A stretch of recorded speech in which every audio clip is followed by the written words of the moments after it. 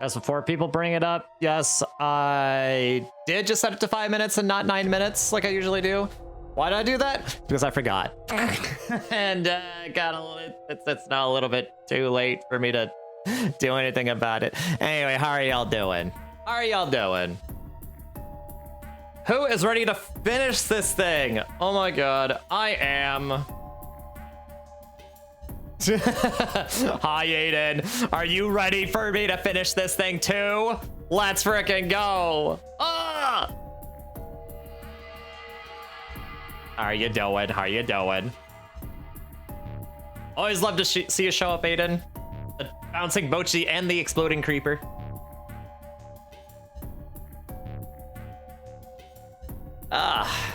So I hope everyone's New Year was good.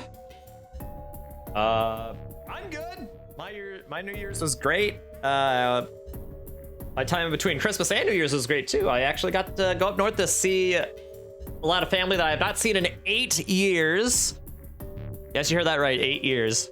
Long story, but a long story why I haven't seen them in 8 years. But yeah, I finally got to see them after 8 years, and holy but geez, was it awesome. Had a great time. Got to see family, got to talk with them, got to catch up after 8 years of stuff that's happened in my life and theirs. Had some great food too. And I managed to take back about $100 worth of jerky from the food market up there to my place, so I have a bunch to snack on in the coming months. So yeah, I'm really happy I got to see my family again. And then after that, I went to do some New Year's stuff with IRL friends. We had a New Year's party of sorts. Curry New Year's, basically what we have every year. It's like a tradition, more or less at this point. Yep, had great food there too. And I got to do a little bit more work on one of the next things I have in mind for Mochi Storytime. But before I can even begin to even think about doing that, we have to go through this first. And hi, Yubi. It's a big Mochi. It's a crystal phoenix. How are you doing, Yubi?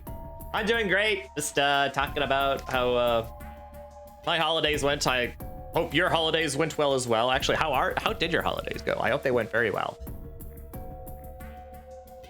That goes for you too, Aiden. How are your holidays? They were well. That's good. That's very good. Hope you had a lot of good food yourself and got to have a great time with family and friends. Can't forget the friendos. They went well. That is also great. I'm glad to hear that they went well for both of you. Yeah, so, yeah, we haven't done this in a month. Because, one, Baldur's Gate kept coming up and having a lot of fun with Baldur's Gate, and two, the holidays. Like, the past 2 weeks have been kind of nutty. I've also just wanted some time for rest and all that as well. And, even yesterday, I was like, yeah, I want to watch Pika play Kingdom Hearts. So I did that. And I thought, you know what? I'll just move the stream to tomorrow night, and now it's tomorrow night. And we're starting a bit earlier than normal because I anticipate that this is going to take a long time. A longer time than average to get through. But maybe I'm overestimating, but just in case, that means I'll have more time to watch Pika play Kingdom Hearts. So, you know. We're on finishing a project, so you're gonna lurk and do that. All right, sounds good, Yubi. Of course, of course. Gotta do what you gotta do. What kind of project are you working on, by the way? Seems like we're all working on projects. All right, so it has, but yeah, so because the holidays have been crazy, it has been about a month since anything has happened. And partially also because I've kind of waited for the longest time to like start editing and exporting this VOD for the last VOD, actually. Normally it wouldn't take that long, but I'm not going to name any names, but someone spoiled something in the last stream, so I had to try to cut out Peggle. It was Peggle's fault. Blame her. It's all Peggle's fault. How much convincing did it take for Pika to play Kingdom Hearts? Not very, actually. I think although I do think it may have also been easier in the sense that it was also around the time that we were binge watching the Sonic movies, and he's also showing me a bunch of stuff about Sonic and all that, and destroying my heart with Shadow Story, and it still hurts me deeply. And so yeah, he was showing me some awesome stuff, and I thought, you know what, Pika, how about I show you some awesome stuff? And he already had the games like downloaded and installed, so it was just a matter of him playing them, and he just kind of started playing, and he seems to be having a good time so far. He's actually almost through the first game, and I'm very impressed. Pack all of your lurk, I'm telling Paul. Yeah, it's okay, it's okay. I'm editing out that part of the VOD, so it will not be in the VOD, but yeah, so it has taken me a while to actually find a video editor that doesn't crash on me when trying to export like a 5-hour video. It's writing down crystal info in case you lose the book or you give a book away in the future. Oh, okay, sounds good, sounds good, sounds good. Like gemstones, I presume, right? God, I love gemstones. I used to like have an absolute obsession with gemstones, largely because of how, you know, I was so Crash Bandicoot pilled growing up, because, you know, I grew up with those games. You know, gems are collectibles in like basically all the games, and it's like, oh, they're just so pretty, man. I don't know, there's something about seeing them like shine in like PS1 graphics that just got my synapses bursting with endorphins and all that, and I was just I don't know, I like them a lot. Okay, but yeah, so before I you know, stall for much longer, let's get this started here. So yeah, this should look familiar to everyone. All right, so last time we saw not only the axe ending, but also the safe ending. So we some bad stuff happened, and it ended up in, you know, 2 bad endings. But we finally have all the information we need to get the true ending. Now, why do we have to have a bad ending first in order to view the true ending? Well, because it's one of those games. There are some visual novels that require that. I'm pretty sure like Plaudite is also one, where you have to see all the endings before you can get the true ending. So this is kind of in the vein of that a little bit. Oh yeah, shoutouts to people who know what Plaudite even is, because for those who watch the anime, oh, you're my people. 2 bad endings, totally unprepared for 2. No, you know what? It's fine, it's fine, because the only ending we're gonna be seeing from this point out is the true ending, and definitely not the coffin ending accidentally.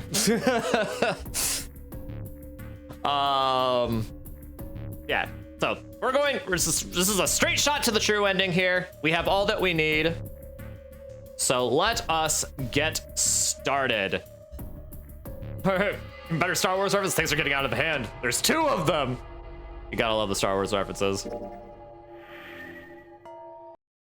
All right, so let us begin. All right, now, as usual, I am going to be skipping all the text that, you know, we've already seen. But, you know, maybe it helps set up the mood a little bit too, you know? Because you get to hear some of the music, you know, like you get your blood pumping, you know? Because, oh my goodness, even though we're going to be getting the true ending, let me tell you, there are many twists that are coming. So you may or may not see any bad ending, but you will absolutely not be prepared for what you are about to see. So quick reminder, no spoilers or anything like that. And get popcorn because we're in for quite a ride. All right, so now we're in the third class cabin again. So now I just gotta remember to get all the stuff.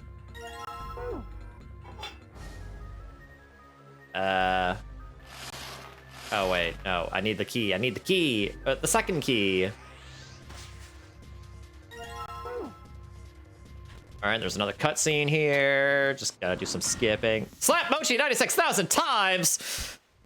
Not gonna lie, Orville, I thought you were Aiden for a second there. Boo! Because your text is the same color, and thank you, Orville. Why is a pirate called a pirate? Because they are. Oh my god. Tautology jokes in my stream. It's much more likely than I thought. Like, hey, well, that was honestly, that's not that bad. I like that one. I like that one. 6-3. All right, now I just gotta pull that out. And there are also some cars that we got. So now we just gotta open the second briefcase. We're here. And put in the combination that I totally have memorized, and not just that I'm using a walkthrough. I mean, to be fair, I did already solve this puzzle before, so... Why do pirates not know the alphabet?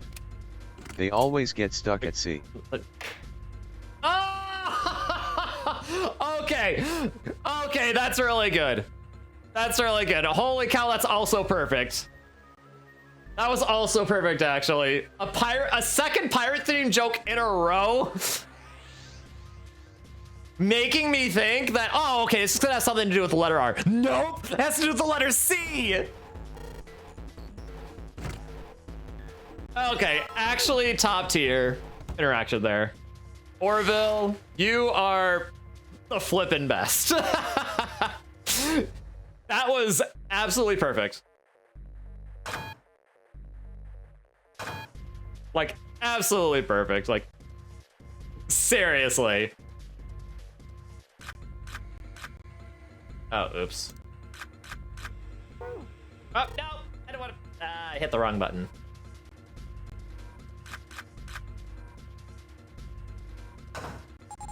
There we go.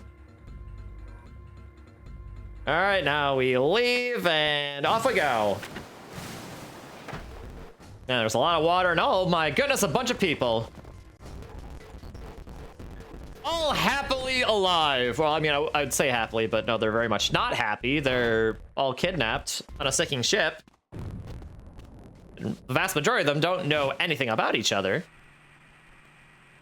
That was your Christmas and New Year's world famous Mochi. It was great. I got to see family I've not seen in 8 years, which was absolutely wonderful. Had a lot of great food.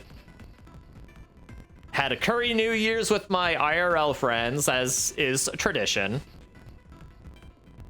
And I managed to catch up on sleep as well, I think. At least a little bit. Which was very, very good as well. And yeah, it was really great time. Wish it weren't over, but sadly it is. Your bae is back. Yeah, you're talking about Kane, right? Nah, I know you're talking about Lotus. Yep, Lotus is back and she is not dead. Like she was in the knife ending that we saw a couple sessions ago. The cat puns freak me out. I'm not even kidding. Oh boy. Well, if you think that's bad, wait until I do Virtue's Last Reward.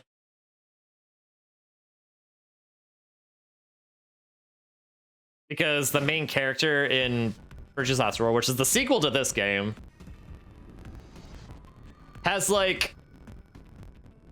compulsion to do like cat puns whenever like the topic of cats come up. Okay. All right, so since we are doing the true ending, there is a very specific set of steps, or a very specific set of decisions that we must make. And the way to do that is, first what we'll be doing is we will be going through door 4.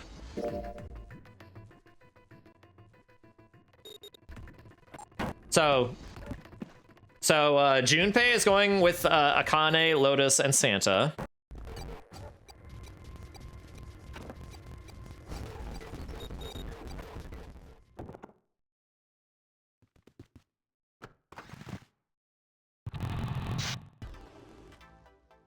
Okay. Now I also need to make absolutely positively certain.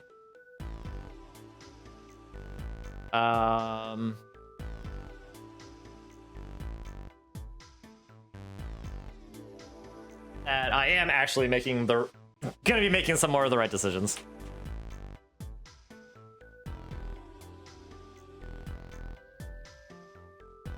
I don't know why I'm looking up a spoiler-free walkthrough here, because I already know the game.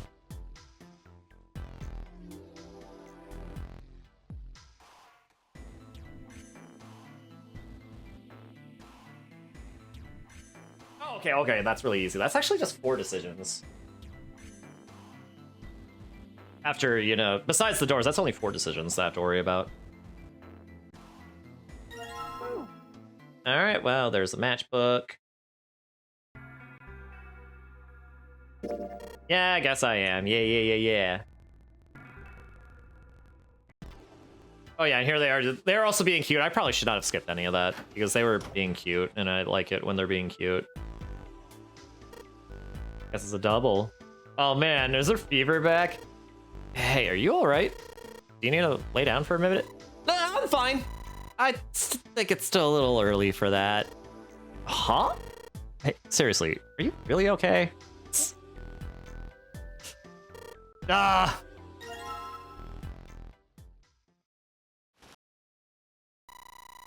This ship is bigger than I thought. Yeah, it's probably about 900 feet long.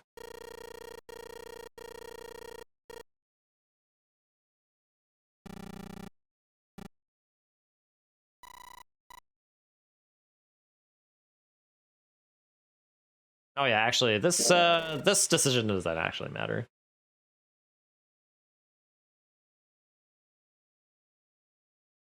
Do you know curses and stuff? Let's just say he does know. Yeah, well, I guess so, to a certain extent.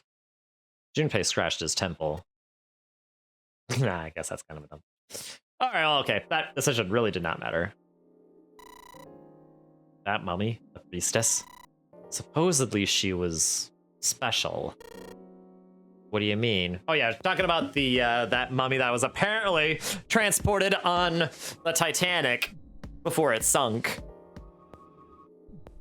What do you mean? Well, supposedly she was really pretty. Oh, wait, okay. Oh yeah, and there's talking about like how she was frozen apparently at room temperature.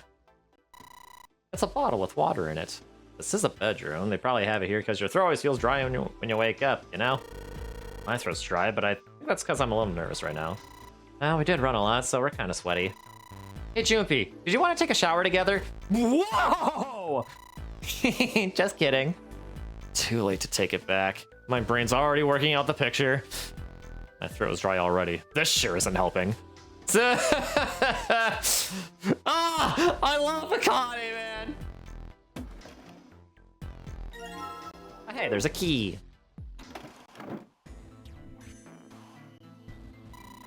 This is the mirror for the dresser. And now she's playing with her hair. Does she even realize she's doing that? You're looking at no spoilers wrong because you said no spoilers. Duh. You know what, Aiden, you are so right. You are actually so true. That has to be it. That's obviously it. That's obviously it. She didn't waste any time. You like her side? Yeah, I know, exactly. Does she even realize she's doing that? Hey, we don't have time for that. Come on, it's not like there's anyone here you need to impress. Yes, there is. Ooh. What? Why are you so quiet all of a sudden? Ah, forget it, Junpei. Oh, she's trying so hard. I was thinking over to look. Why? I'm just gonna check out. There's it. Oh no, okay, back. Gosh dang it. This is a display case. Check it out. These places. Blah, blah, blah, blah, blah.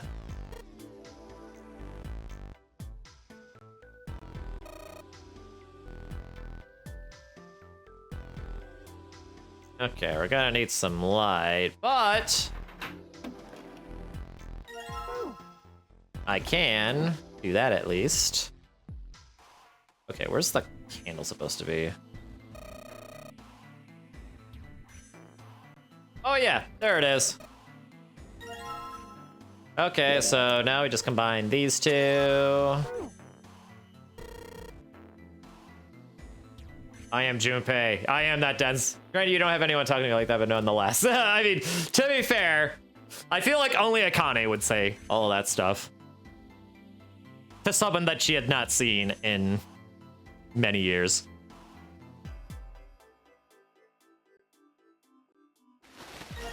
But, you know. Okay, nothing else suspicious there. Oh, the candle just went out. Oops.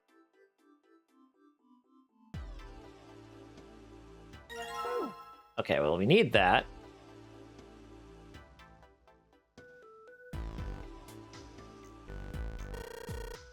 That's a pretty weird looking design. Okay, now we can open that. All right, now this is going to be where we make our second decision here. He's going to give us a bookmark. We are supposed to take the bookmark. After all, why shouldn't he? All right, sure, I'll take it.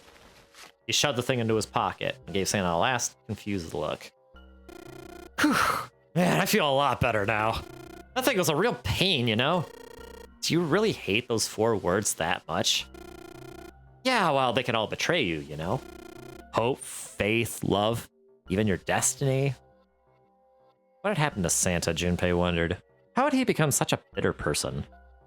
For a moment, they looked at each other. Well, that's not my only reason. What?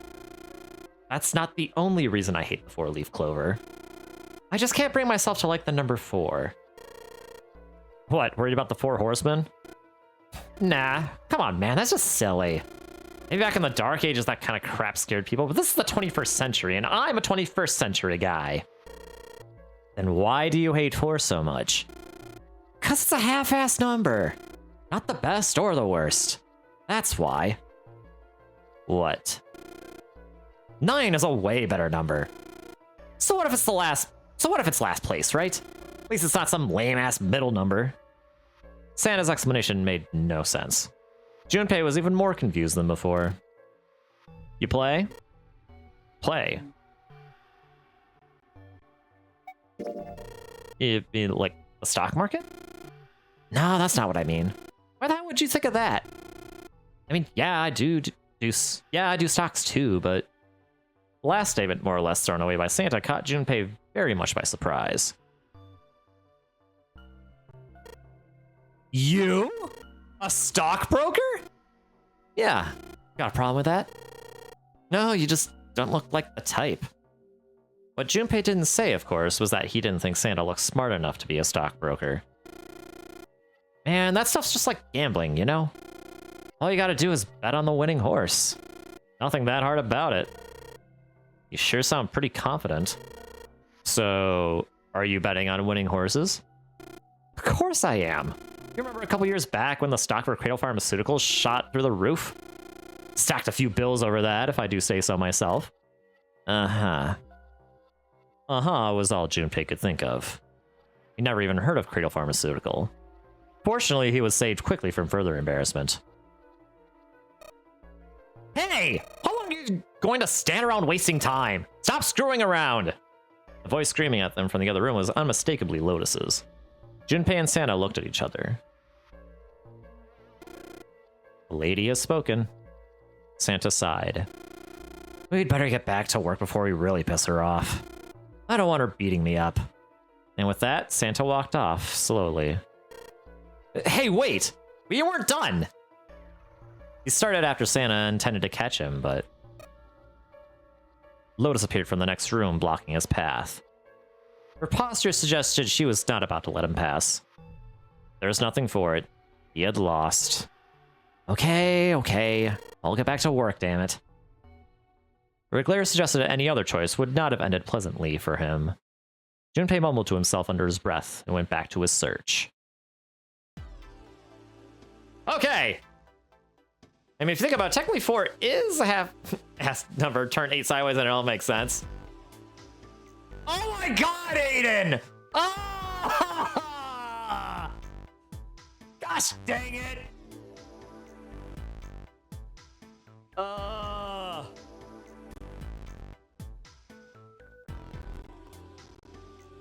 Okay. I hope you don't mind if I do this. Boo, you stink! Wait, that wasn't loud enough. Fair. How about this? You stink! Before anyone says anything, yeah, that's not the only thing that stinks. There, I beat you to it. All right, I need to go to the bathroom in here.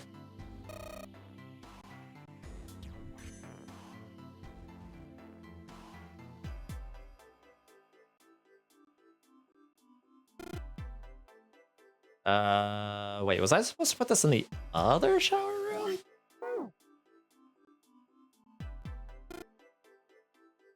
Oh wait, nope, it's supposed to be here.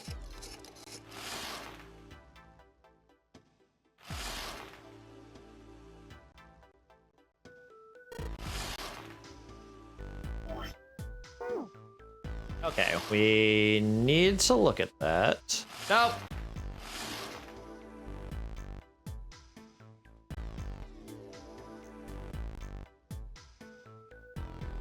All right, I'm supposed to click on the door.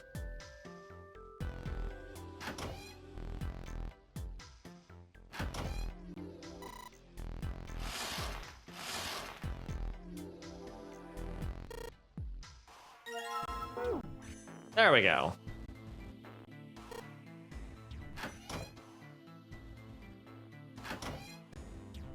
And now we put all these in here, and now we make the Funyarinpa again.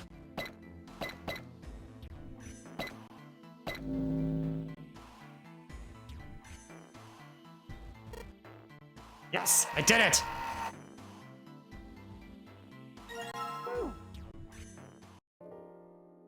Alright, we can skip this again, because we did already see this conversation.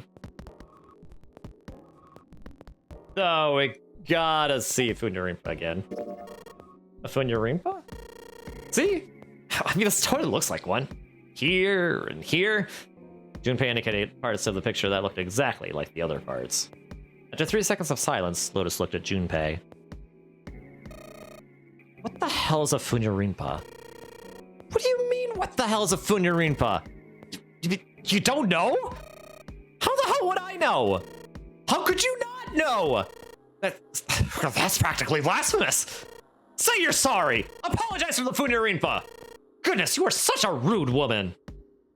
Another 3 seconds of awkward silence went by. Lotus opened her mouth as she shook. Junpei, are you just screwing around? Forget it. I'm just gonna tell you. This is a dog. And yeah.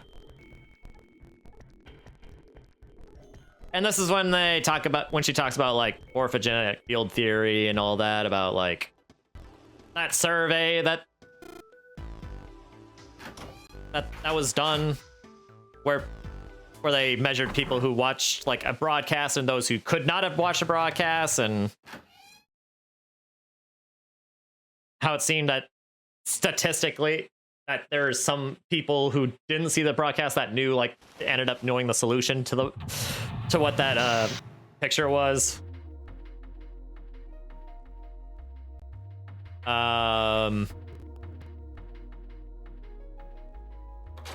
So, you know, there's that. Oh, and hey, a knife. Oh, futility. Oh, yeah, I know what you're talking about. Oh, yeah, and she's asking about, hey, did you know that? Hey, have you heard about how people said that the Titanic tragedy was predicted? I know what you're talking about. There was a novel that had a bunch of stuff in it that described the sinking of the Titanic before it actually sank. Yeah, that's the one. The title of the novel is Futility. It was written 14 years before the Titanic sank. But I know. I mean, I don't know the name of the book, but the story was the same, right? It was just like what happened on the Titanic? Yeah. Well, I heard it was all a hoax. A hoax? I heard that the stuff that actually matched up to the Titanic solo was actually added after it sank. Apparently, the only thing that was the same originally was that a boat ran into an iceberg and sank. But the novel was published in 1898, 14 years before the accident. Like I said, that was the first print of the book. 14 years later, the author heard about what happened to the Titanic. He figured that was his chance, you know? He just went back and changed some stuff in his novel so that it matched the Titanic exactly. Is that book actually real, or was it just in this game? Nope,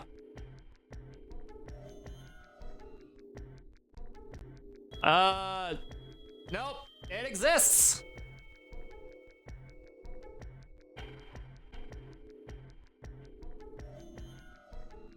Futility is a novella written by Morgan Robertson, first published in 1898. It was revised as The Wreck of the Titan in 1912.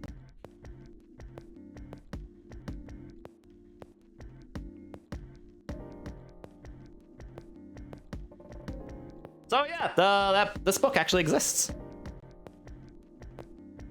Surprised by Junpei's response, June seemed rather taken aback. Really? Really? There's no such thing as premonitions or any of that stuff. For a moment, June looked very unhappy, more so than Junpei thought was normal for such a discussion. But it lasted only a moment. No apparent reason, she suddenly looked up at him, alarmed. But? That wasn't the only book that predicted the Titanic sinking. It wasn't? Yep! There were 2 other similar stories written by a man named William Thomas Stead. And, yeah, we know the rest of those. Junpei, you said you believe in curses. Come on, that's totally different.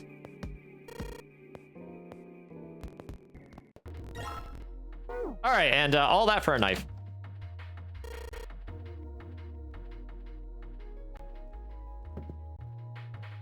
And oil. I think that's everything that we need to do in there.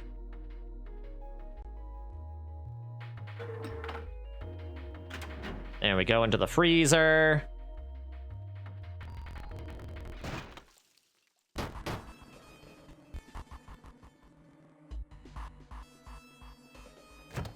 And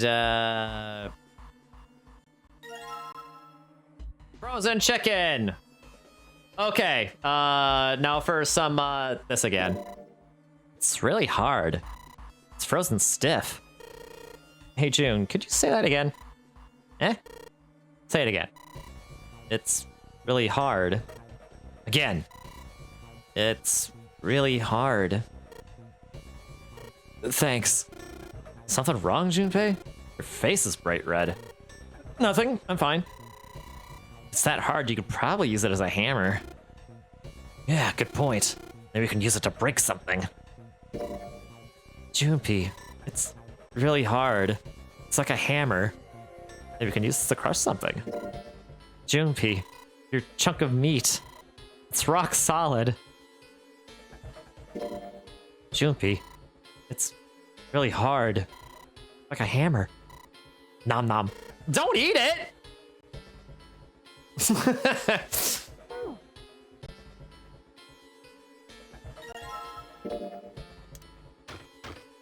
Okay, we can combine that.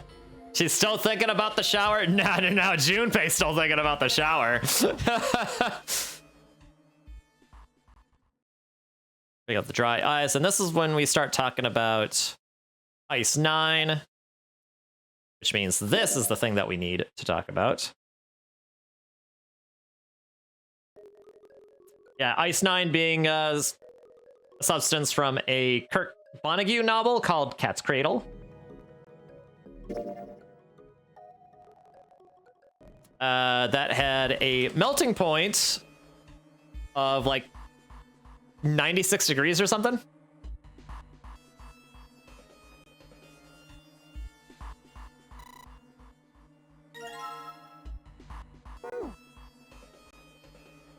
Oh, oops.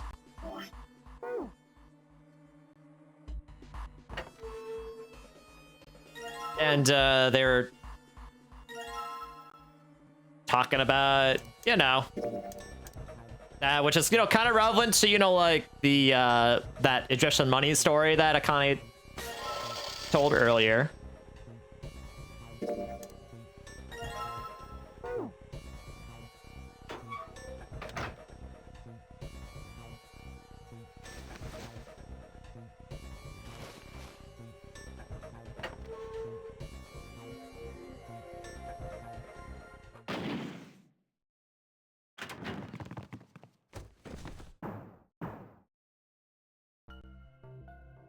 Oh yeah, hey, there's Lotus. All right, you just can stay longer, but you're subbing on your buddy's league tonight, so you're off to bowl. All right, sounds good, Aiden. I hope you have a great rest of your night as well. Go kick some butt in bowling. You got this, bruh. Yeah, have a great rest of your night there.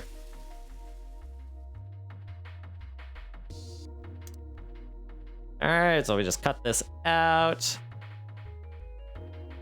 All right, I need to sharpen it first. There's a whetstone here, right? Somewhere. There is.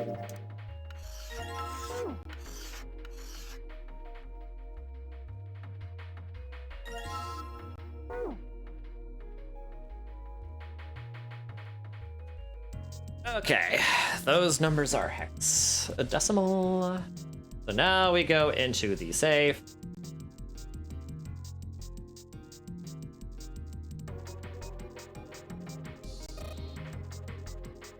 Now we enter 43.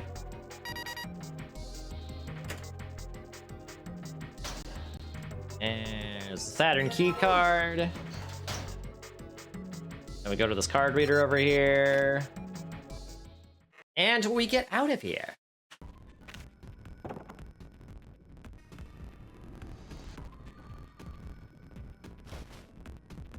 All right, so that's that first one.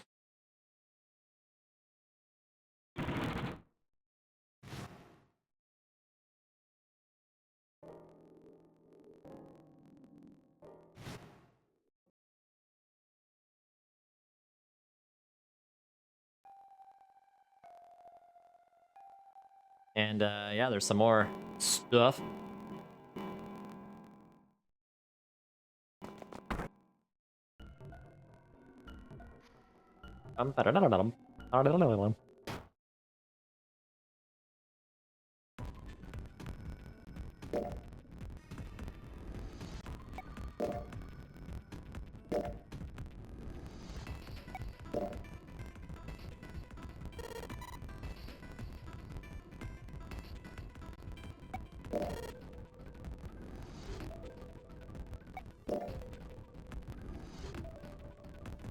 All right, finish searching. All right, now the next decision that matters is the next door that we have to go into.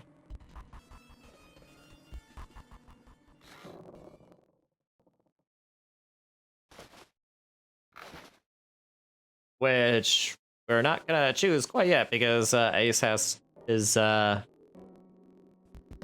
doing stuff. Okay, I guess now we are doing it. All right, so next door that we need to do is door 7.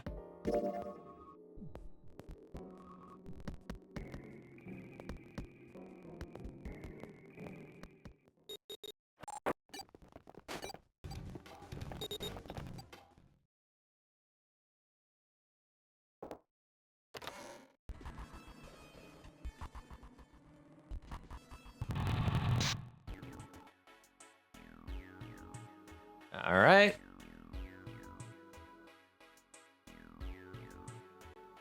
White cloth. Well, take me over to the white cloth.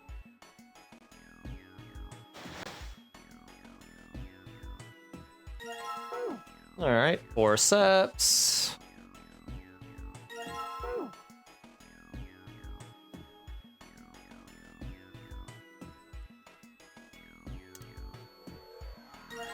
Use the forceps to get that. There. Scalpel, which I think we combine. Oregon to get the key. I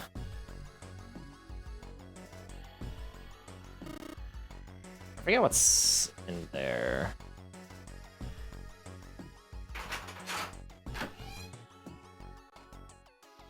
All right.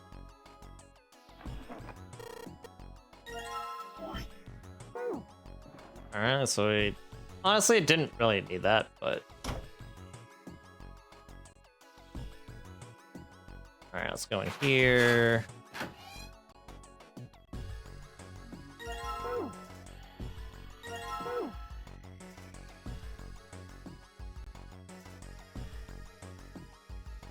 All right, now what we can do here.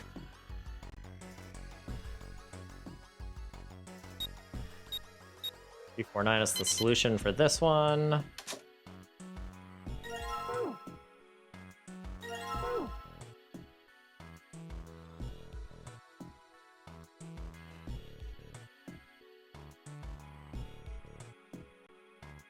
Share the story about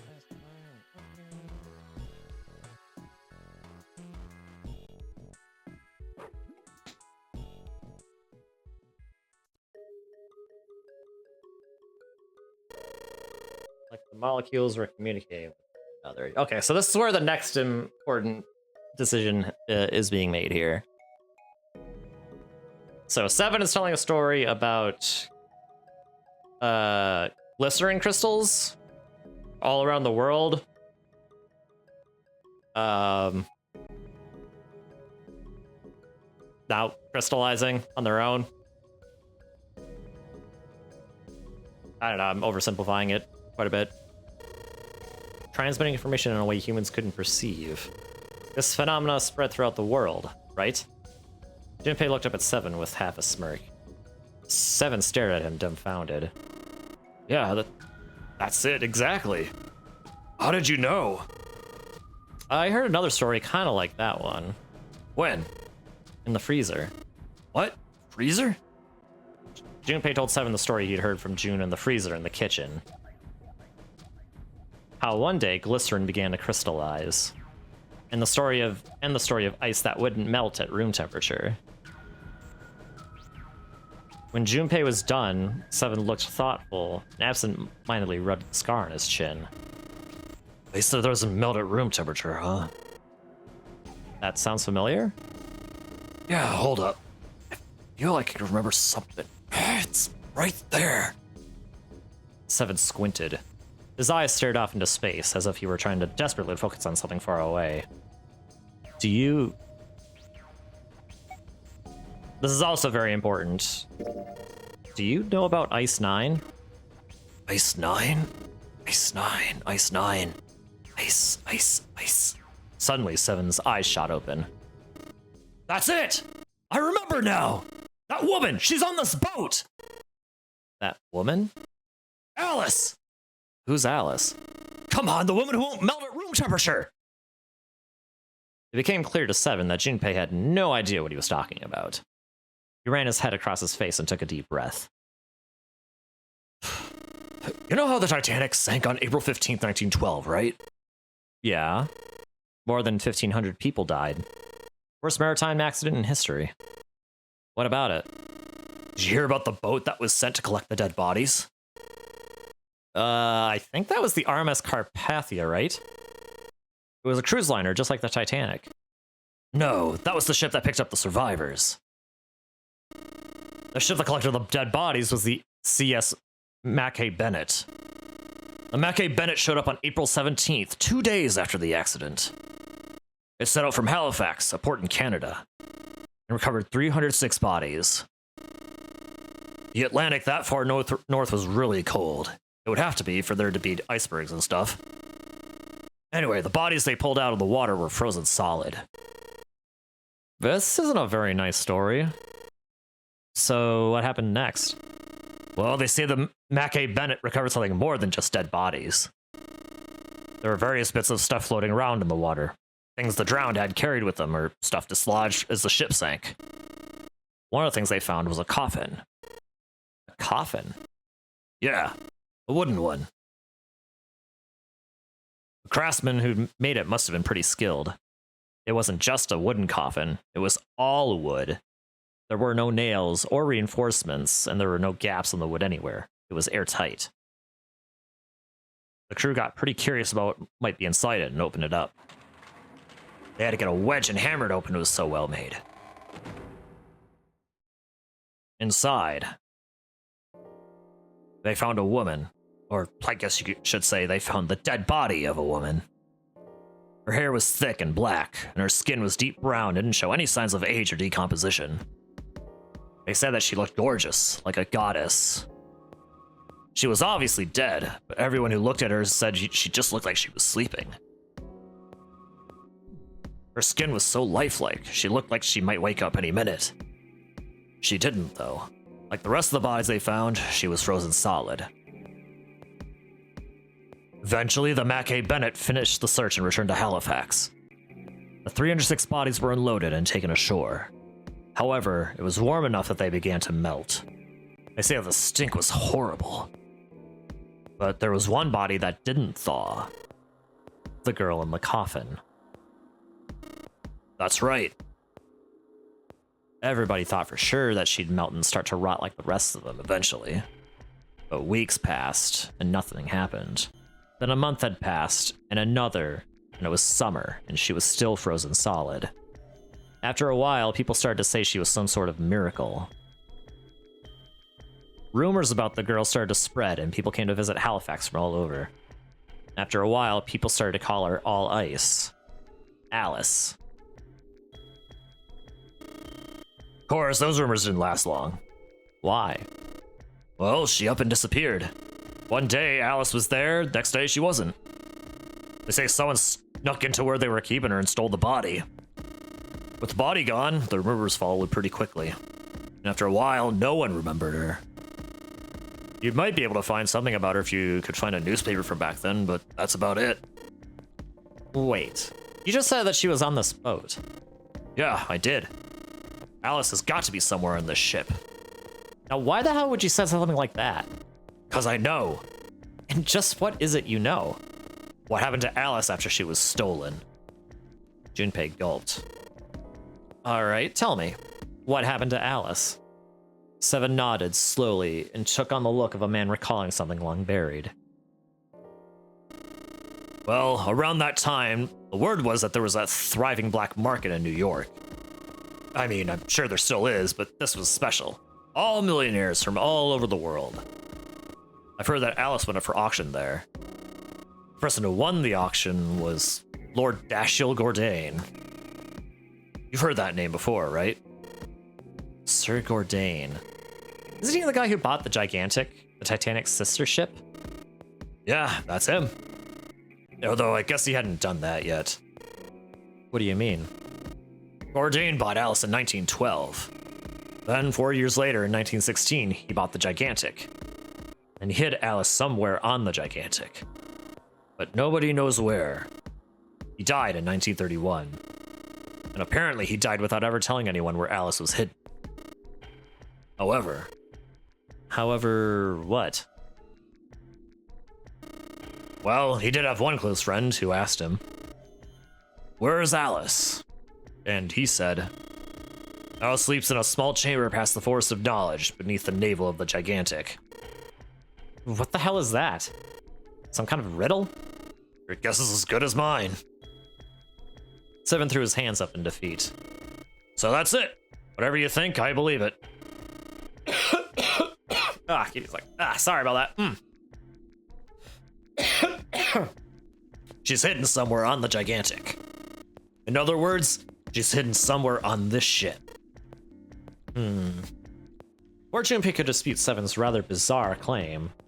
I heard Clover's voice from the door. She did not sound pleased.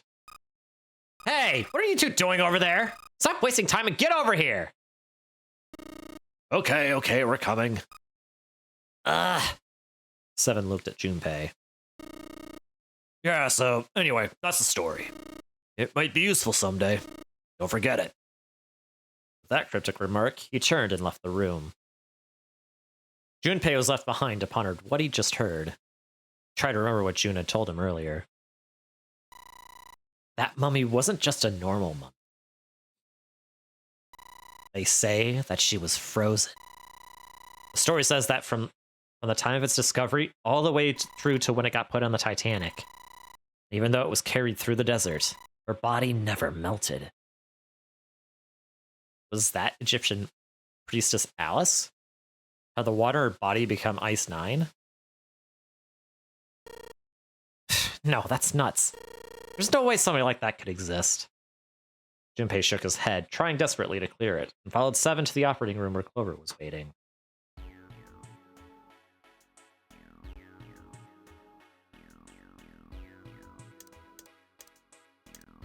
Well,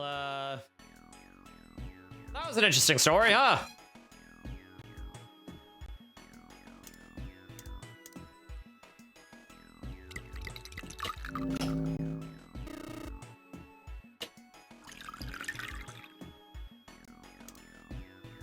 Alright, now we go in here.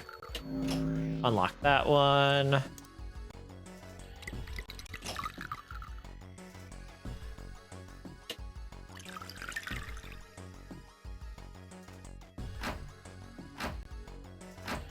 Okay, you can only have one at a time. I see.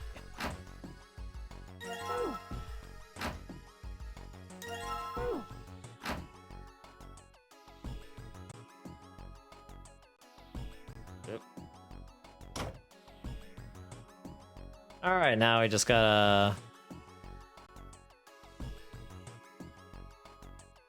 put these together.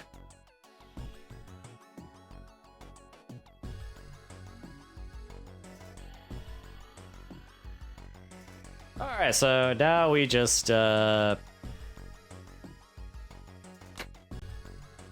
switch everything.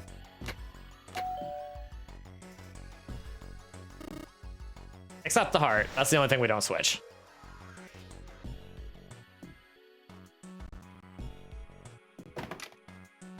Alright. Jupiter key.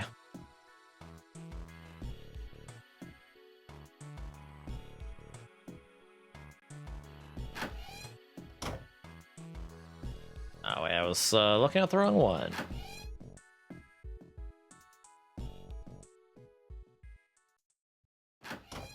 Alright, so now the last important decision. What do you want to do? Now we give her the four-leaf clover. Like... stink! Thank you, Stormblight. How are you doing, Stormblight? Alright, so now what we gotta do is we gotta hand her the four-leaf clover bookmark that Santa gave us in the first-class cabin. Oh yeah. He didn't know why, but suddenly Junpei remembered something he'd been given earlier. He reached into his pocket and dug it out. A four-leaf clover. Santa had given it to him in the second-class room. Okay, I guess it was second class, not first class. He held it out to Clover. Did you know that each leaf on the four-leaf clover means something? Hope, faith, love, and luck. Take it. Use it as a good luck charm. He pressed the four-leaf clover into her hand. Listen to me, Clover. No matter what happens, you can never lose hope. You have to remember what's most important, and that's to have faith, to have love. You can remember all of those, that'll bring you good luck. Snake, I mean, your brother, he's not dead. He's alive somewhere, I'm sure of it. Just gotta believe in that. Clover stared at the four-leaf clover in her hand. You could see tears start to form at the corners of her eyes. Thank you. Her voice was tiny and broken, and as she spoke, she started to cry. She tried to hide her tears by looking at the floor, but it did little good. She wiped away tears with the baggy arms of her jacket, but more quickly took their place. No matter how she tried, she couldn't stop crying. Her tears made small wet circles on the floor. Thank you. She said it again. Then she looked up at Junpei and seemed to choke down the last of her grief. She did her best to smile. Junpei wiped an errant tear from her cheek with his thumb and gave her the best smile he could manage. Now come on. Someone's waiting for us at the exit. But still, she didn't move. Wait. Before we go, there's one thing I want to ask you. What's that? What do you think when you hear the word experiment? For a moment, his mind froze. Then he came back to his senses and realized the word meant nothing to him, aside from the dictionary definition. What? Oh. Huh. I guess it was just a coincidence, then. I mean, that you knew about the four-leaf clover. Look, I'm sorry, I don't want to be a jerk, but you are making less than no sense right now. Oh, no, it's nothing. Just forget about it. Oh, hi, Candy! Hi, Candy! I didn't know you were streaming that day. How are you doing? I'll give you a shout out. Actually, you know what? I need to give Aiden a shout out too. Would you rather kill? Huh? How are you doing, Candy? How is you? Thank you for the raid. What were you up to? Oh, you were playing Supernova? Oh, of course you were. Playing Waifu Watch. Based Waifu Watch. Oh, and hi, Pika! How about you? I'm not legally allowed to watch this stream, but hi! Yes, you are not legally allowed to watch this stream, Pika! We are on our way to the true ending, so yeah, I would suggest you turn away right now for those who are interested in playing 999 who haven't already. But yeah, how are you doing, Pika? Let me give you a shout out too, though. So yeah, How was Sternova though? Bullshit around for a couple. Were you playing Best Girls?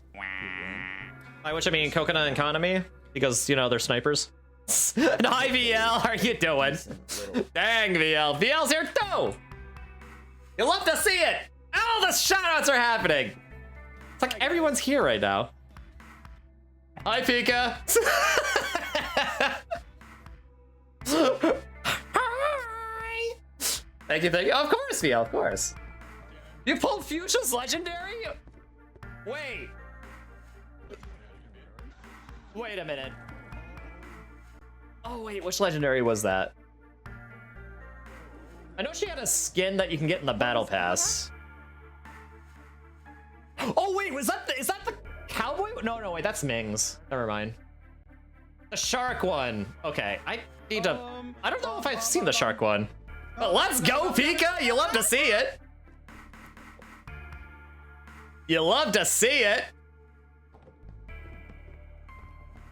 And I presume you haven't used your legendary skin ticket yet. I know I haven't. I'm saving it for. I don't know what I'm saving it for, to be honest, but I know there's gonna be a time when I'm gonna want to use it. What? Oh, and you were in Candy's chat. Gotcha. That makes sense. Do you play Sternova as well, VL? It's as much as of a shameless ripoff the game is, at least with its level design. My goodness, it's cute. There's something about it that's just really cute. You know? Okay, I am here now. Yay, Candy's here now. You do not, but you have seen it though. Yeah, it's like if you combined Valorant, Splatoon, Overwatch, and probably other things too, into one game. You know, there's one person that's basically just a Splatoon character. Yeah, actually, she fires paintballs, and she hits you, she slows you down, and she has a weapon that does put paint on the ground that slows people down and make it so that they can't vaporize. Yeah, honestly, she is pretty cool. She's probably like, she might be the midliner that I'd probably play if I'm not playing like the snipers. Because I don't know, she does have a like a you know, like a I feel like she has a flow chart that makes sense to me. But yeah, she's basically, I affectionately call her the Splatoon chick whenever I'm making call outs. So yeah, it's this. So yeah, I just love how it just melds things together. And though I am admittedly like, I do shake my head. See, I do internally shake my head at how they like outright steal some Overwatch maps, but at the end of the day, I don't really mind it too much because, you know, I like the game. It's cute. Has girls with guns, you know? Yeah, anyways, but yeah, thank you for the raid, Candy. I hope Sternova was good. I hope you had some good wins. Oh, you don't know if you were muted in the last 30 minutes of your stream? Oh no, Candy! Were you really muted? Possibly for the last 30 minutes? You may have to check your VOD. Hey, girls with guns is a big market. Yes, indeed. Especially if it's anime girls with guns, which is just even better, actually. You were? Oh my God, Candy. Oh my God, Candy. Okay, to an extent though, that's not really your fault. That's not really your fault, to an extent. Because I feel like, at a certain point, someone should have told you if you were muted. Yeah, exactly, Pika. The crazy part is not 1% saying something. Yeah, so I think to an extent, it's really kind of chat's fault. Because streamers depend on chat to actually bring up like audio issues and stuff. That's why I have Big Mochi Bot bring up like a reminder periodically saying, hey, if you notice anything sounding odd, or if the game audio is turned off again, please let Mochi know. It's not intentional. I know some people might think, oh, that's probably just an artistic choice, but vast majority of the time, no, it's not. There's a very, usually it's just because we're dim dumb. And it's your first stream back. Oh, man. And it's a good first stream back, actually. Early in the new year, too. Actually, this is also my first stream back. Really. So, wow, guess we're both doing stuff today. Speaking of, one thing I just heard was your mic, like going... Was your mic like going between ears? Are you talking about my mic or Candy's mic? Because I should say that I am using my voice mod mic. And I know that has some different settings that the OBS filter may not actually be applying all that much.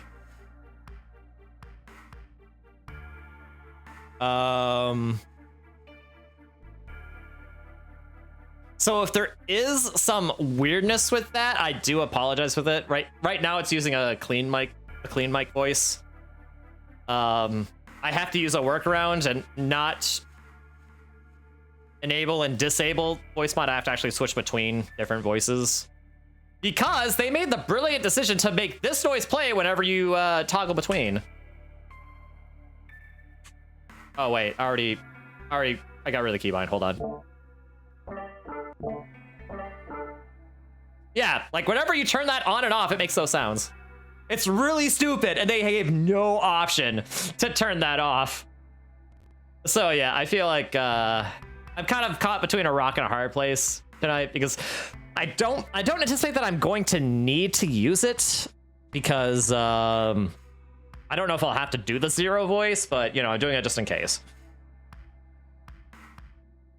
Oh, just to describe, it's like you're standing behind me, moving your head to each ear.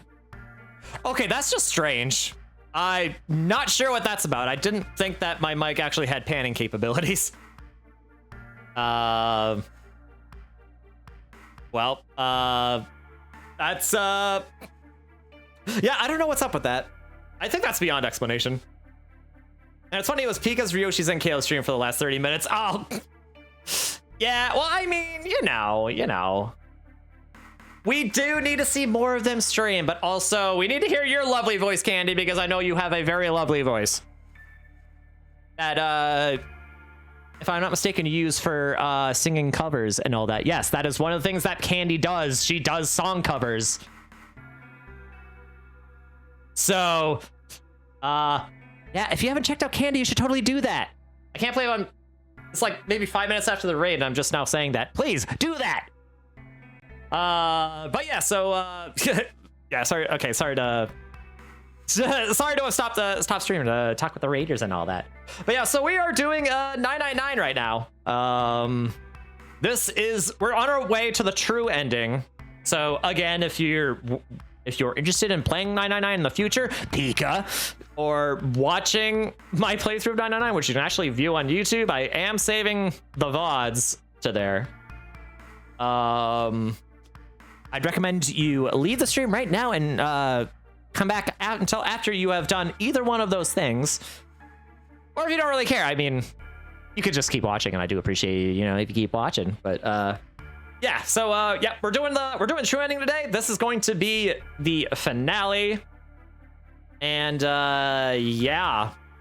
So that means not only will I be completing one of my favorite visual novels of all time, I'll also hopefully be able to get back to doing like smaller things like fanfic readings and stuff, because my goodness, I have two good candidates for that. Including, well, not including the ones that I've written. I don't know if I'd call that a good candidate, but I do have, there are like some stories that I've written I also would like to get to reading, you know? Wink, wink, nudge, nudge. Also, thank you for the hydrate, Candy.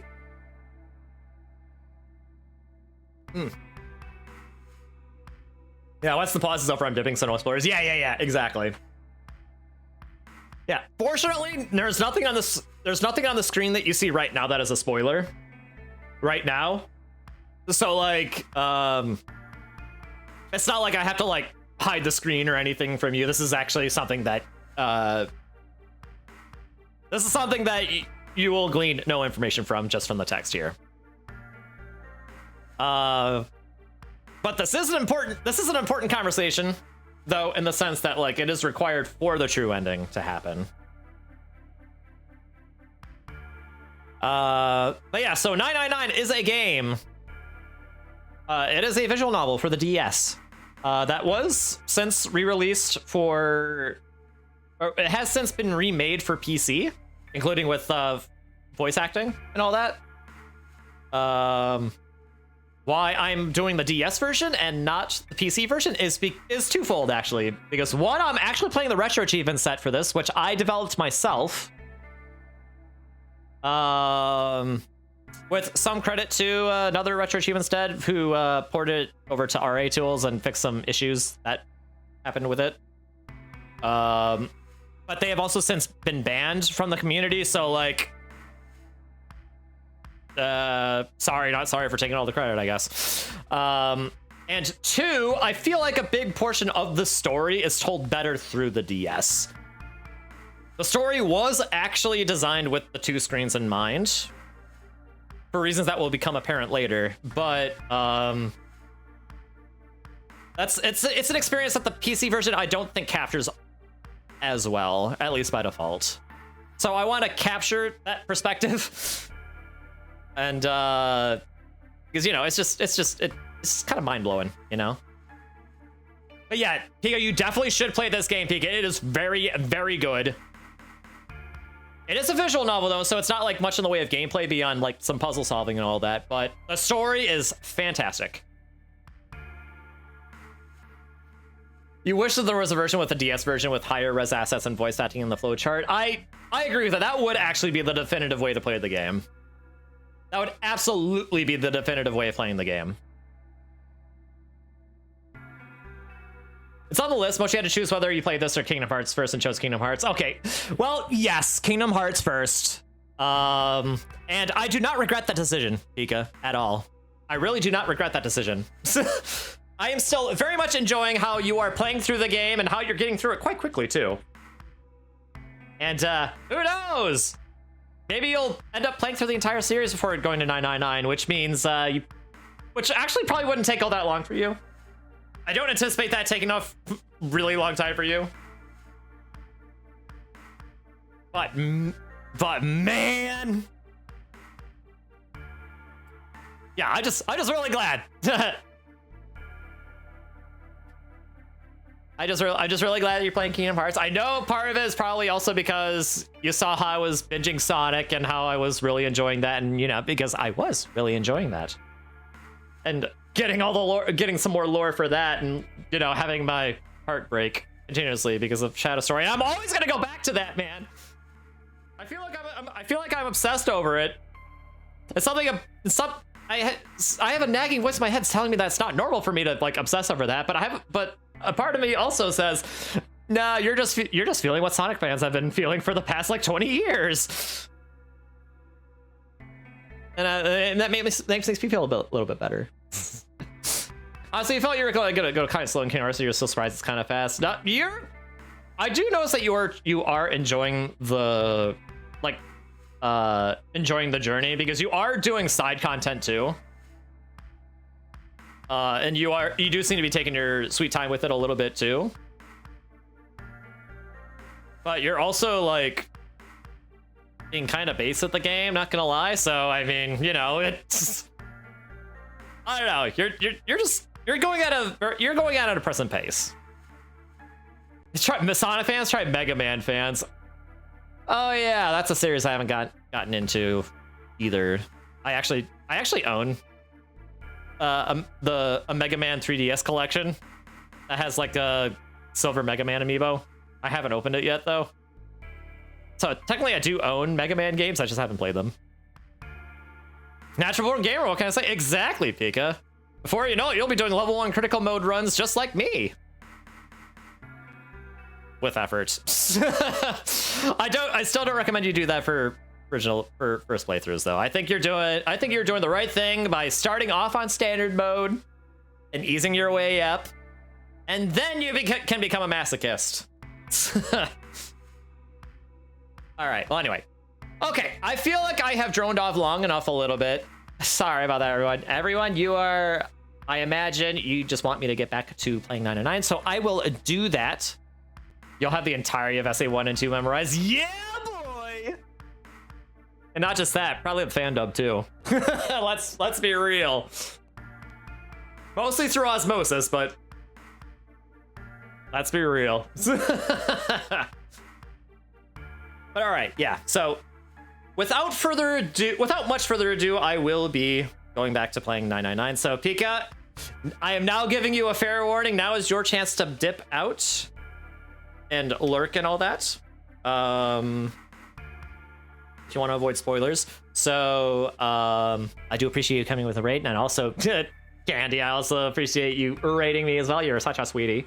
Yeah, you're going, I'm sorry, Pika, I'm sorry. But you know what? It will be worth it, Pika, I promise you. But until then, I will talk to you later. Enjoy your alert, Pika. And hopefully I'll watch you play more Kingdom Hearts this weekend. Wink, wink, nudge, nudge. All right. Okay, so here we go. Have fun. I will, Pika. All right, here we go. Oh, don't give me that. You really think I could just drop this? What is this experiment you were talking about? Clover looked away. The four-leaf clover was still in her hand. She stared at it for a long moment and then finally spoke. You promise you won't tell anyone? Cross my heart. Really? Really. I can trust you, right? Of course you can. Clover slipped the four-leaf clover into her pocket. Her eyes still red from crying, she looked up at Junpei. Okay then, I'll tell you. I'll tell you what happened on this ship 9 years ago. Wait. On this ship? Yeah, the ship. He was entirely lost. He had 1,000 questions, but it was probably best, he thought, to save them until Clover had finished. It was an experiment to test some sort of psychic thing. Something about communicating through these fields that you can't see. Fields that you can't see. He'd heard something like this before. Clover nodded. Like, think about this. She pointed at the operating table. On top of it was a somewhat mismatched medical mannequin whose parts had been swapped with another mannequin. This is John, right? But is he really John? All Junpei could think was she has finally completely lost it. Isn't this like Lock Socks? Or the Ship of Theseus? Junpei grew even more confused.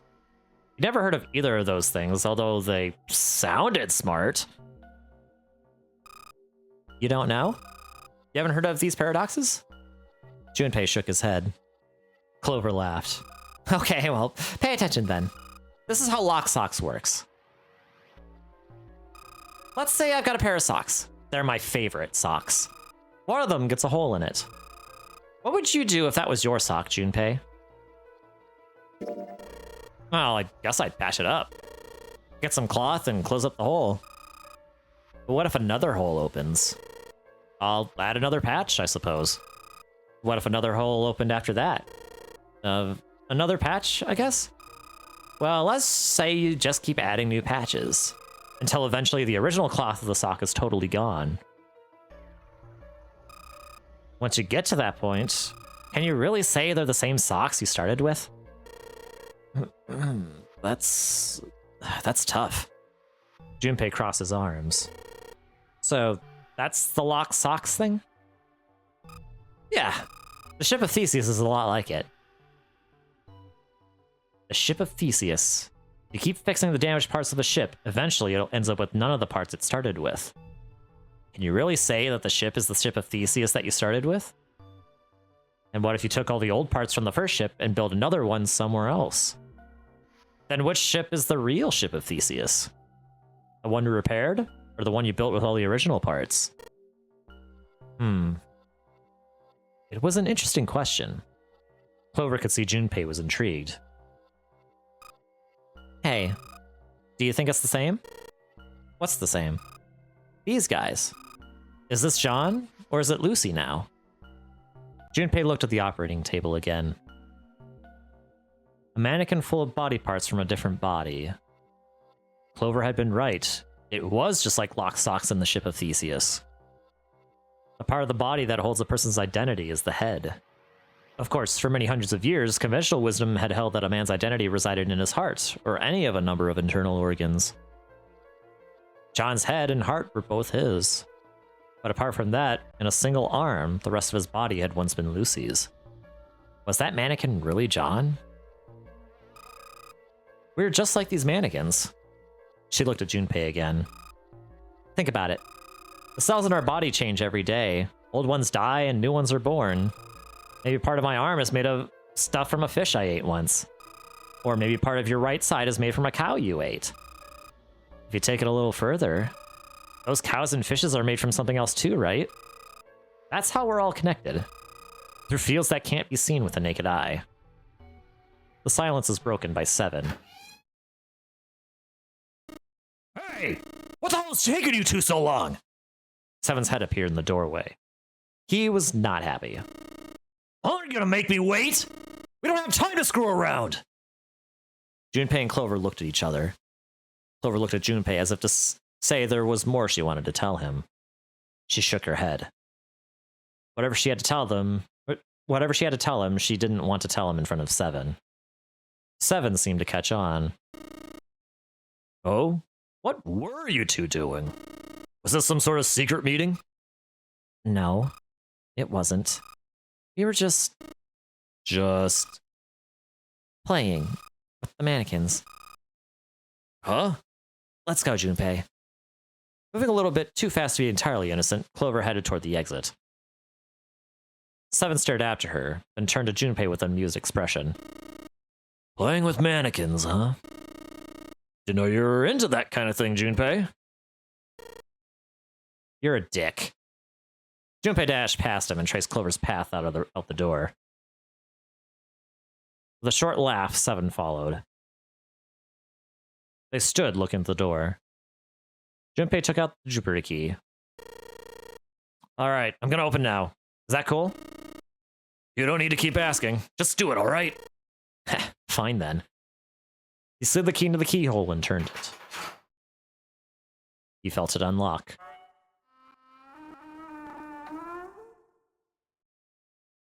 The door opened with a soft, melancholy creak. Beyond it lay a simple white hallway. There was no fanfare or confetti. Obviously, there was no one there to applaud them. They simply walked through the door. That was it. All right, let's get going. Hey man, what's up with you? You're so serious, you know? Can't you sound more happy? You know, get a little excited? Not really.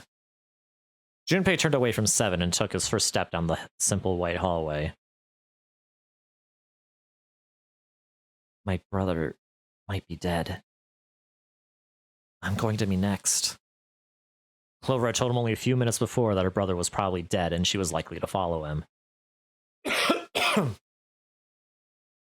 How could he pretend to be happy after hearing something like that? How indeed. All right, and now we skip forward.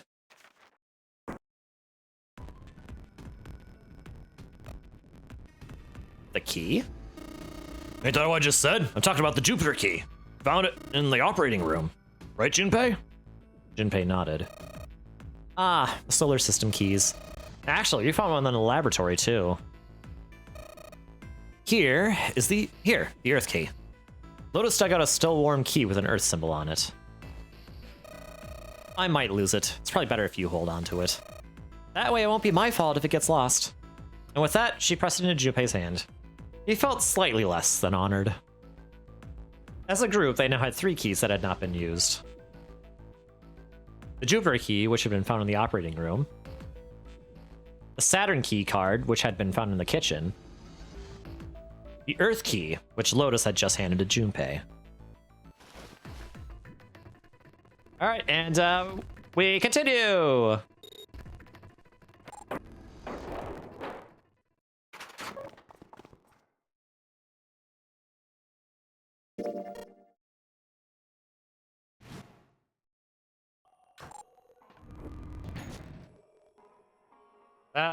June was probably afraid of being locked up alone with a boy. You know what? Let's watch this too. After a little thought, Junpei decided that she had to be nervous about being locked up in such a small space alone with the boy. Yeah, because they're going into an elevator. In a way, it was kind of cute. Very demure, you could say, he thought. Still, even though it wasn't exactly roomy in the elevator, they weren't going to be pressed up against one another.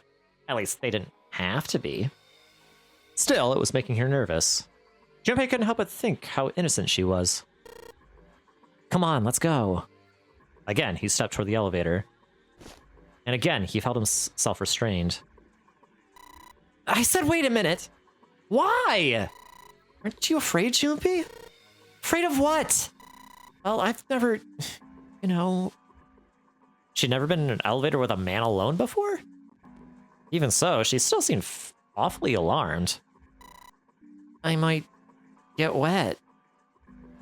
What? Down there, I get soaking wet. Well, I mean, of course you would. That's the way it works. I mean, I've never heard of anyone getting soaking wet somewhere else. That's true. You don't mind? Mind what? Getting wet. Oh, well, I don't know. I think I'd probably, you know, like it. Gosh, Junpei, you're so brave! Really? I mean, I kind of think any guy would do the same thing, you know? What happens, happens, right? You get the chance, you just gotta go for it. That's what a man's supposed to do, I guess. You're so cool, Junpei! I really admire you. That doesn't really seem like the sort of thing you ought to admire someone for. I'm really scared. Yeah. I mean, like you said, you've never done it before. Yes. So, I don't think I'll be able to last very long, and then it'll be over. Over? Yes, I'll go to heaven. Heaven? Feels kind of like you're floating in space and your mind gets all fuzzy like when you pass out. At least that's what I've heard from people who have experienced it. Yes, I've heard that too. Although I don't think the same thing happens to guys. What? Huh? What? It would happen to men too, wouldn't it? It would happen to anyone. Once it gets in your body, the same thing happens to everyone. Well, I mean, usually it doesn't go inside the man. I mean, generally. Yes, it does. Well, eventually it will. It's not like you really have a choice. Your body will force you to swallow some of it eventually. Oh, what are you trying to do to me? Nothing. I'm not going to do anything to you. I'm just saying that that's what happens. Psychological reaction to what you're experiencing. Was that really how it happened? It occurred to Junpei that perhaps that was how it worked. Perhaps I'd been mistaken all these years. Had he misunderstood life so gravely? The thought terrified him. Jun seemed to be entirely oblivious to Junpei's mounting confusion and terror. I know most men probably have larger lungs, but even then, I don't think you could hold your breath for 20 or even 10 minutes. Eventually, you'd have to breathe, and then the water would get into your lungs. Once that happened, your body wouldn't be able to get oxygen anymore, and you'll start to feel that floaty feeling as you pass out.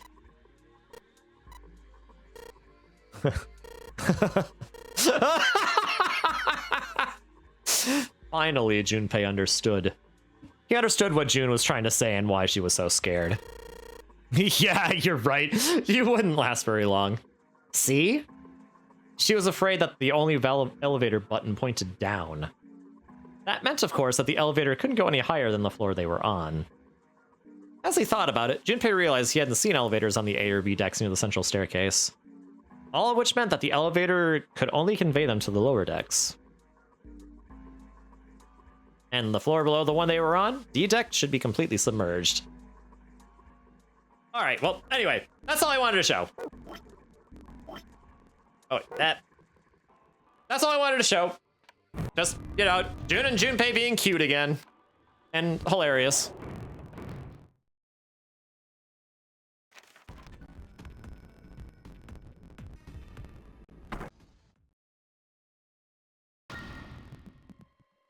All right, this is where they find Snake's body in the shower room. Or, well, you know, the guy who dressed up as Snake, as we found out in another path. Yes, I mean, that one doesn't really, that decision doesn't really matter.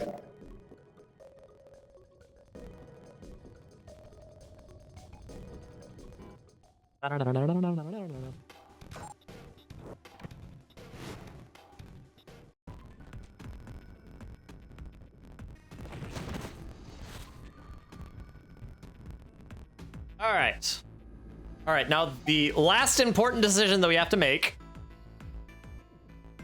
is the last door that we go through. That is door 1. So we will be going with Clover and so Junpei, Clover, and Ace will be going together in the like in the helm area. My choice is door 1.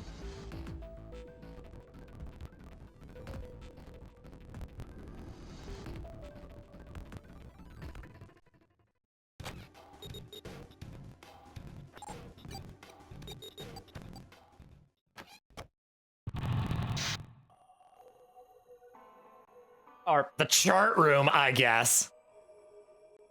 Okay, well, fortunately, I don't think this is that hard.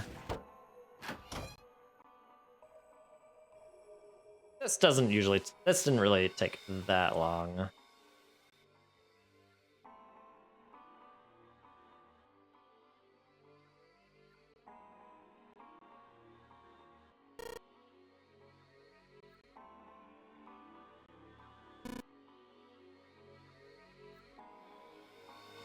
All right, that's right. Where do we get the hand?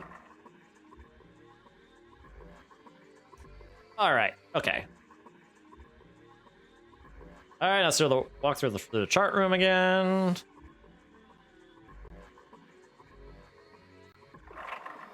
All right, first we go south,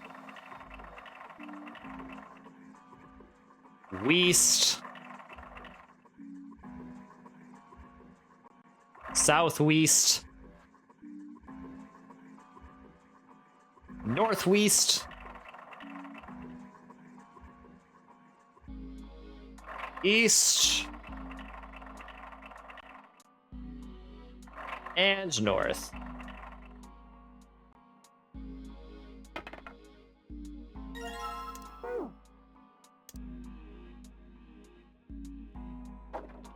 Alright, now we put that on.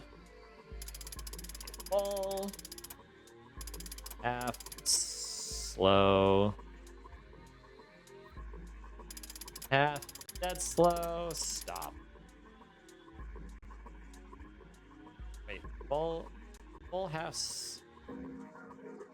Oh, oops.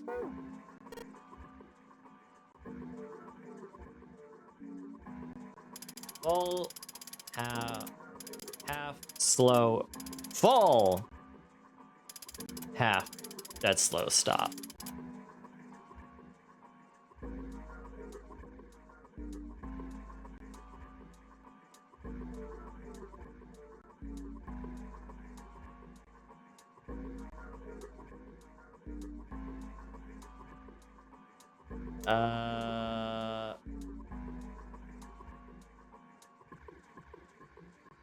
I forget where the pocket watch is supposed to be. I think it's supposed to be in this room.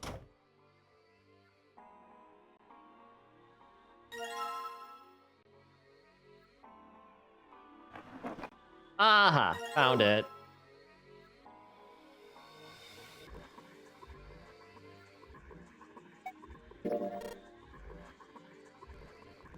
Well, not a problem, but it was a lie. All Junpei wanted was to get rid of Ace. He'd sent Ace to the wheelhouse at the beginning for a reason. There was something he meant to ask Clover, and he meant to ask her in private. There was something he wanted to ask Clover, and he didn't want anyone else to hear him ask it. He also knew that Clover would likely remain silent if there were anyone else around when he asked. That was why he was so desperate to send Ace back to the wheelhouse. Ace opened his mouth, then took another look at Junpei and shut it again. A small smirk appeared on his face. Oh, I see. Of course. He looked Junpei over, then glanced at Clover. I apologize for the intrusion. Well, best of luck. Best of luck. Ace gave Junpei a knowing pat on the shoulder and left.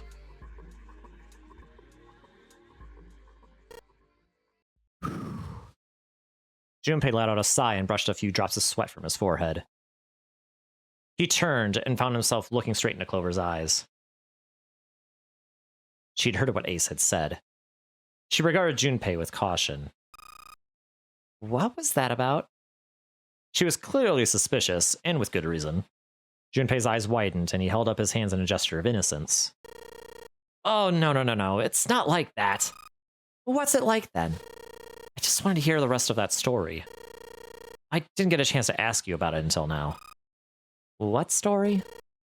About the experiment. Remember? The one you started telling me in the operating room?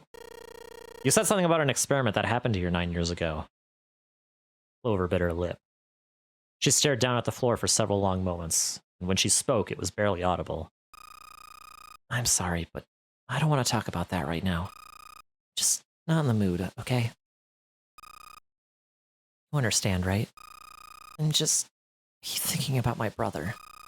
But I can't stop. Do something like that to my brother. I can't forgive them. I'm not gonna let them get away with it. You're gonna pay for it. Promise. So... Her shoulders were shaking. Drops of blood had sprung from upon her lips from where she was biting them. She wiped it off and looked up at Junpei, her eyes fierce and angry. Junpei? Who do you think did it? Her voice was cold and scarcely above a whisper. Junpei gulped. Well, if what Seven had said was right, then there would have had to have been at least 2 of them. You need at least 3 people to open the numbered doors, and if you subtract Snake, that means there were at least 2 other people. You're right. So what does that mean? Well, if we just look at the bracelet numbers, we should be able to figure it out. Who could have opened door 3 with Snake? Well, really, who and who, or who and who? You mean it could have been 4 people? Well, technically it's possible. I don't know. That doesn't seem very likely. Why? I'll tell you later. Why don't we just assume it was only 2 other people for now?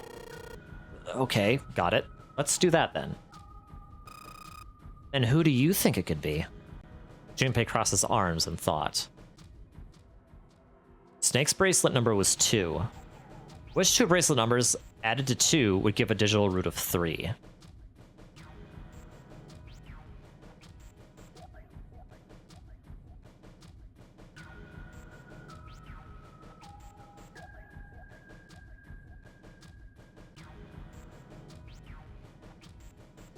Okay, I actually want to think this out. I know the answer is really not that bad. Or it's not really that hard. Okay. Bracelet numbers added to would give it a digital root of 3, which means you'd have to add up to 12. Or 21. But in this case, most likely 12. Which means it'd have to be 9 or 3.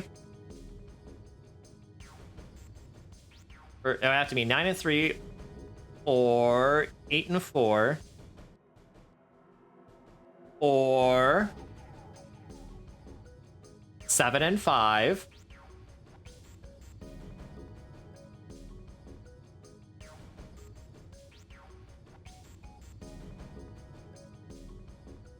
Oh wait, no. I have to add up to 11. Oops. Never mind. So 2 plus x plus y equals 12.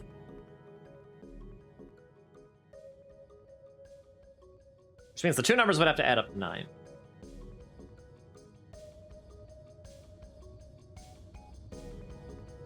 No.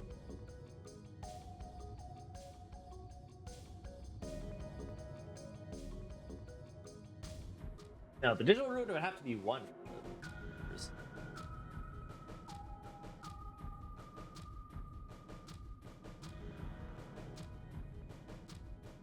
Which means it would have to be, it would be 1 and 9 or 2 and 8.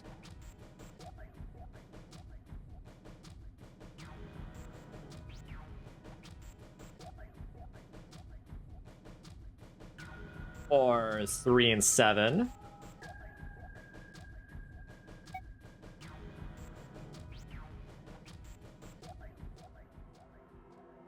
Or 4 and 6, which wouldn't happen because 4 is clover.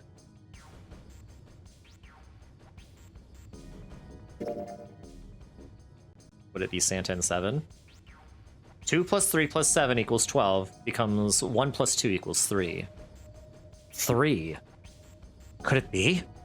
Were Santa and 7 the killers? What's wrong? Clover looked at Junpei and he looked back at her. There was no point in hiding it. He told her his conclusions. That's what I thought. She looked less surprised than he'd expected. Santa and 7. If it was 2 people, then that's the only combination that works. Hey, wait a minute there. Don't you think it's a little early to be jumping to conclusions? Well, all I said is that those 2 would have been able to open door 3 with your brother. There might be other possibilities. Well, what other possibilities? He didn't have an answer. He was ready to admit defeat when Clover spoke. Are you saying you think that it was 3 or 4 people? I really don't think that's likely. Why? Can I borrow your pen and paper? Clover put her hand out expectantly. Junpei pulled out his pen and pad of paper and handed them to her. She opened the notebook and wrote down several simple addition problems. I love how the narrator said that it's a pen, but those are clearly marker noises being made. Eventually, she had 8, which provided a digital root of 3.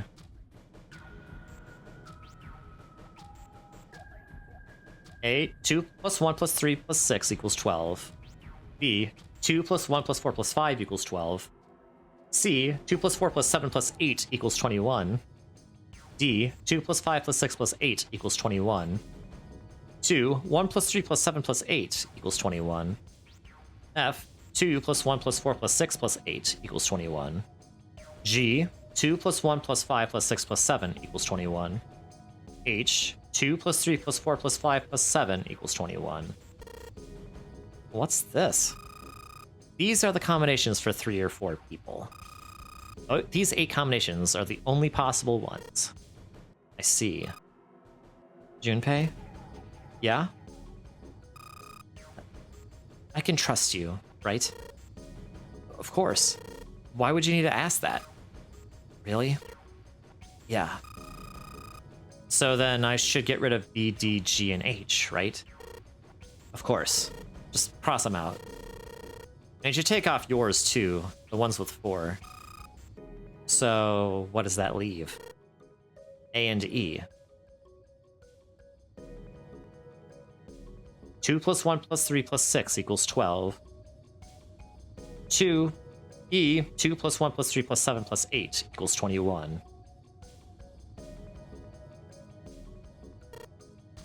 Wait. It can't be A. Why not? It's June's in that one. There's no way in hell she'd do something like that. Are you sure?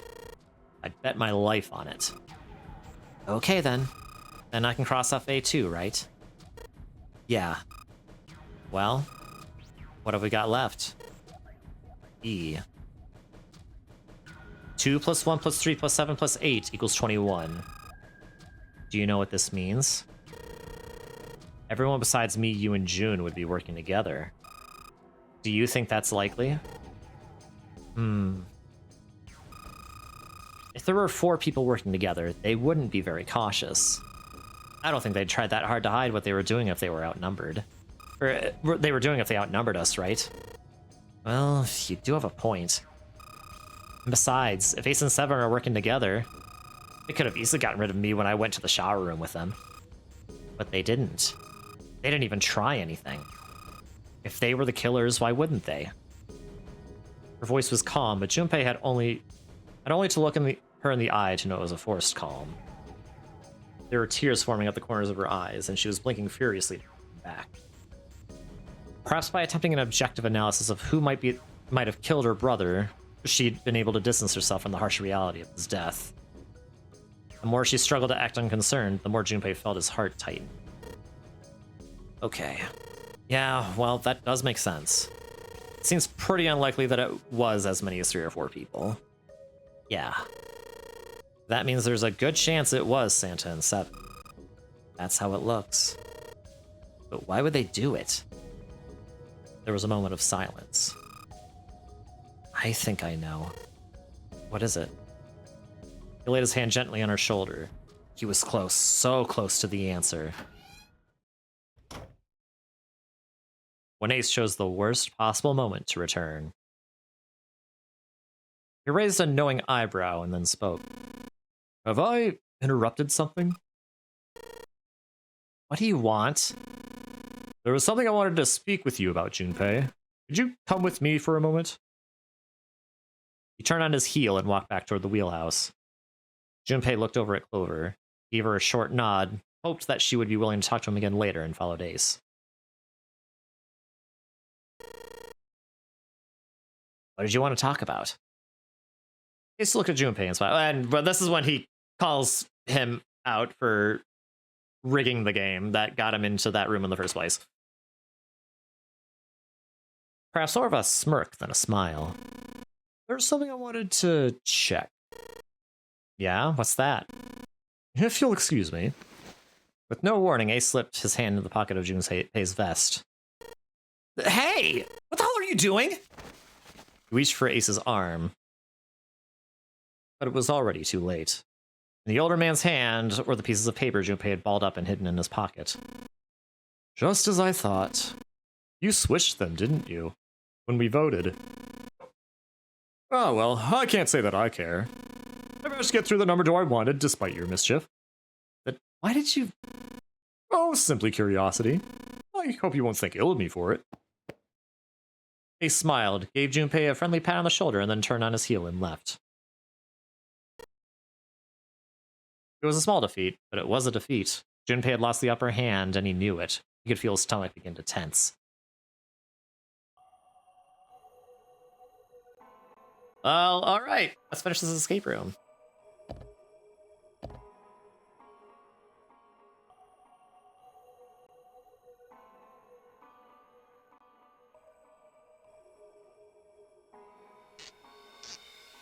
All right, now Ace is gonna update pocket watch. And we put it in, now it's open. And yay. All right, now also they find the dead body with the 0 bracelet.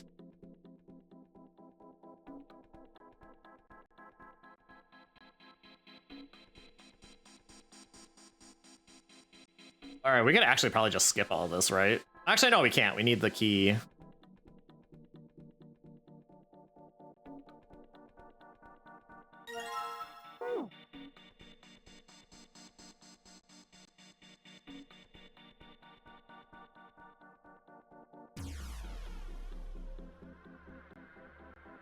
Key from the drawer, okay. Hey, where are you going? Okay, I guess I am just gonna have to start looking everywhere.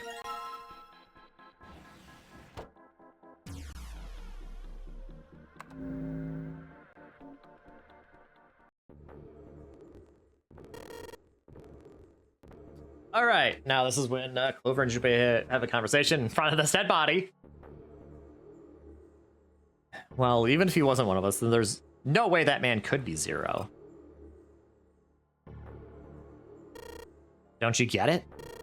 The letters that spell 0 on the TV screen, Captain's clothes he's got on, and of course the bracelet with a 0 on it. It's too obvious. Look, this is 0 right here. This dead body is 0. Doesn't that seem kind of funny to you? You're right. Only an idiot wouldn't see through something like that. No, that's not the point. I'm not trying to make fun of them for thinking a trick like this would work. I'm sure they didn't think it would work, which makes me wonder, why did they do it? I think this is a challenge. A challenge from the person who's really behind all of this. He's making fun of us. Don't you get it? If whoever killed this guy really wanted us to think this corpse was 0, they'd never have put a bracelet on him.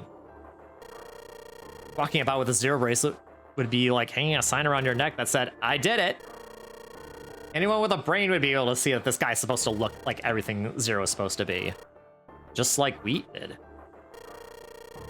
Killer must have known we wouldn't think he was 0 and put the bracelet on him anyway. Do you know why? Why? Like I said, he's mocking us. Too bad, suckers. This isn't 0. It's the same bad joke a lot of criminals like to play. They'll just sit back and watch people run in circles. Look, here I am. What's wrong, guys? Come on, catch me if you can.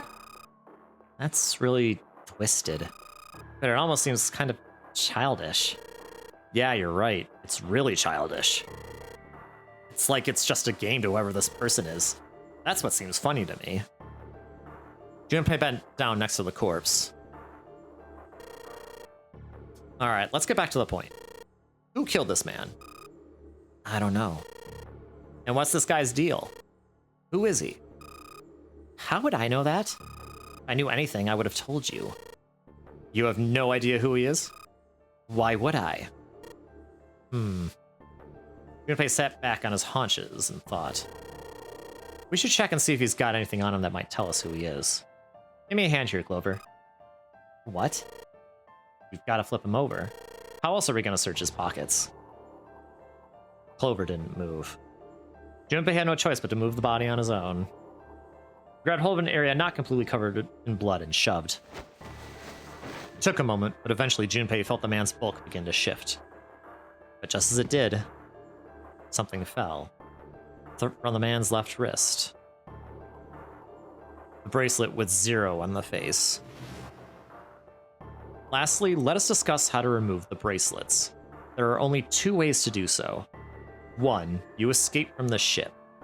2, your heart rate reaches 0. In other words, once the bracelet is taken outside the confines of the ship, or detects that it's where his heartbeat has fallen to 0, it will shut down automatically. Junpei stared at the bracelet. This man...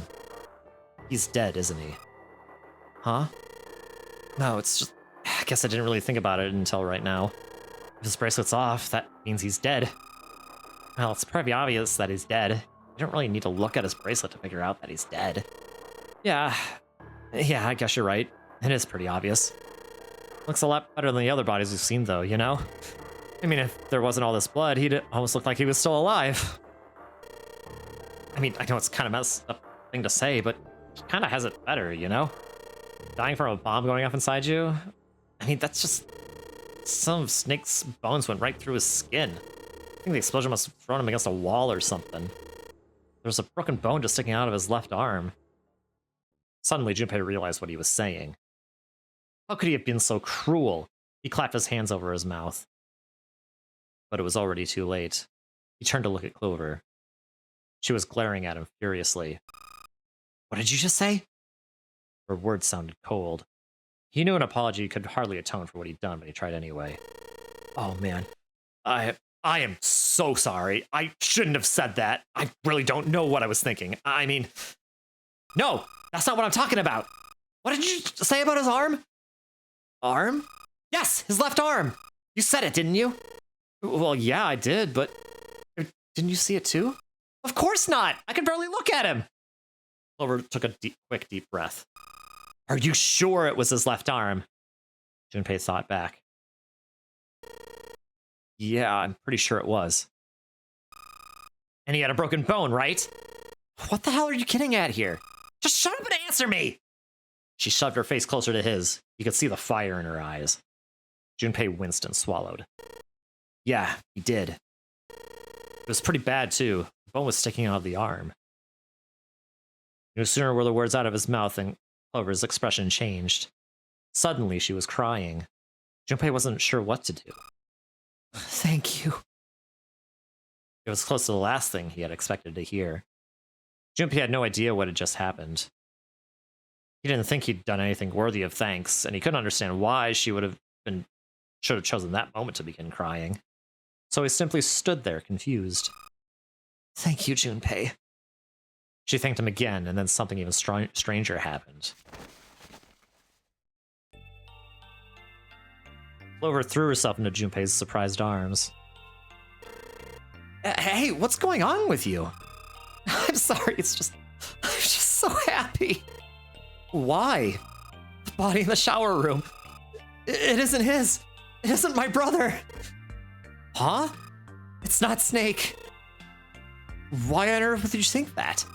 Because his left arm is... She stopped herself. I'm sorry. I really shouldn't be talking about this. Junpei decided it would be prudent not to press her for any more information. If she did not wish to tell him, she certainly had a reason for doing so. Perhaps more importantly, however, if Clover was so certain, then she was likely right. That meant that the body in the shower room wasn't Snake. It wasn't much, but that knowledge lifted some of the weight from Junpei's heart. He's still alive. I'm so happy. Tears shone in her eyes. Those tears melted Junpei's heart. As she cried, she had pushed herself up against his chest like a child. Junpei put his arms around her and held her tight. Junpei, you were right. No matter what happens, you can never lose hope. You have to remember what's most important, and that's to have faith and to have love. If you can remember all of those, that'll bring you good luck. Clover reached into her pocket and pulled something out. It was a laminated bookmark with a 4-leaf clover. I only made it here because you gave me this. I was suspicious of everybody, and I was angry and miserable. But because I had this 4-leaf clover, because of what you said to me, Junpei hadn't thought his words would have had such an effect on her. Her words were making him feel a little awkward. Thank you so much, Junpei. She looked up at him. He scratched his nose and pretended to notice something interesting somewhere else in the room. If you really want to thank somebody, you should be thanking Santa. Santa? Why? Well, he was the one who gave me that thing. And the words for each leaf, I got that from him too. Then suddenly, Clover broke away from Junpei. Huh? He looked confused. He hadn't thought she'd react that poorly. Clover began to pace across the room. 6 steps to the left, 6 steps to the right, another 6 to the left, then she stopped. Did Santa really tell you those things? Her eyes were serious, but not angry. Yeah, he did. Did I say something wrong? Oh no, not at all. In fact, this could be really good news. I think. You think? Santa knew about the words in the clover. The only people who should know about that are the other subjects. Subjects? The other people who were in the experiment 9 years ago with my brother and me. But he's blind. And that was part of the Nevada test group. So neither of us would be able to recognize the faces of the people who were on this boat. Whoa, time out! Junpei held up his hands, took a deep breath, and let it out. Let's just calm down for a second, okay? Start from the top. Don't start with the end and then jump to the middle. You gotta start at 1 and then move to 2 and 3 and 4 and so on. If you don't tell me stuff in the right order, I'm never gonna be able to figure it out. Clover nodded. All right, let's start with this experiment. What happened on this boat 9 years ago? Do you know about morphogenetic fields? He did, and the realization sent chills down Junpei's spine. All right, how about this? Theory of the telepathic mechanism. Junpei recounted what Lotus had told him earlier. Clover nodded. Telepathy, huh? Well, that's not really it, but I suppose it's similar. So they were testing telepathy on this ship? Yeah, I guess so. So what exactly did they have you guys do? The same thing that we were doing now. Exactly the same thing. What? The Nonary Game. 9 people were put on this boat, and 9 others were put in the building in Nevada, and the game started. Junpei grabbed the sides of his head. Look, I'm sorry, but I don't get it. What did the Nonary Game and some telepathy experiment have to do with each other? Clover bit her lip. She blinked back sudden tears. What had happened to her in Nevada? The ability to access a morphogenetic field is affected by a couple of things. The first is epiphany, and the other is danger. You know how sometimes when you're up against a really tough problem, and then the answer just kind of pops into your head? That's an epiphany. And what you learn from the epiphany can be transmitted with telepathy. When you add danger to that equation, then it gets easier to transmit that information over telepathy. So you're saying the Nonary Game was supposed to introduce that element of danger? Yeah, but it couldn't be just any old danger. It had to be life and death. And someone did actually die. A girl. Junpei felt the sudden grip of despair on his heart. Something deep and distant and powerful squeezed, and for a moment he felt very, very empty and alone. She was on the boat with my brother. I was in Nevada, so I never met her, but I did hear her name. Her name was, the sound of the door opening was like a gunshot. Junpei spun around. Oh, my apologies. I seem to have disturbed you.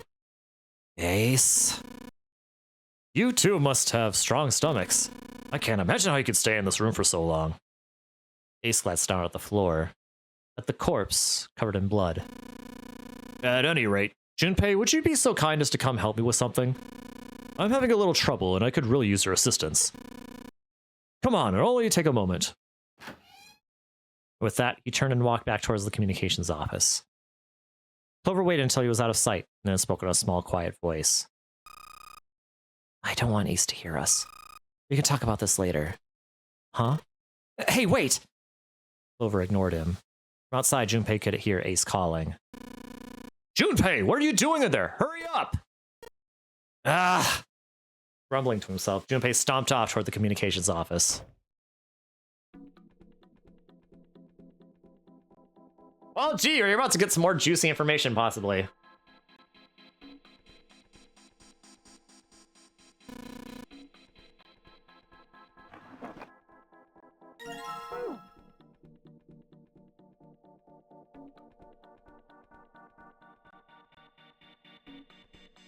Oh, right. Okay. So it's not just gonna... Alrighty. Alright, so we pull that. There should be ink. And combine those two. Get that.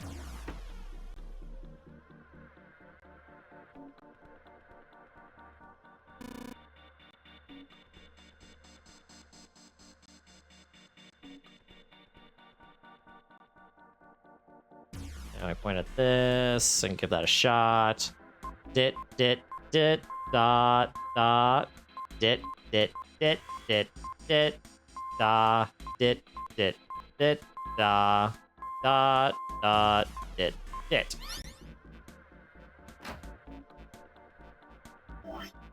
Yeah, oops. Alright, then we open the drawer, open that. All ice. Alice. Did that mean... Junpei couldn't hold back. He had to know it was in that file. And, you know, it's just nothing but hieroglyphs. And, hey. There's the Uranus key card. This must be a key to the library on the bottom deck. So it would seem. Bottom deck. The library. Junpei remembers something he'd heard from Seven when they'd been in the chemical closet. Alice sleeps in a small chamber past the forest of knowledge beneath the navel of the gigantic. Did beneath the navel mean the bottom deck? Did forest of knowledge mean the library? If it did, then was Alice in a room somewhere beyond the library? What's wrong? Junpei blinked. Only then did he notice Ace looking at him, curiosity and concern written across his face in equal parts. There was no reason for Junpei to hide his thoughts. He began to explain his theory to Ace. Then he stopped. It wouldn't make any sense if Ace didn't know who Alice was supposed to be. So he told Ace everything June had told him. About the Egyptian priestess. About Ice 9. And finally, about the woman who wouldn't melt, who had been recovered from the Titanic disaster. He told him about how she had been called All Ice, which had eventually turned to Alice. And how she had been purchased by an English millionaire who called himself Lord Gordain. And how Gordain had hid Alice somewhere on the ship. And you think that he hid her in a small room beyond the library in the bottom deck? Yeah. Well, I mean, I guess so. I see. Ace stared off into the distance, his hand slowly and absent-mindedly stroking his beard. After a few moments, his hand stopped. He turned slowly to look at Junpei, and his brows drew together. Junpei, have you ever heard of the term CAS? CAS? It stands for Cells Alive System. It is an advanced technology for freezing and preserving organic matter. Put simply, it is a technique that allows one to freeze things without the formation of ice crystals. Normally, if you freeze something fresh, water within its cells expands as it crystallizes, damaging the cell membrane. CAS, however, works differently. The object to be frozen is supercooled using magnetic fields, and then frozen instantly and uniformly, giving ice crystals no time to form. It was originally developed for the preservation of food, as an alternative to the normal freezing process. Now, however, there are rumors that it can be used for other things. What do you mean, other things? Well, there are obvious medical uses, but perhaps also space travel. Space travel? Are you serious? Surely you've heard of suspended animation, cryogenic freezing? It's a fairly common idea in science fiction books and films. People are sometimes frozen for especially lengthy journeys through space. That was when Junpei understood what Alice was suggesting, or what Ace was suggesting. Whoa, whoa, whoa, wait a minute there. Ace looked at him and raised an eyebrow. Are you saying that Alice was frozen using that CAS thing? Well, I'm sure the possibility is quite low, but it is a possibility. If this special ice you call Ice 9 does indeed exist, and if CAS were used to freeze her into that sort of ice instantaneously, you think she could be alive? Well, I can't say for sure, of course. I'm only talking about possibilities. The melting point for Ice 9 is 96 degrees, right? If she were put somewhere where she could reach that temperature? That's nuts! Are you really saying she could have defrosted and started walking about? You're quite right. It does sound unbelievable. But if she had, then we would have had an explanation for the man we found dead on the floor. You mean the guy dressed like a captain? Yes. He was dead when we found him. Clearly he was murdered. But if he was murdered, then by whom? It couldn't have been one of us. That would be impossible. In order to enter the captain's quarters, one must first open door 1. That door requires the earth key. The door that requires the earth key prevented us from accessing door 1. Who was it that opened that door? Santa and Lotus. Right. Clearly the two of them could not have opened door 1 or any other door for that matter. Who else then could have done so? Junpei thought for a second. No, nobody. After Santa and Lotus had used the Earth Key, they turned back and met up with Junpei and June, who had just returned from E-Deck. The four of them then proceeded to return to the large hospital rooms to reunite with Ace 7 and Clover. When Junpei and his team had gone into the shower room, Ace 7 and Clover had been left in the large hospital room, but they would have been unable to open door 1.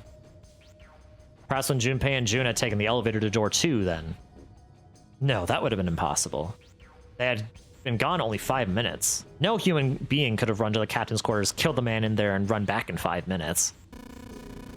It would be impossible for any of us to be the murderer. That being the case, who could have killed him? Wouldn't it make sense if his killer was someone who had been in the ship for some time? A person like that would know the ship well. They would know the locations of all the hidden passages and secret doors. The numbered doors would mean nothing to someone like that. It would be a simple thing for them to enter the captain's quarters. Then you're saying the killer was Alice? It was Junpei's turn to raise an eyebrow. Ace drew his thumb across his lips thoughtfully. Well, this is only one possible theory. All ice. Alice. Was Alice indeed somewhere on the ship with them? Junpei had only one clue. Oh! Thank you for the follow! It's like, Kodra, wait a minute, the thing is... Sorry, the game is kind of covering the notification. But thank you for the follow, I appreciate you. The Sactora 2. Okay. I hope I'm pronouncing that right. Thank you for the follow. Junpei had only one clue. A key card in his hand. It would, he hoped, grant him access to the Forest of Knowledge. But beyond that, what waited for him beyond the Forest of Knowledge? Whatever might be there, however, would have to wait. At the moment, there was nothing Junpei could do. He gripped the key card tighter and shoved it deep into his pocket. Alright, now we get this. And now we can get out of here.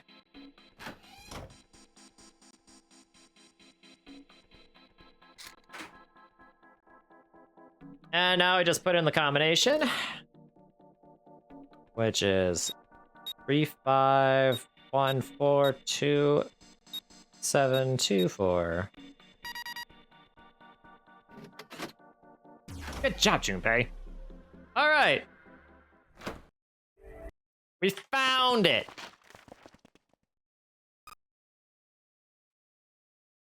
All right, and now Junpei is calling Clover out for what she is hiding in her pockets. Remember the axe ending? She was hiding something in her clothes, which I believe was the axe that she used to kill him with. A note. A note? Yeah, I found it in the pocket of the guy with the captain's clothes. It says something about the darkness of the sinister hand or something. What the hell? Let me see it. But Junpei was going to get to see it. On the other end of the hall, he heard Ace's voice. Hey, Junpei! Clover, what are you two doing? Hurry up! Clover shrugged. I'll show it to you later, alright? Come on, we gotta hurry. Before Junpei could protest, she was gone. Around the corner and off down the long stem of the L. A note? A note. Junpei was curious, but there was something else that bothered him. Her pocket had been bulging far more than it would from just a note. Junpei did his best to convince himself that it would make sense later and ran off after Clover. Alright, we reached B-Deck at the same time. Junpei! Clover! June's face was excited. Something had happened, that much Junpei could tell simply by looking at her. What's up? Given their situation, he was not inclined to be excited about sudden developments. June, however, couldn't contain herself. We found it! Found what? We found it! What did you find? The last door! We found door 9! What? Come on, just follow us. We'll explain on the way. Okay, let's go. 7 turned and jogged off down the stairs. The rest followed. We finally made it. The relief and excitement in her voice echoed what each one of them felt. Yeah, it's finally time. Junpei wasn't quite ready to believe they'd really done it, at least not just yet. Still, if everyone had said it was door 9, then it probably was. He could feel his heart racing. A mixture of anticipation and fear ran through his veins, and he could feel his legs shaking. He was doing his best to maintain a sense of healthy skepticism, but he couldn't deny that the prospect of escape was an exciting one. But there was one thing he couldn't get off his mind.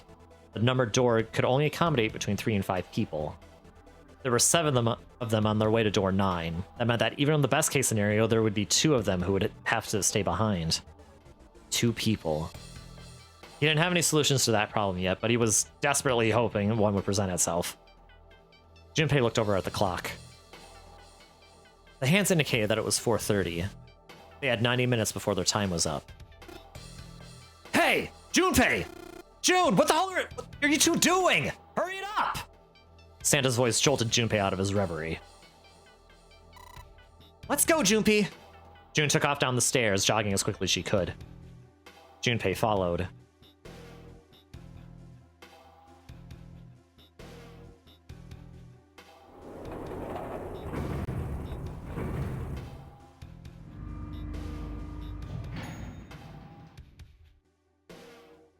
As a group, they piled onto the elevator and rode impatiently down to E deck. It looked familiar.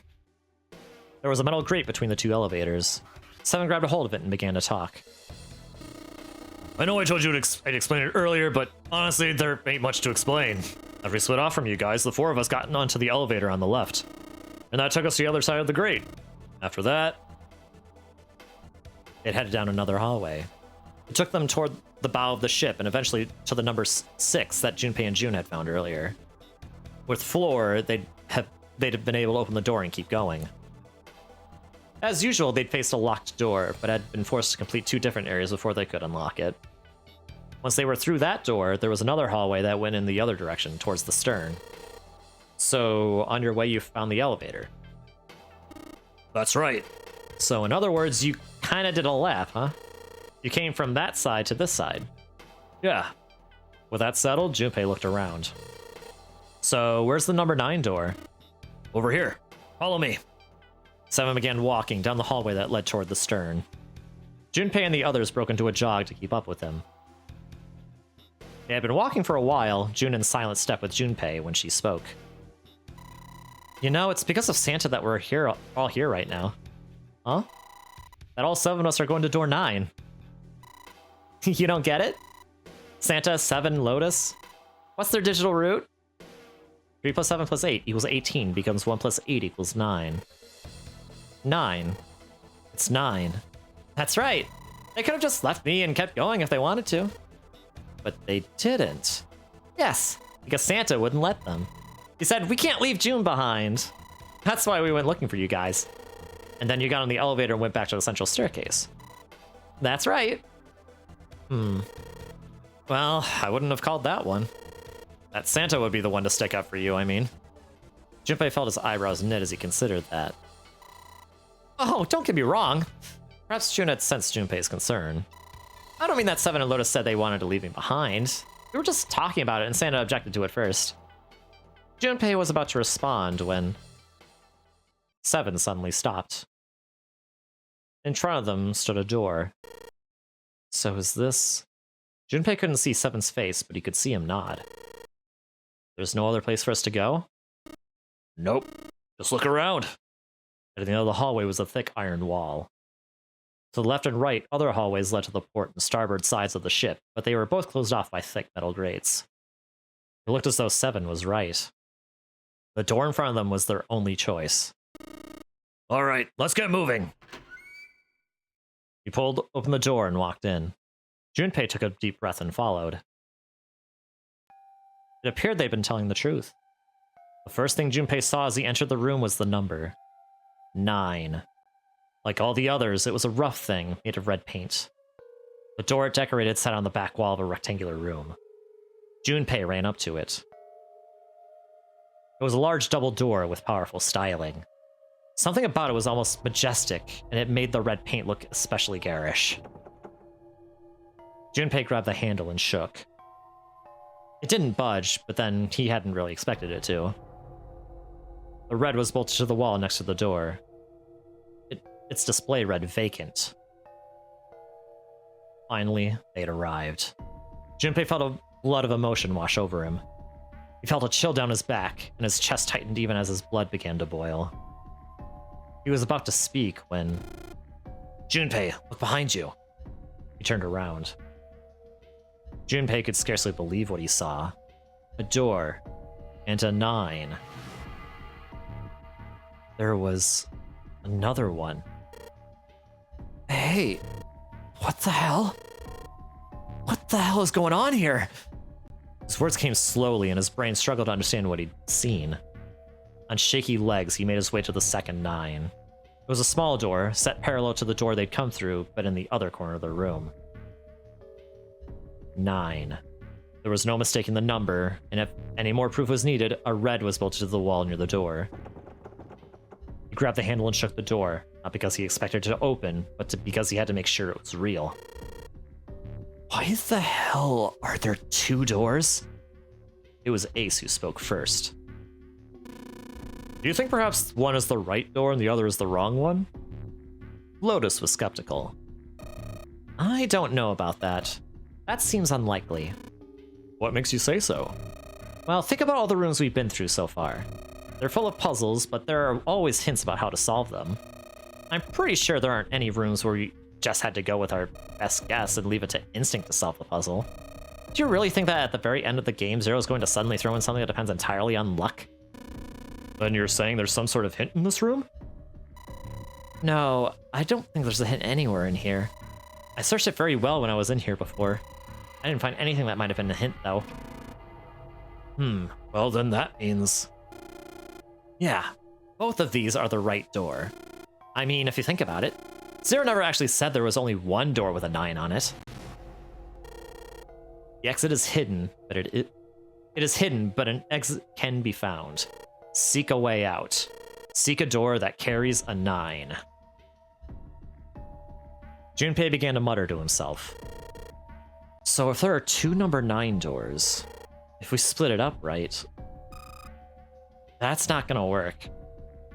Junpei blinked and looked up at Clover. She held out her hand. You've got a notebook and a pen, right? Can I borrow them? Slightly confused, he pulled them out and handed them to her.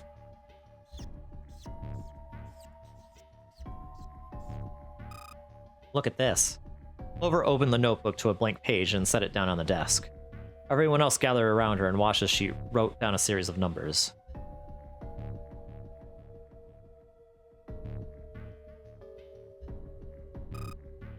You get it? The numbers on the top are all the combinations with digital roots of 9. The numbers on the bottom are the people who don't fit. There's only 8 possibilities if we split up into 2 groups of 3 or 4 people. So, if 3 people go through the door, then 4 are left behind. If 4 go through, then 3 are left behind, right? Clover nodded, almost as if she were pleased with herself for solving a difficult math problem. The room went very quiet. Silence lay across everyone like a thick, heavy blanket. No one spoke. Their faces were blank. Desperate for something else to look at, Junpei turned his eyes to the room around him.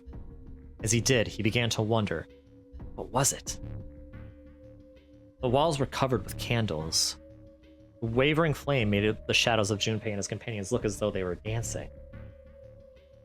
2 rows of wooden pews filled most of the room. Between them was a strip of rich red carpet. The carpet ran straight through the room, ending at the door that pointed to the stern of the boat. At the end of the carpet, an altar? There's a recessed space set into the wall between the 2 other doors. Sitting on a raised section of the altar was a coffin.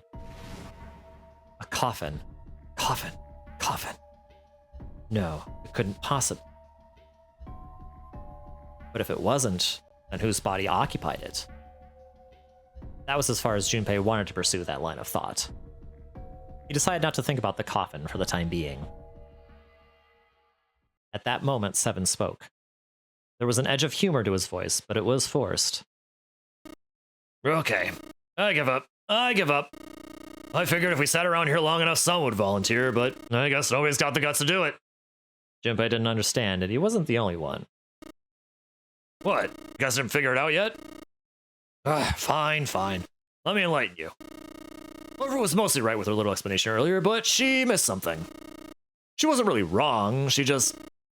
screw it. Let me just write it out. Seven snatched up the notebook and began to write in it. Everyone else clustered around him, desperate for a look.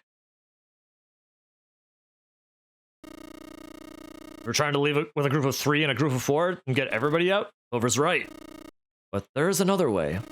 Only one combination, though. You split us up into groups of 3, 3, and 1, you can make this combination. Wait, this means... Don't get me wrong here, I'm not trying to copy Ace or anything like that. If we hadn't been the hero back in the big hospital room, I'd still be saying the same thing. The same thing? Are you saying... Yeah, I am. I'll stay behind.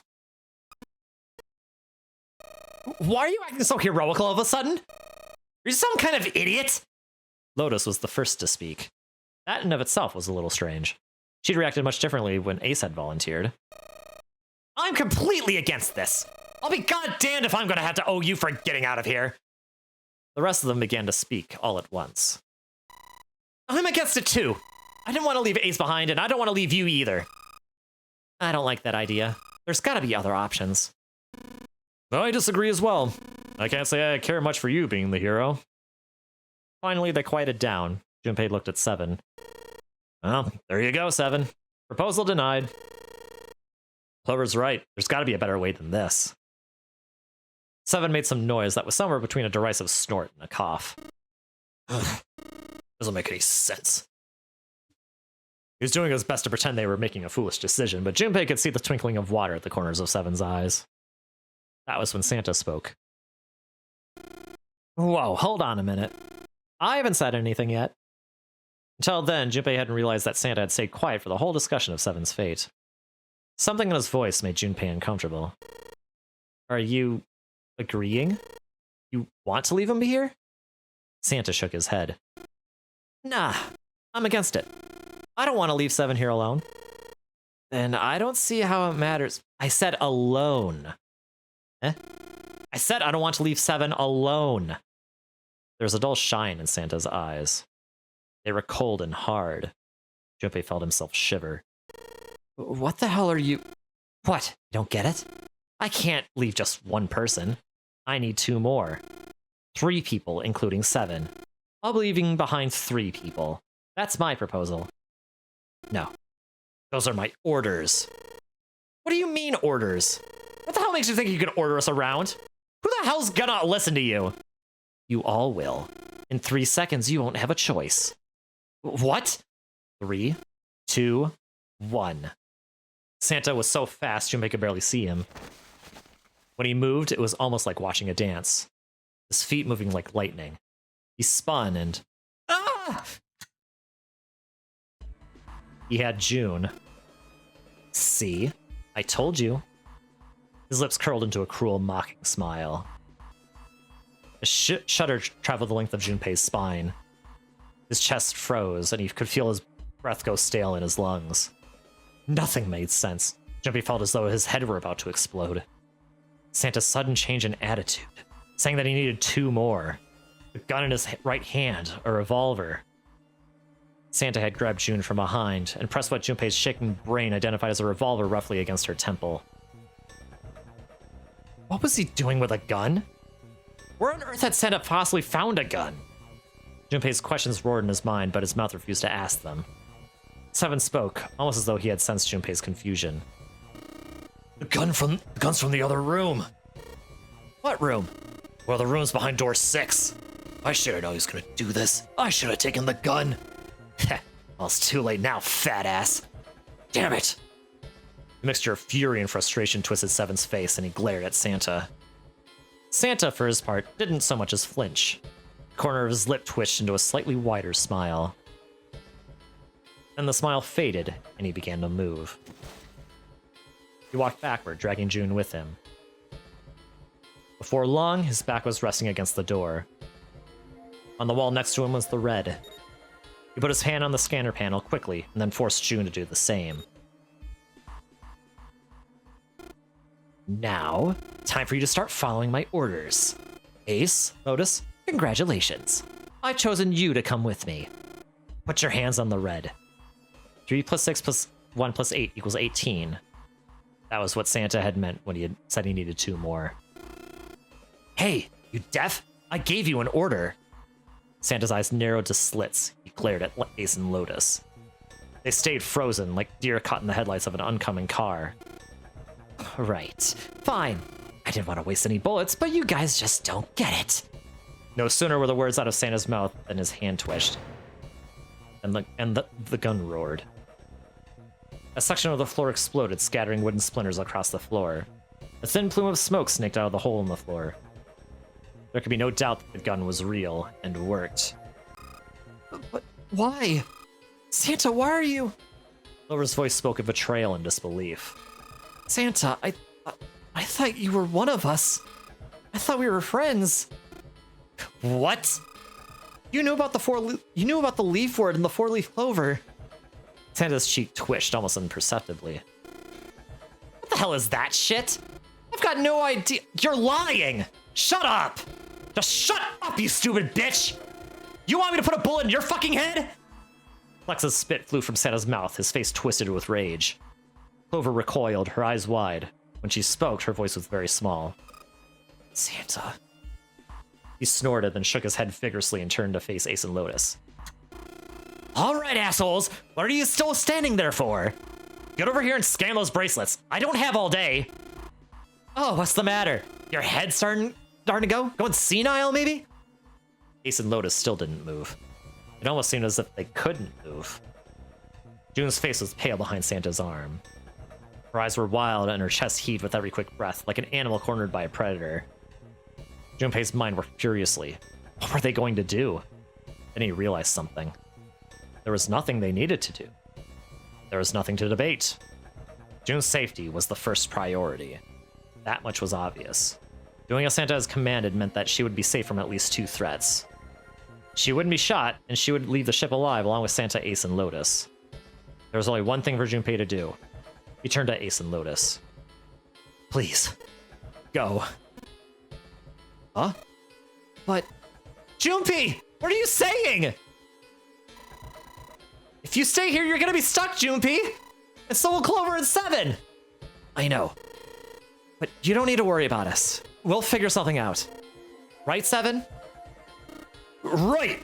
You just leave it to us! It's gonna piss me off to do what Santa says, but...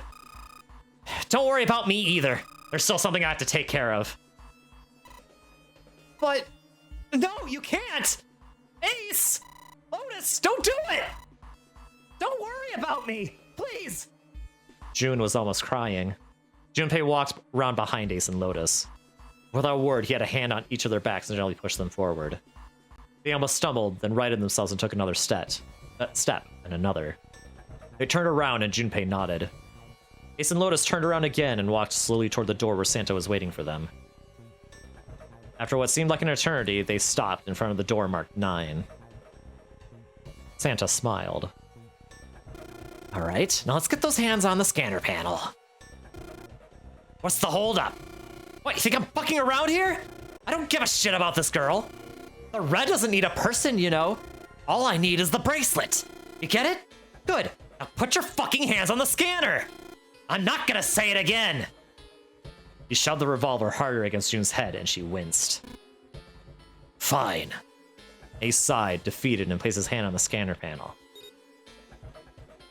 Lotus went next. Lotus glared at Santa and slammed her hand onto the scanner panel. The 4th asterisk blinked on. Good job. Now, Lotus, pull that lever. As soon as the door opens, you get your ass in there. Try anything stupid, and you know what happens, right? Junpei could almost hear Lotus's teeth grind.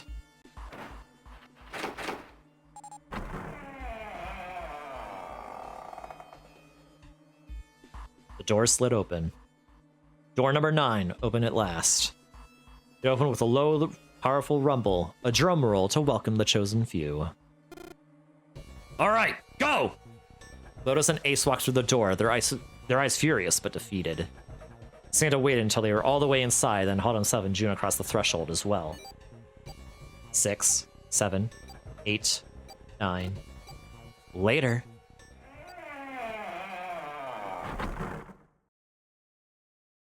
After exactly 9 seconds, the doors swung shut. The gust of air it created caused the candles on the altar to flicker and die.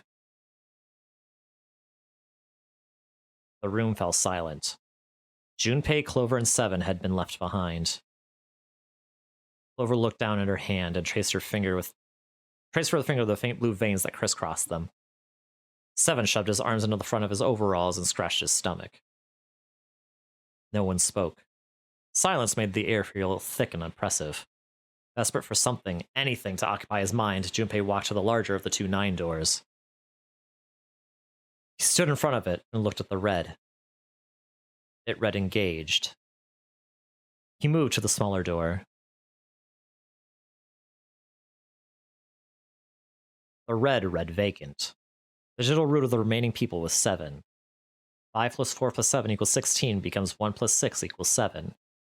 There was no possible way for them to open a door with 9 on it. Junpei touched the surface of the door. He thought about June, about Akane Kudashiki. Was she safe? That was all that mattered to him. If she was alive, if she had escaped this horrible boat. That was what Junpei prayed for. 7 came up next to him. He pulled off his hat, scratched his head, and sighed. So, what do you want to do, Junpei? What do you mean, what do I want to do? What can we do? 7 opened his mouth to respond when a noise echoed through the room. Someone was pounding on something, vigorously. It wasn't mechanical. It was certainly human. Junpei and 7 looked at one another. What the hell is that? Shh! Quiet! Clover motioned to 7 to be quiet. She put one finger to her lips and closed her eyes in concentration.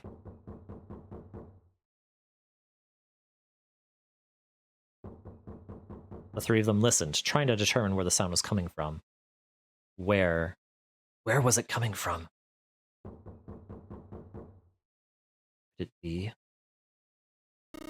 Hey, I think it's coming from this coffin! You're right! Let's open it! But how? What are those muscles for? For show? You're telling me to force it open? Just shut up and try! Junpei and 7 grabbed hold of the coffin. They tried to get a good grip with what little purchase they could find and pulled with all their strength.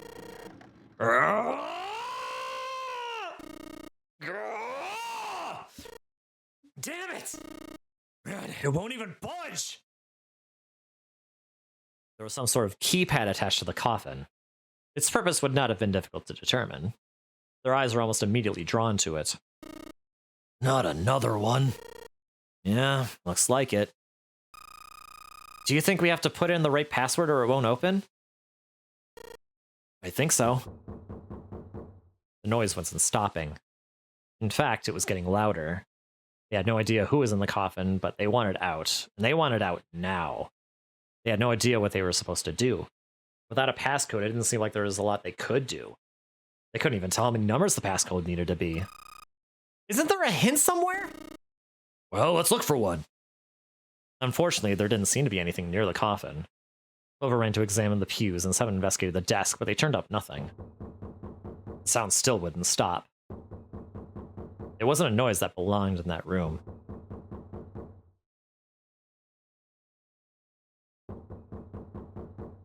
What was the passcode? What was Junpei supposed to do? How was he supposed to figure it out? He needed something.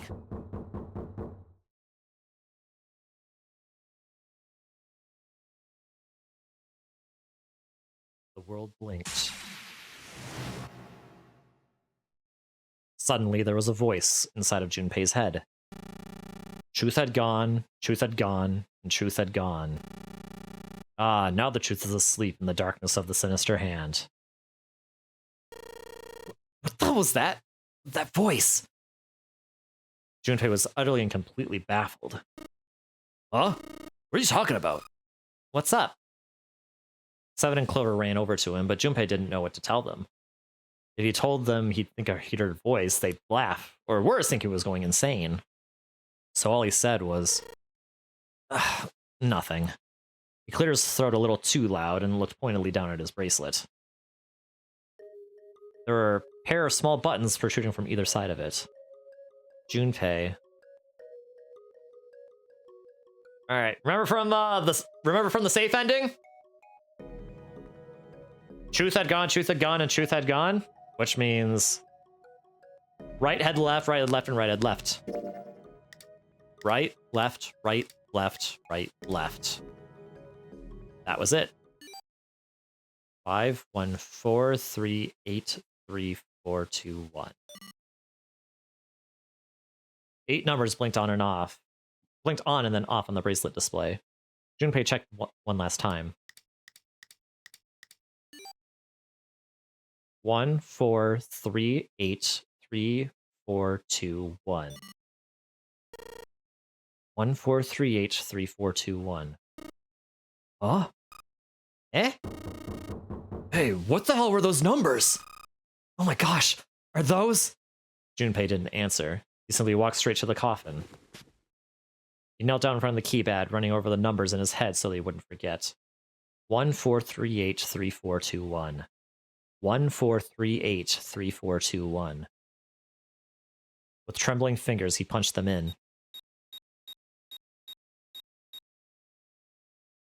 1, 4, 3, 8, 3, 4, 2, 1.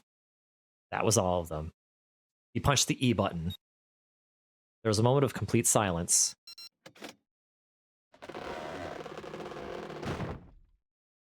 Then there was the sound of the coffin lid unlatching. Someone sat up out of it. Ah! Oh, is that you, Clover? I apologize for worrying you. Snake! Oh my, how did you? Junpei, 7? Is that you? Is everyone else there as well? Just like Rip Van Winkle. Still, it was very much like Snake to simply cut to the heart of the matter and ask. Junpei and 7 shared a wry smile. Clover's eyes were filled with tears. You're back! With a cry of joy, she leapt into Snake's arms. Gently now. My body's still a little weak. You're back! You're back! Clover looked like nothing so much as a lost child who had finally found her home. She cried and cried and cried. Her eyes were red and her nose was running. She hiccuped and gasped as if she were about to begin hyperventilating. You're back! You're really here! Her voice was happy but almost desperate, as if she feared he would disappear again if she stopped talking to him. Tear after tremendous tear rolled its way down her face. Her small arms strained as she clutched Snake's body as tightly as she could. Perhaps she had to convince herself he was real. Perhaps she was worried he would be gone the moment she let go. Perhaps she simply didn't know what else to do. Oh, you're back. Come now, what's gotten into you? You're acting as though I've returned from the grave. Not as though you did! I really thought you were dead! Huh? You jerk! Idiot, idiot, idiot! Clover broke into sobs so great she could no longer talk. It was a touching reunion between brother and sister. Even though Junpei knew they had little time, and every minute they waited was a minute they wasted, it felt cruel to pull them apart. Junpei and 7 sat down on one of the pews, waiting for Clover to calm down before explaining to Snake what had transpired.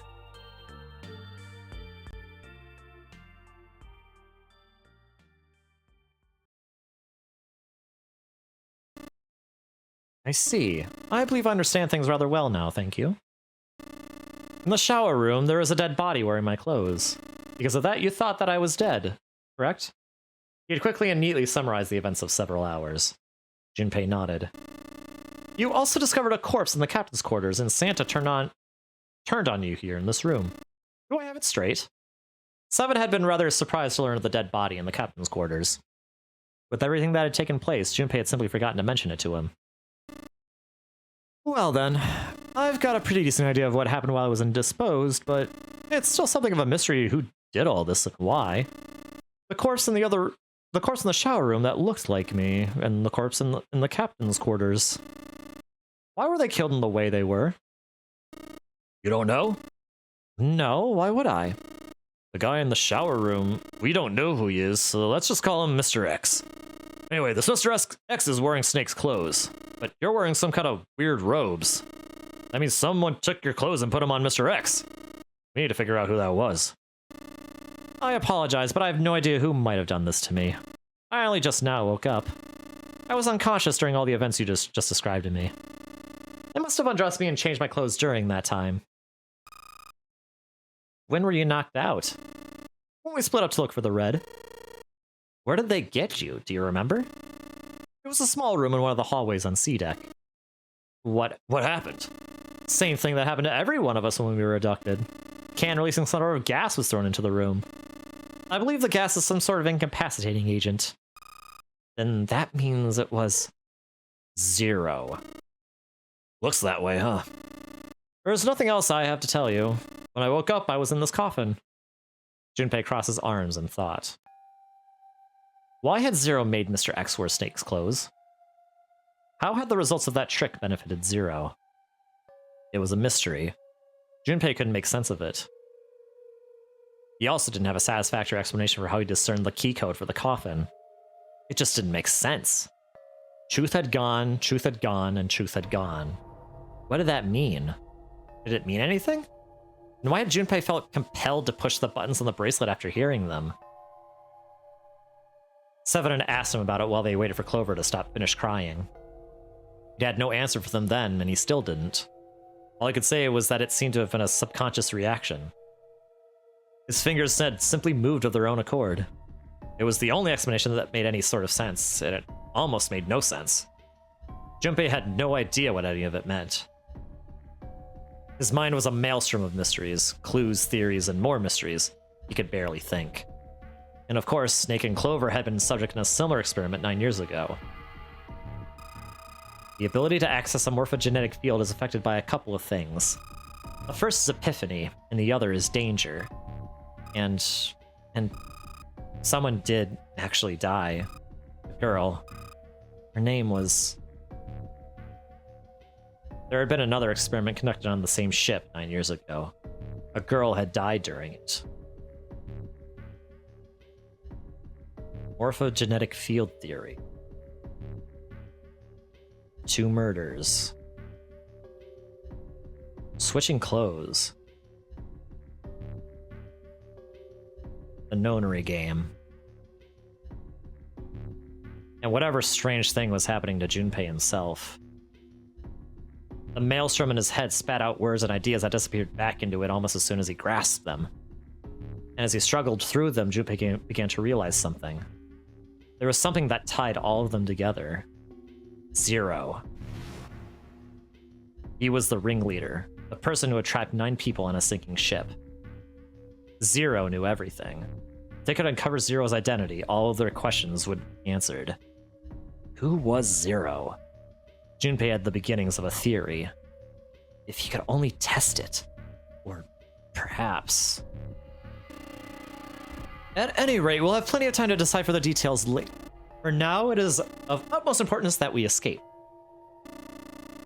Junpei, it was 4:30 the last time you checked the clock, yes? That means we have less than an hour. We must hurry. Hey, how are we gonna get out of here? Isn't that obvious? Through the other number 9 door. 5 plus 4 plus 7 plus 2 equals 18, because 1 plus 8 equals 9. Oh yeah! Yeah, you're right! With Snake, we can open the door!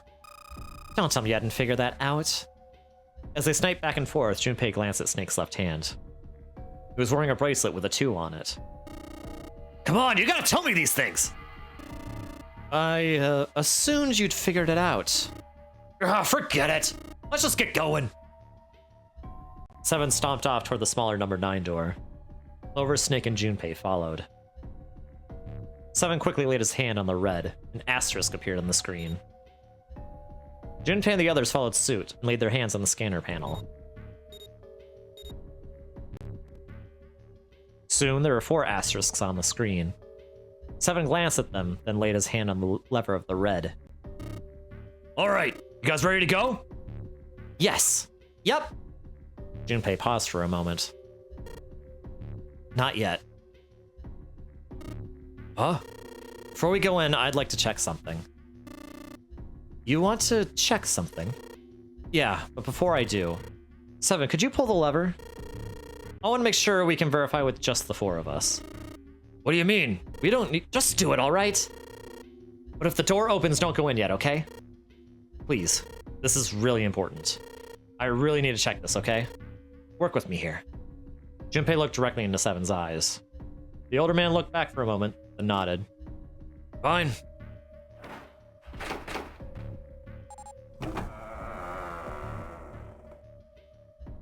Seven pulled on the lever and door 9 creaked open. Then they waited. 6, 7, 8. After 9 seconds, the door closed. Alright, that means the 4 of us can go through into door 9. So? You knew that already. It's obvious. Obvious. Yeah, you're right. It is. Now what happens if we add Zero's bracelet? What? Zero's bracelet? Why don't you take it out, Clover?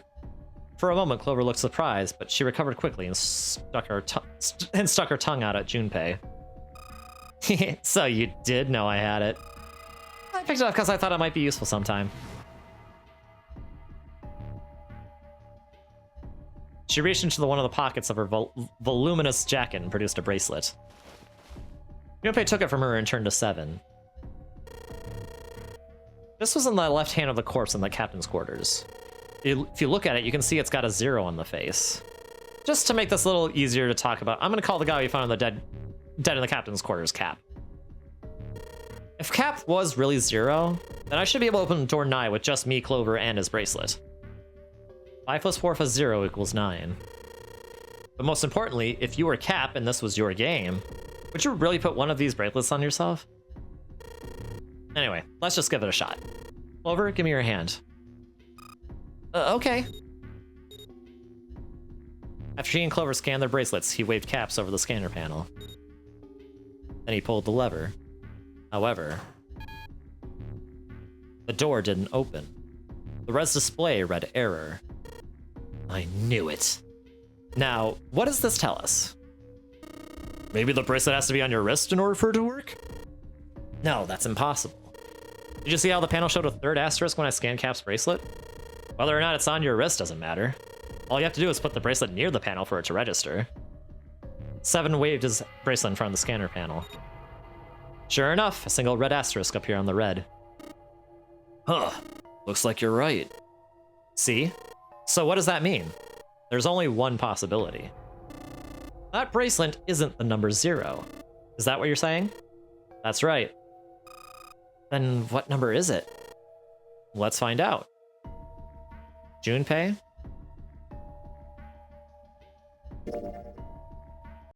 Snake plus Junpei equals 2 plus 5 equals 7. This combination opened the door, then Cap's bracelet was number 2. However...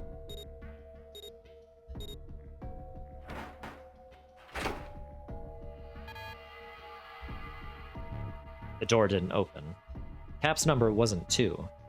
Junpei proceeded to... let's just go down in order. Snake plus Clover plus Cap. Snake plus Clover equals 2 plus 4 equals 6. If this combination opened the door, then Cap's bracelet was number 3. However...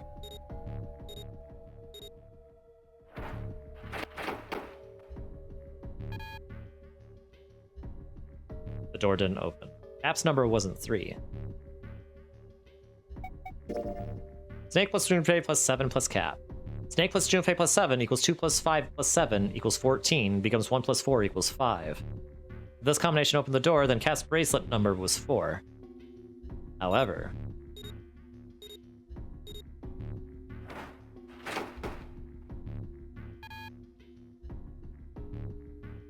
the door didn't open. Snake plus Clover plus 7 plus Cap. Snake plus Clover plus 7 equals 2 plus 4 plus 7 equals 13, becomes 1 plus 3 equals 4. If this combination opened the door, then Cap's bracelet was number 5. However...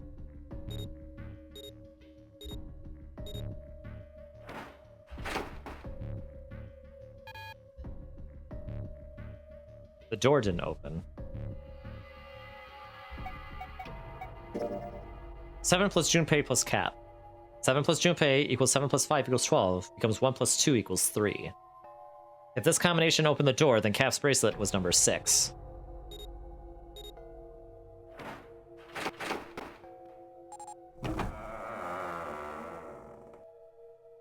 Uh-oh. Okay, Excuse me, there's a demon in here. Hold on, I'll be right back.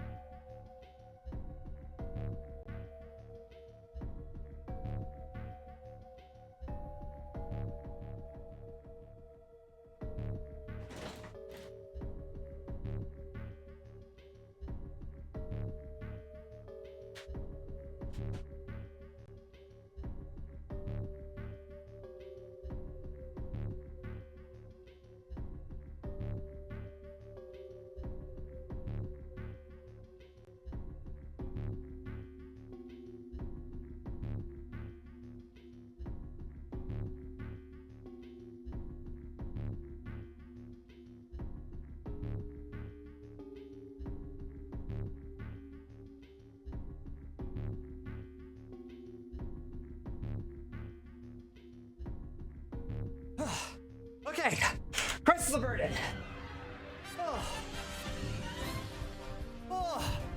Yeah, there's a spider on the wall, and it was moving down, and it went onto the floor.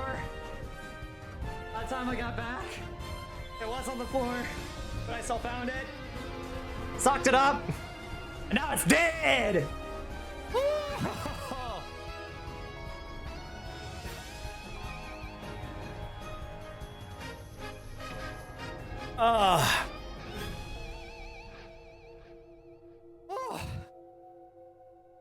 Okay, that was spoopy. All right, sorry for that. Sorry for that quick intermission. There we go. So yeah, this one opened the door. Hey, it opened. The door opened. What? Why? What does that mean? Oh, Seven and Clover seemed rather shaken as I turned to look at Junpei for answers. The door slid heavily shut. Junpei raised an eyebrow. Isn't it obvious? Cat's bracelet is number 6. 7 plus 5 plus 6 equals 18 becomes 1 plus 8 equals 9. But doesn't it say 0? This isn't a 0. The symbol on here isn't a number 0. It's a letter O. Oh? Whoa, wait a minute. I don't get it. I mean, we figured out that cat's bracelet is 6, right? Yeah. Does that mean there are 2 people with 6s? Before Junpei could answer, Snake spoke up. There is most likely only one person with a 6. But I don't get it. What about June? Well, this is only an educated guess, but I think June's number was never 6 to begin with. Her bracelet was flipped. In other words, June's real number is 9? That seems the most likely. And all this number door stuff was just a load of crap? Why would you say that? Because if June is 9, then the numbers wouldn't match up. Clover grabbed Junpei's notebook and began to write furiously in it. Junpei leaned over to look at it. List of all the numbered doors June's gone through.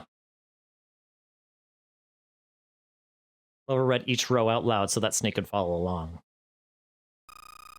Alright, I made a list of all the numbered doors that June has gone through so far. I wrote down which door she went into and with whom. And I wrote what all the numbers were. So if you switch 9 and wherever there's a 6, the numbers don't work. If the digital root is 7, then you can't open a door. You can't open door 4. If the digital root is 2, then you can't open door 8. Clover, do you notice anything interesting on that list? What do you mean? You're talking about 3, right? 3? Santa's always in the room with her. That's what you're saying, isn't it? Yes, exactly. What about it? Well, it's quite simple, really. You told me that the first time you came to this room, Santa was the first to refuse to leave June behind. Now, doesn't that beg the question why? Why would Santa do such a thing? The answer is easy. Because Santa can't open door 9 with only 7 in Lotus. Of course, there's only one reason for that. His number isn't actually 3. Santa's real number? 7, would you be so kind as to modify my sister equations? Yeah, sure.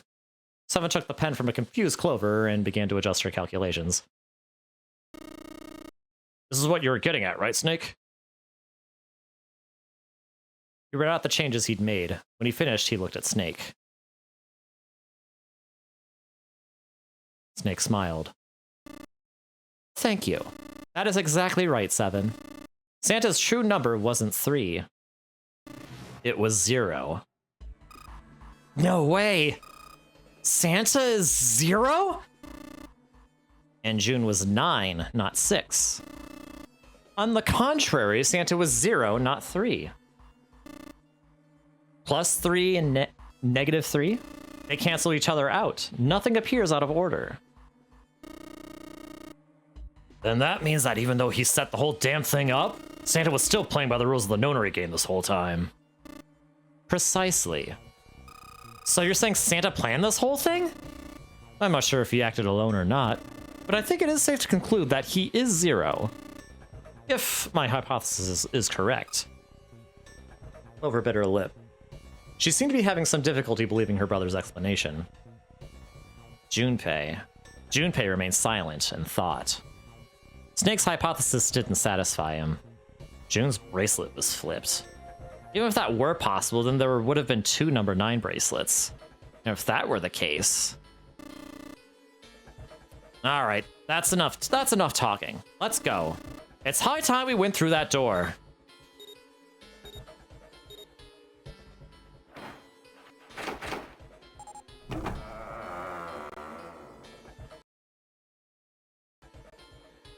Door 9 opened. They leapt through. The dead was directly in front of them as they came through the door. Quickly, they scanned their bracelets.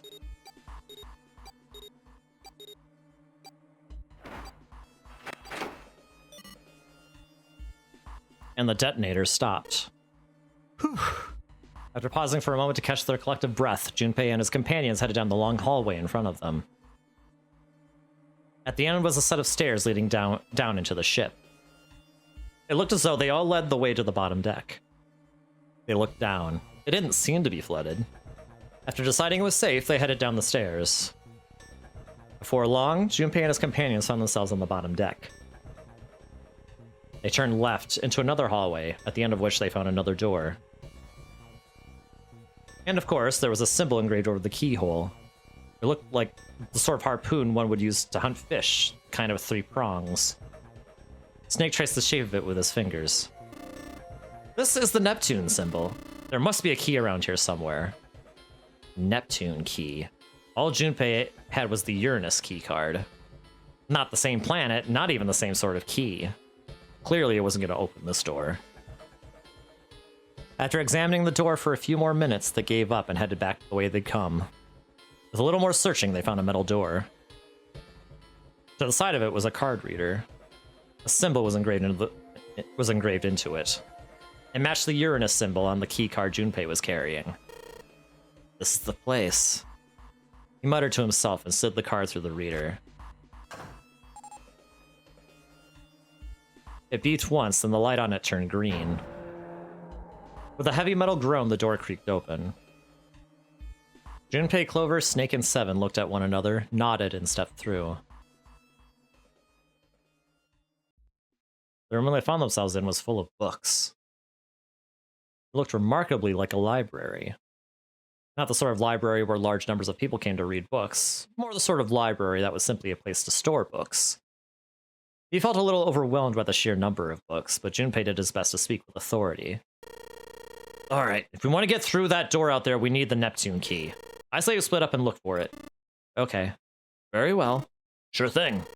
Good. Let's get started then. We don't have a lot of time. Hurry! Alice sleeps in a small chamber past the Forest of Knowledge. As he began his search, for reasons he didn't fully understand, Junpei felt those particular words float through his mind.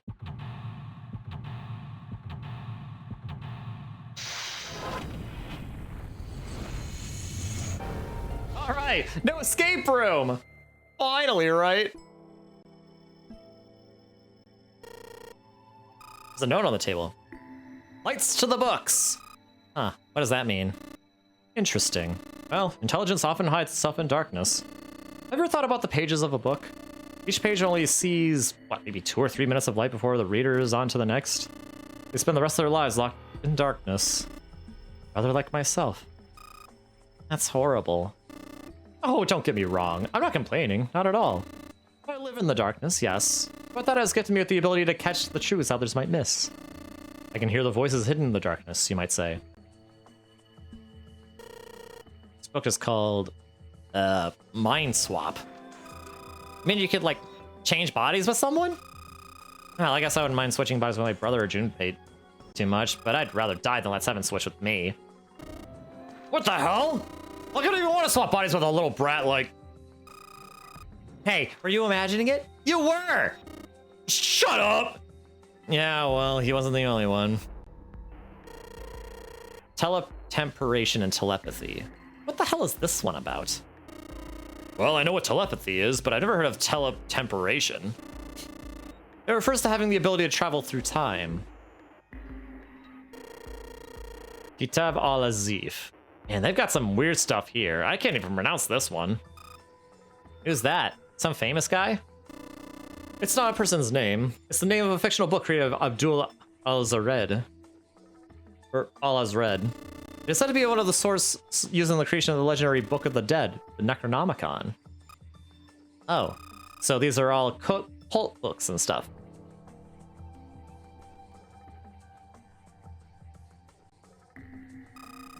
Paleontology. This one's about fossils, right? Ammonites are pretty nasty looking. Why did mankind lose their tails? Junpei, do you know what this one's about? Why are you asking me? I don't even know we had tails to lose. Maybe you should ask a human with a tail.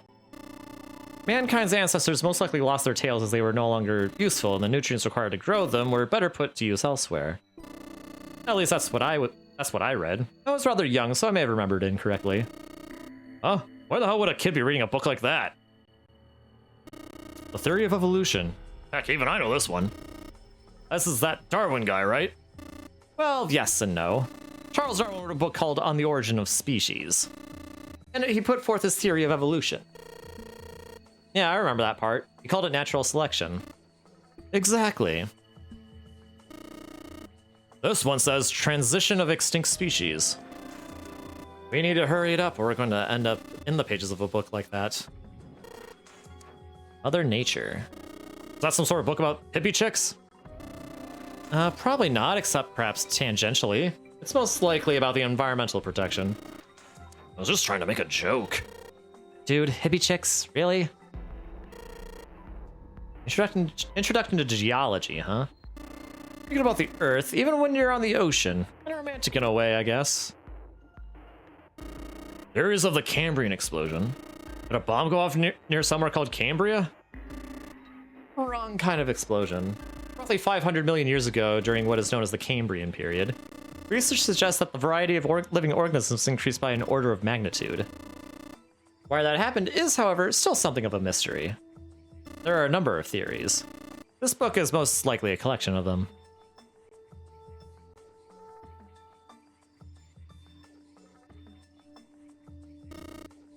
Energy theory, huh? I don't even understand the damn title. Looks like the shelf's all science and technology. Are property values going up out in space too these days? Man, guess times are tough for aliens too. This one says cosmic inflation. All that's here is Faraday's laws of electrolysis. I believe it's going to be about electrolysis in an electrolyte solution. These particular laws were set down by Michael Faraday, after whom the Faraday cage is named. A Faraday cage being, you know, something like your car acts during a lightning strike. Quantum gravity. Seven, do you have any idea what this is? How about you start by using real words? Then maybe we'll get somewhere. This book's called Cosmic Inflation. Supersymmetric string theory and 10-dimensional space-time. We're just talking about superstring theory. It's a theory of reality where How to explain? It says that all elements of the universe are governed by the vibrations and harmonics of tiny supersymmetric strings. Theory of general relativity, huh? Oh, I know this one! That's Einstein, right?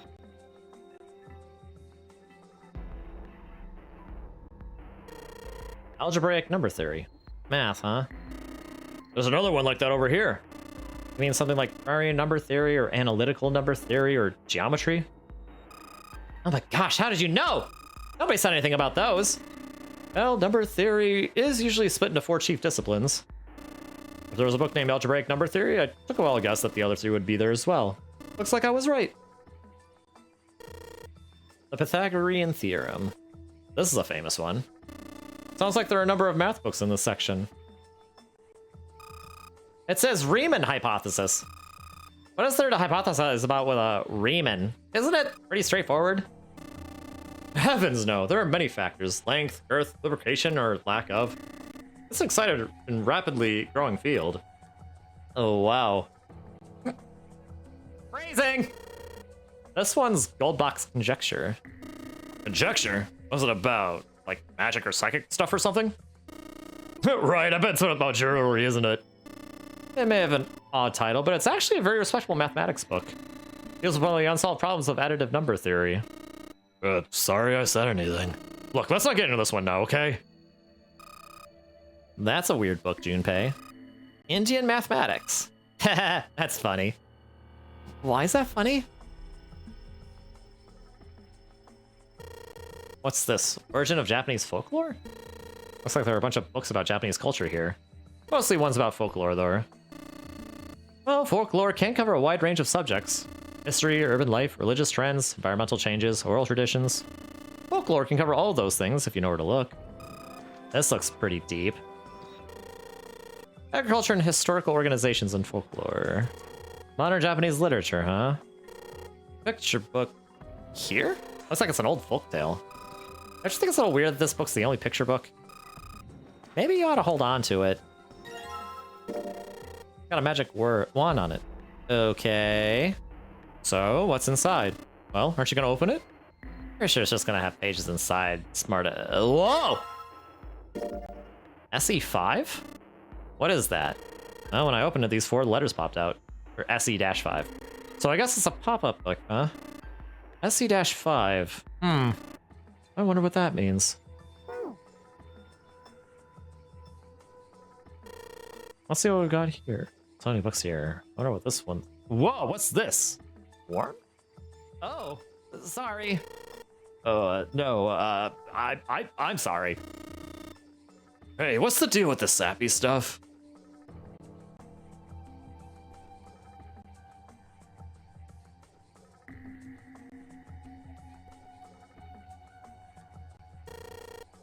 Dad Kind. What the hell is this?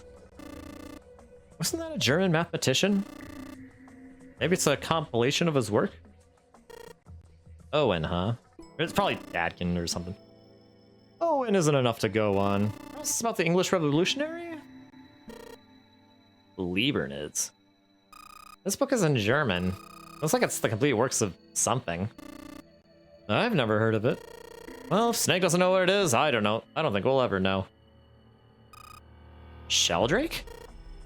Sheldrake. Isn't Sheldrake...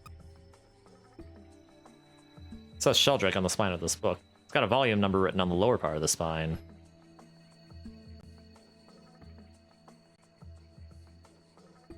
There are a number of other theory books along with the Riemann hypothesis.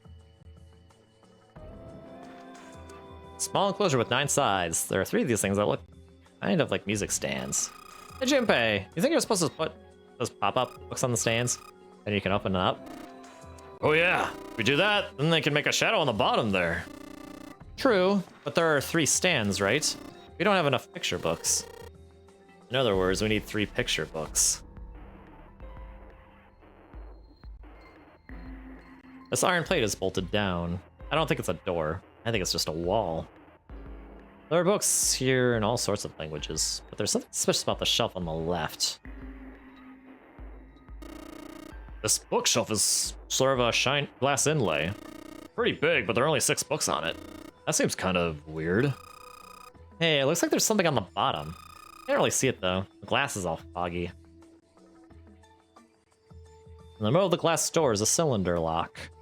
You know, the kind of lock where you rotate the numbers around until you've got the right ones to open it. What the hell is this? It's like they just gave us the answer.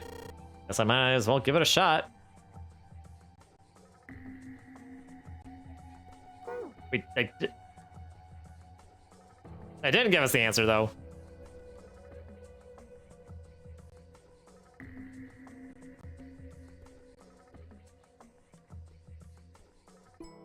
That's the scaffold from the top floor. This big opening was the door to the library. Pretty impressive. Almost looks like the door to a shrine or a church or something. There's another door after it, and then a passageway beyond that. At the end of that passageway is the door with that Neptune symbol engraved on it. Hurry up, we need to find the key with the mark of Neptune. Okay, that sounds like a job for the best brother and sister team in the world. Man, it's like 7 and I don't even exist. Hey, it's another one of those kids' picture books. Looks a lot like the other one we found. This one has some Native Americans on the cover. Hey, Junpei, take a look at this one. Native Americans, huh? And it's got some... Whoa! Got this one of them pop-up books, right? Got letters L, R, and K popping out of it. Can't make any sense out of them, though. Large, round, and kinky? No, probably not. Look, this one says Cultural Heritage of Rome. Oh, that's gotta be some serious... that's gotta be serious inheritance tax. Permian creatures? These little fancy for some kind of prehistoric critter. Not to mention most of them were likely reptiles and amphibians. Without hair, I can't imagine they had much need of perms. That's got nothing to do with this. What's Hellenism? I think it's something like a fusion of Greek and Oriental culture. These books all seem to be about history. History of the medieval period. Maybe it's about Sir Lancelot? Isn't he just a story? I don't think you're gonna find a guy who didn't really exist in a history book. This one's called History of the Western World. Well, I'd assume it's about European history. Yeah, just gonna leave it at that, Snake. Doesn't seem like you. Hey, look at this. This was called Greek mythology. Damn, that thing's huge. Can't imagine anyone's actually read the whole thing. For sure just put me to sleep. Oriental history. Maybe this one's about China's 4,000 years of history or something? Hey, Chinese history and Oriental history aren't the same thing.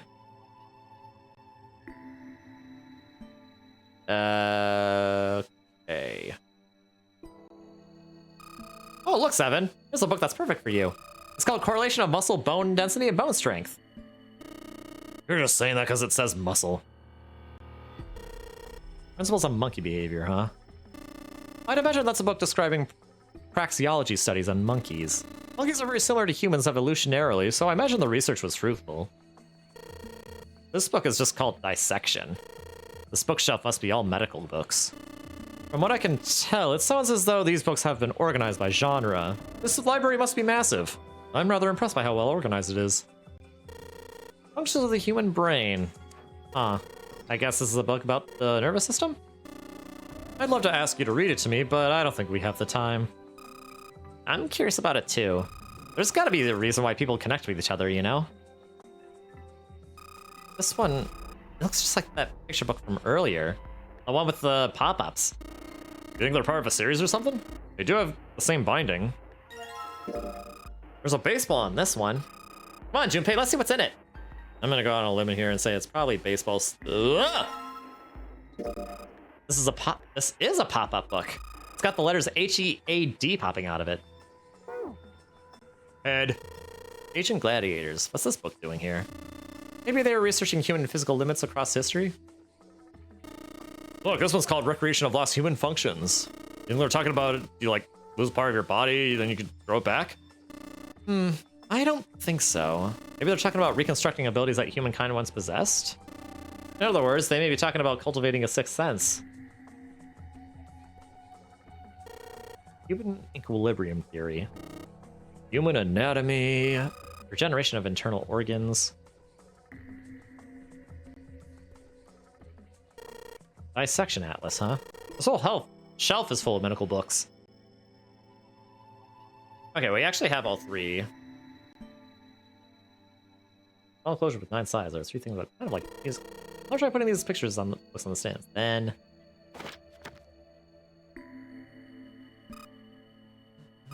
This is a little weird.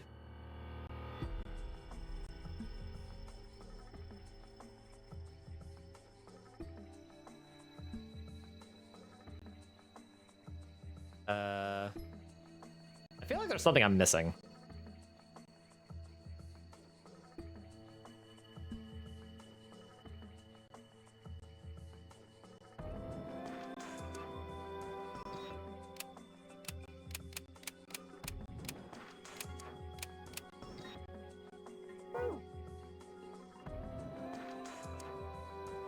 Did they give us a combination? Or wait, is there something?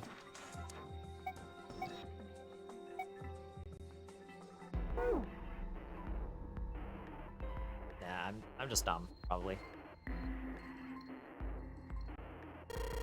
Energy theory, development of nanotechnology materials, interactions between shortwave energy and matter. What else we got? Just listening to you read those titles is giving me a headache. Can't say fancy technology stuff and I get along real well. You want to talk about that stuff and you're gonna put me to sleep. What's the deal with these titles? They're all just gibberish. Hey, what if we, like, switch them around? Switch them around? Yeah. Move around, maybe they'll spell something. Oh, I get it. Yeah, heck, it's worth a shot.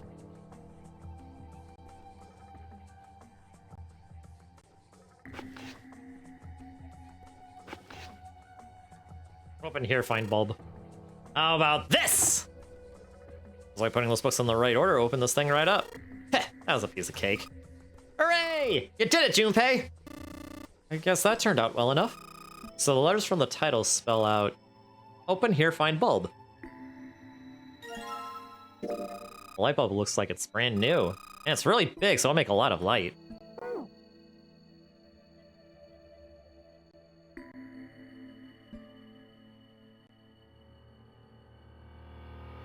Three lights in this thing. They're very bright, though. Hey, didn't we find some kind of really powerful light bulb earlier? Why don't you put it into one of those lights? Yeah, well, it'll get a lot brighter, but if there are 3 lights, that means 3 light bulbs. There won't be much point unless we can replace all 3 bulbs. Need 3 light bulbs, huh?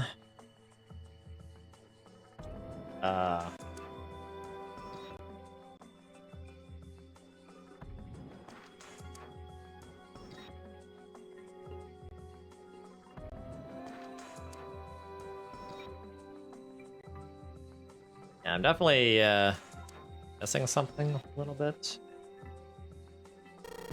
Communication and computer science, huh? That's a pretty generic title. To be honest, it's so vague, I don't really know what it might be about. An overview of photochemistry? I think whoever set this up wanted us to see the cover, not the spine. Let's look at it, okay? Ah, looks like there's a whole lot of space behind these books. Look, Junpei! I think there's something hidden behind the books! Whoa! Light bulb! What's that one called? It says Foundations of DNA and Genetic Engineering. Automated robotic assembly line techniques. Huh. What's that? Some sort of comic book? Geez, I guess boys really like that stuff, huh? No, you're thinking of a different sort of robot. This book is talking about automated machinery that's used to build things like cars. Well, there was a light bulb here. There isn't anything here now.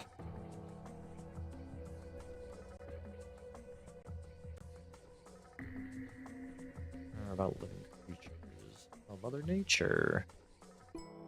There was something that I missed.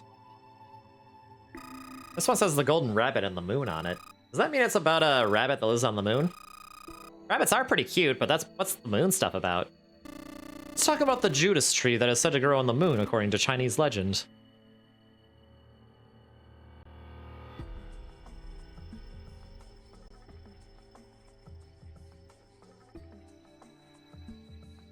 Yeah, there has to be a section I'm missing. Creatures of the South Seas, huh? I wonder if this one's got pictures of colorful fish and stuff. Electrographia, huh? Oh yes, Robert Hooke's famous work. First published in 1665.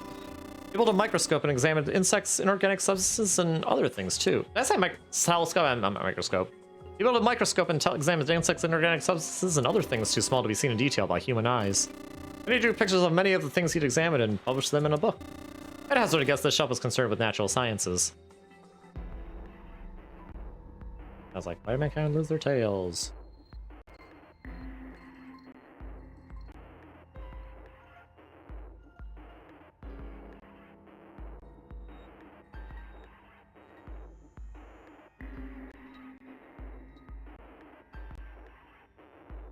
Alright, well, I already found that one. What's this? An overview of conformal field theory.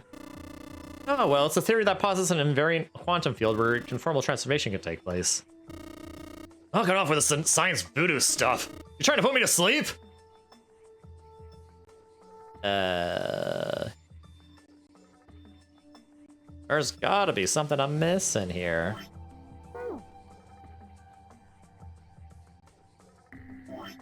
Okay, that... both those I can't really, examine.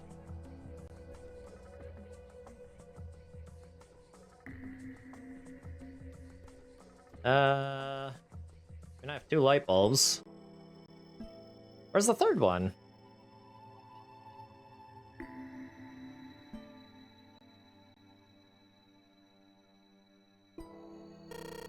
Black hole hypothesis. Gamma ray astrophysics.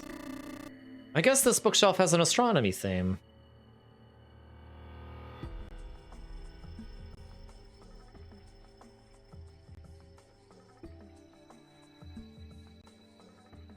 Handrail is made of metal. Probably a wise choice of building material.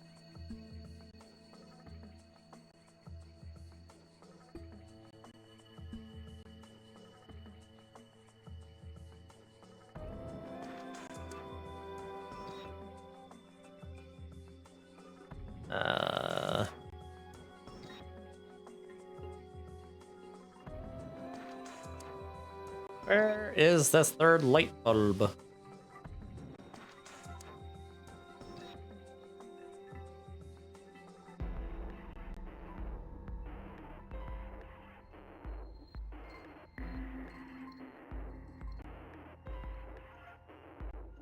Awesome, there's a lock on the glass door. Yep, won't budge.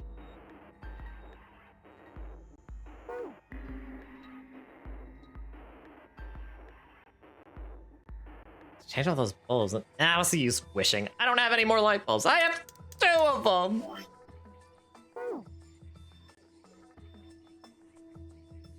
Do we really need 3 of them?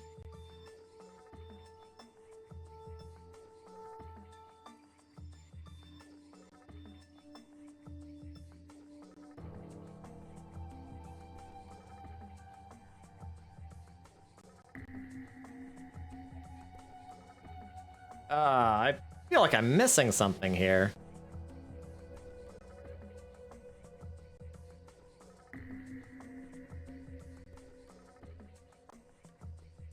What's on the shelf?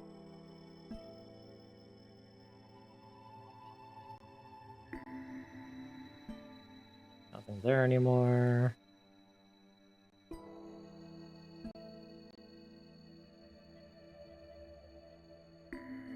Theory, general relativity.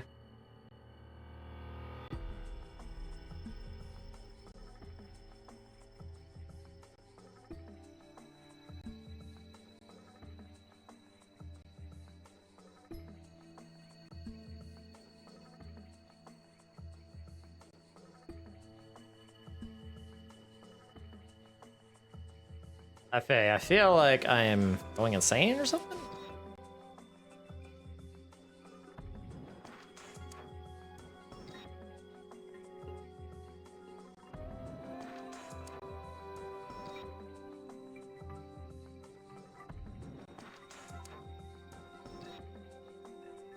Mother Nature, no. Alright, open that one.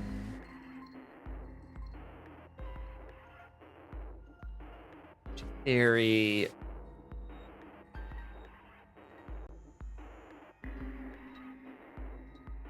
Guess I have no choice, I gotta go down.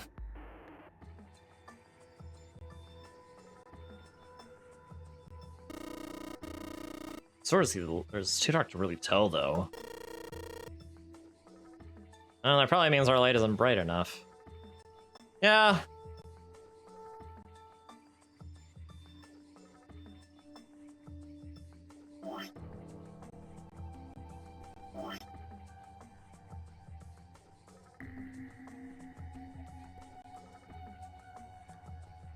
There's one light bulb I'm missing here.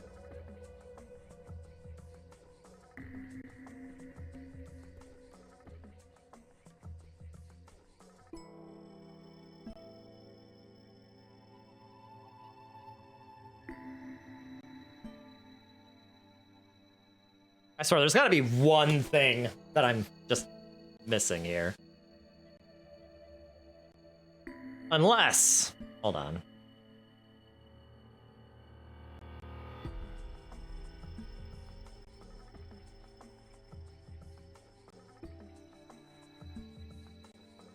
What if...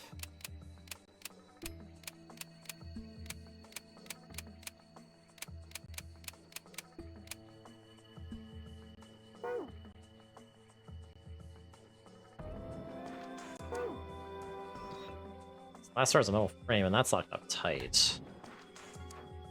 There are a couple of books on the glass shelf. Left, right, they say volume 6, volume 3, 2, 4, 1, and 5. Oh, okay. 6, 3, 2, 4, 1, 5. 6, 3, 2, 4, 1.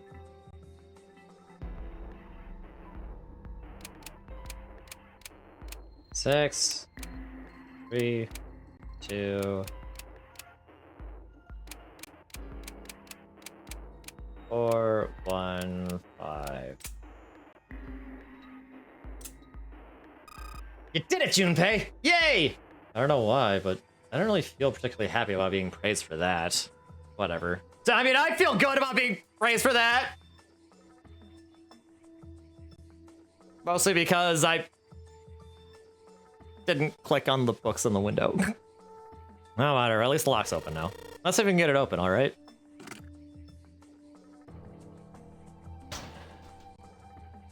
All 6 books are going to be pointing at the cylinder number lock.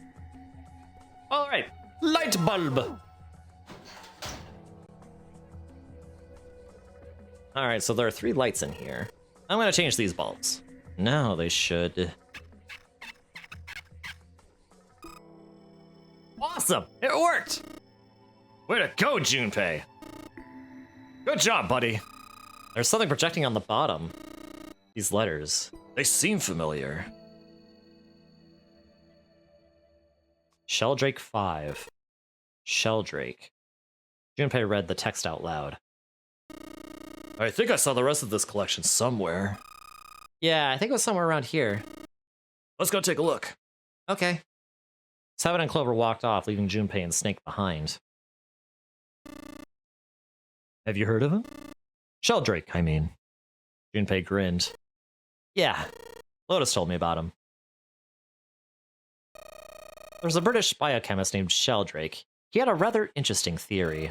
The theory of morphogenetic fields, which relies on the theory of morphic resonance. Really? From Lotus, huh? Well, Clover also said something to me about that stuff. She did? Yeah. What was it? The ability to access a morphogenetic field is affected by a couple of things. The first is epiphany, and the other is danger. That girl. I told her not to tell anyone. You did? Why? Junpei's eyes narrowed. Look, man, I didn't push it because we're in a hurry, but I'm kind of sick of this. How about you just tell me, okay? Tell you what? Don't give me that. About the experiment. Snake's shoulders slumped and he shook his head slowly. He'd finally given up. Very well, fine. I'll tell you everything. But not here. Let's move to the top floor. Junpei nodded. With that, they climbed the stairs to the top floor.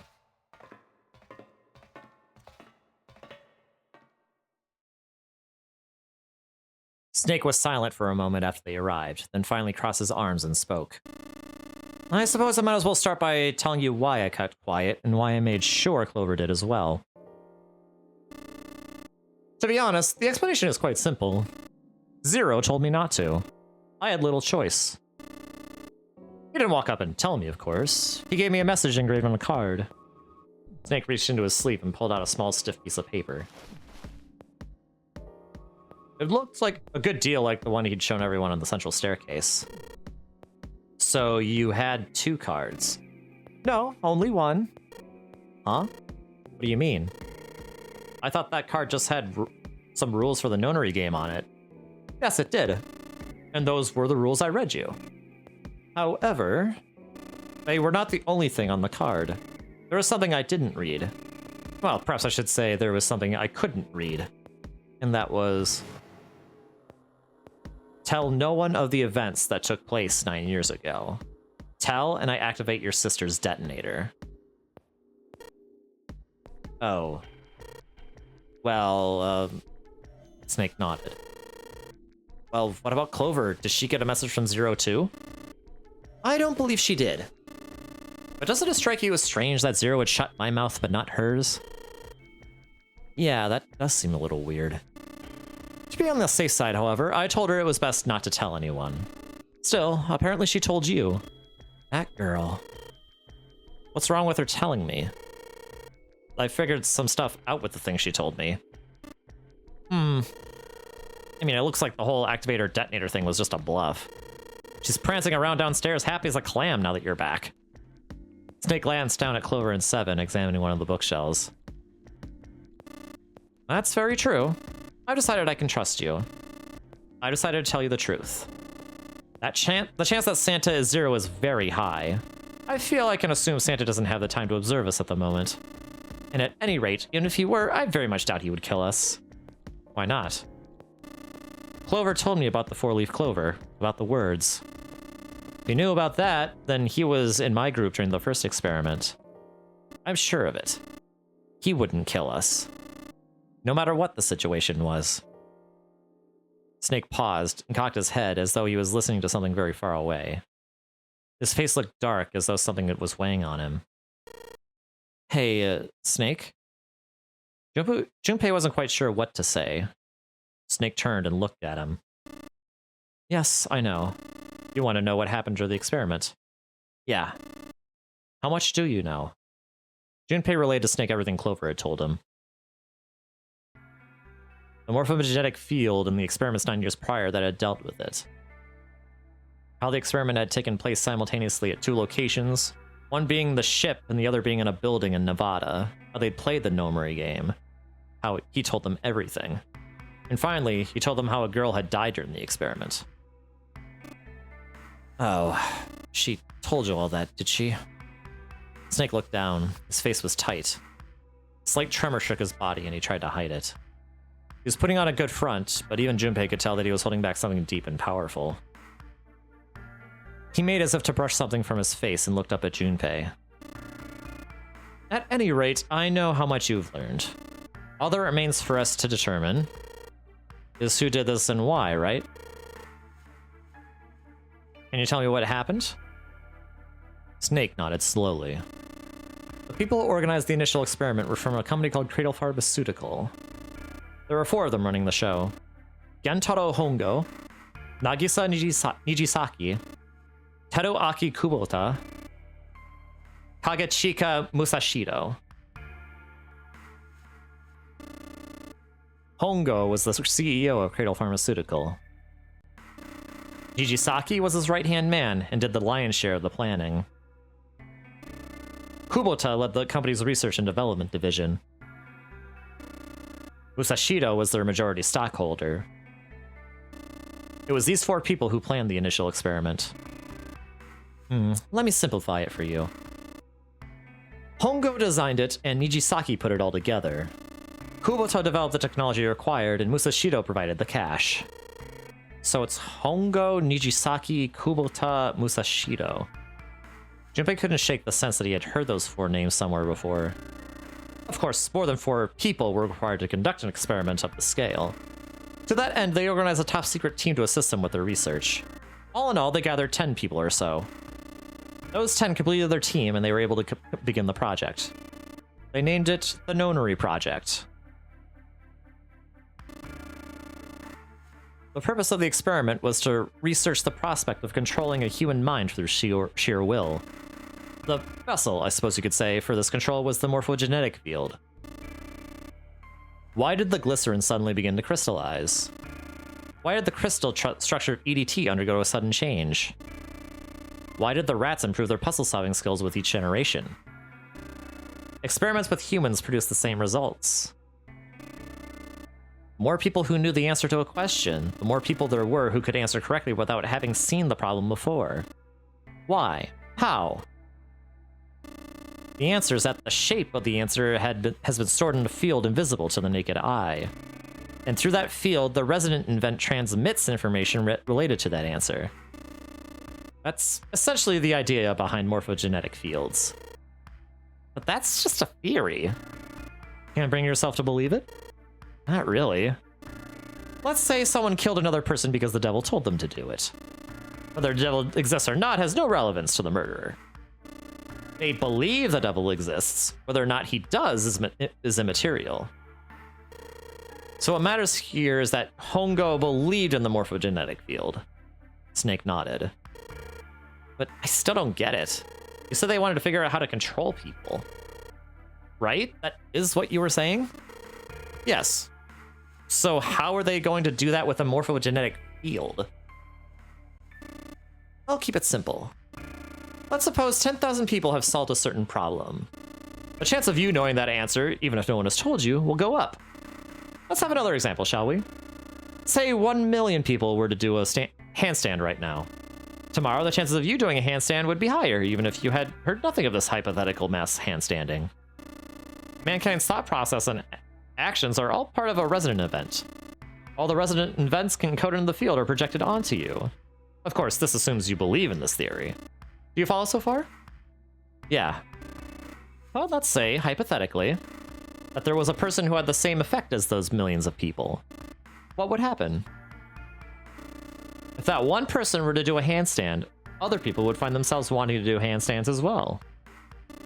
Can you imagine what a person with powers like that would be able to do? Come on, there's no way. I'm not done.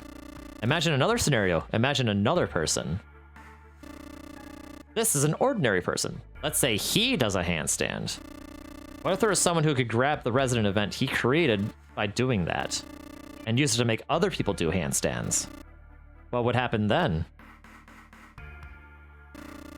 A person who has the power to write to the field and someone who can read from the same. You can think of them as the writer and the reader, or the transmitter and the receiver. What would the world be like if there were people with abilities like these? Junpei thought about it for a moment. So the transmitter's resident event can be transmitted through the field and sent to the receiver. And then the transmitter can control the receiver however they wish. That's what you're saying, right? Yes, close enough at least. Come on, that's just crazy. Well, if you want to prove that, then you'll have to test it first. At least that's how they thought. That was why they decided to do their experiment. That was how the Nonary project began. Snake just suddenly looked very serious. Junpei, have you ever heard of the Gansfeld experiment? Junpei nodded. Yeah, that was an experiment in telepathy, right? They put a pair of subjects in separate rooms, and they showed one of them a picture and asked the other one what they saw. Interesting. I'm impressed. Yes, that is exactly correct. So why'd you bring up the Gansfeld experiment? It was used to screen subjects for the Nonary project. The hospital in a remote town was affiliated with Cradle Pharmaceutical.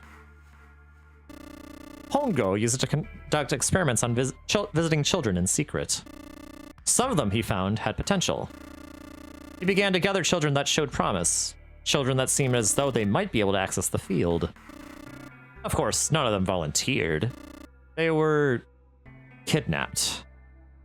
His face barely moved as he spoke. There were 9 pairs of siblings taken, for 18 children total. For reasons that were not fully understood at the time, each pair had 1 transmitter and 1 receiver. They were split perfectly. As such, the 18 children were split into 2 groups of 9. The children who were put into Group Q were the ones who excelled at transmitting. They were transferred to the mock experiment known as Building Q in the Nevada desert. Children who excelled at receiving were put in Group A. The members of Group A were placed on the former hospital ship Gigantic. From the experiments he had conducted so far, Hongo had learned the following. There are two things that can increase one's resonance with the fields. The first is epiphany. The other is danger. Have you ever been faced with an especially difficult problem and thought about it very long and very hard until finally an answer suddenly appeared in your mind? It may seem obvious to say so, but that is what is meant by epiphany. The information obtained through that epiphany can be easily transmitted through the fields, where it can be easily interpreted. Adding danger to that equation allows for even easier field access. Therefore, Hongo set up a number of puzzles across the Gigantic. The participants had to solve each puzzle before they could move to the next room. Of course, he hadn't forgotten to include danger. More specifically, he had detonated a bomb on the hull of the Gigantic. The children in Group A were forced to play the Nonary Game as the ship sunk. Or sank. Should be sank. By forcing the children into a life or death situation, Hongo hoped to increase the likelihood of their tapping into the fields. The children from Group Q, on the other hand, were confined to the mock experiment building, Building Q. Building Q duplicated the interior and the puzzles of the Gigantic exactly. Hongo explained the situation to the children in Group Q. Solve the puzzles you find throughout the rooms. When you solve them, transmit that information to the children in Group A. If you succeed, they will be able to solve the puzzles and escape. But if you fail, then the Gigantic will sink and your brothers and sisters will drown. Do you know why the astronauts of Apollo 13 were able to return to Earth safely? It was because NASA had access to a replica of the Apollo 13 capsule. All of the equipment, the instruments, everything, all of it identical. NASA was able to replicate the situation the astronauts were facing. By putting themselves in the same situation, they attempted to solve the problems they knew the astronauts were experiencing. Once they had found solutions, they reported their findings to the men aboard the actual capsule. That was how they were able to return safely. It was the same with the Gigantic in Building Q. The children from Group Q had to use the power of epiphany to solve the puzzles they found and transmit what they learned through the fields. The children in Group A, however, had to access the fields to learn how they might advance to the next stage. That is the simplest explanation I can manage. Snake sounded defeated. His half-hearted attempt at derision served only to show how much the story had affected him. Just as Junpei was about to speak. Hey, Junpei! Snake! How much longer are you gonna sit around on those bony asses? Get down here already! Seven's voice echoed up from below. Snake took a deep breath and blinked rapidly, as if just waking up from a long nap. He's right. Let's go, shall we? We don't have much time. We need to get out of here, and soon. Snake headed for the stairs, but Junpei pulled out an arm to stop him. Hold it. There's one more thing I want to ask you. Are you sure that there were 18 kids? Why? Well, I thought it was only 16. Oh, yes, that was what they said on the news, wasn't it? Yes, I have no doubt that 18 children were abducted and used in Hongo's experiment. After all, you couldn't exactly play a Nonary game with any less, could you? Well, yeah, but... Are you saying that the news got it wrong? Yes, I am. There were 2 more children. However, they had no relatives that I'm aware of. I imagine no one filed a police report when they went missing.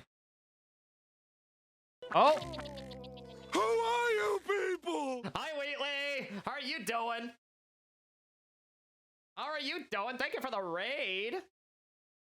How was your stream? How was your stream, Wheatley? Don't know who I killed there. Carbon roller, evidently. What were you up to? Oh, Go. I love the strat. I love the strat here. Just said Using the Kraken to defend the Rainmaker, or to be defended by the defended as the Rainmaker with the Kraken. That's pretty nice. Well done. You're doing pretty good. Started Hollow Knight. It's been a blast. Ah, that is a game that's on my to-do list. I really, really need to play that game. I love Metroidvanias a lot. So it really makes no sense why I haven't played it yet. So I really should. And another fist bump. Sorry, I had to take a drink. I've been reading all night. And I'm still not done. I'm going to get this game done tonight, y'all. Well, that's great. That's great. Metroidvanias are great. On the contrary, you streamed 999 before, so it was a perfectly fitting rate. Wait, really? Oh, so you know exactly what's happening now, don't you? And what exactly is going to happen in the next, or like what exactly is going to come out in a revelation in the next few seconds? Ho ho ho ho ho! Well, I appreciate the raid, especially by someone who knows about 999. I actually did not know that you knew about 999. Spoiler, digital root. Gosh dang it! I mean, yes, probably. Something about digital roots. Yes, how are you doing, Rube? Yes, how are you doing as well, Rube? And Mystery MK8 and Vortex. Thank you for the raid. Thank you. I appreciate it. You played the entire Zero Escape franchise for better or for worse. What do you mean for worse? I mean, okay. I know people's opinions on ZTD are probably mixed. But personally, I am just very glad that that game exists at all. You know?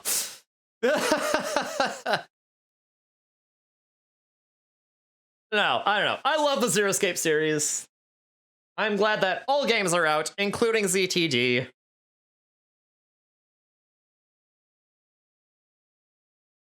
And hey, I'm also glad that AI the Somnian Files exists.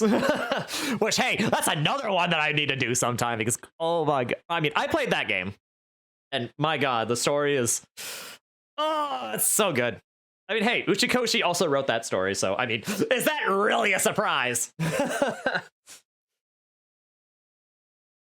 But man, it's just... I love it. I love it. You stream that too? Oh my goodness! Now you're just...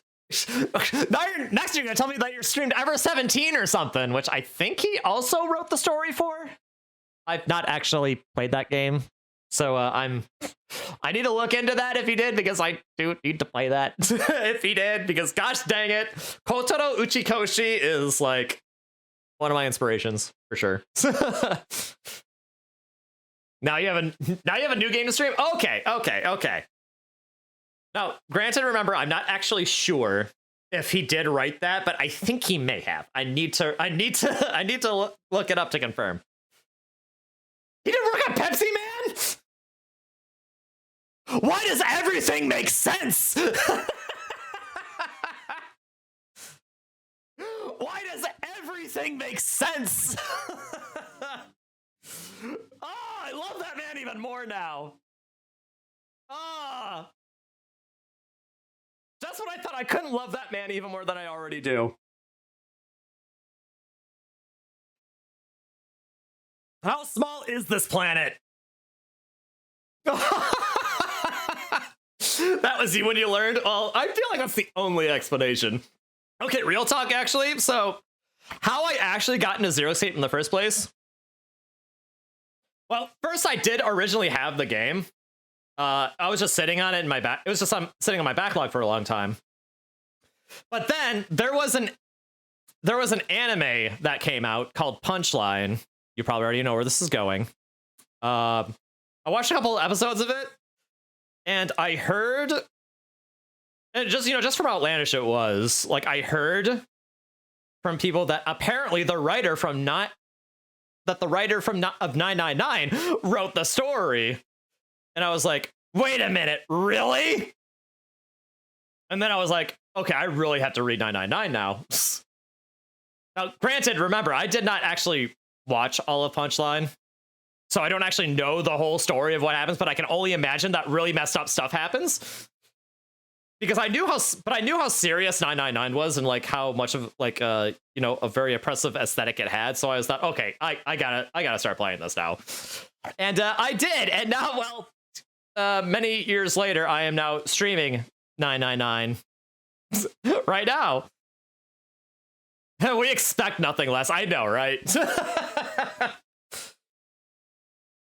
yeah, so I've been on the Uchikoshi hype train for a long time, and I can only hope he's coming out with another game. Because I really want more of his stories, man. I love his writings, man. I love the twists he does. I love how I love the philosophy he puts into games, or like, you know, into his stories. I don't know. It makes my brain go sparky as a writer myself. But yeah, okay. So then on that subject, because I don't want to drag out the stream for too much longer than it has to, because there is still quite a bit to go. Because this is still the second to last escape room in the game. Is the story that Snake is telling us. He's telling us about the experiment that took place 9 years ago, you know, the original Nonary game. And now the topic has come up about the 2 additional children that Junpei was not originally aware of, because the news had said it was only 16 children that went missing instead of 18.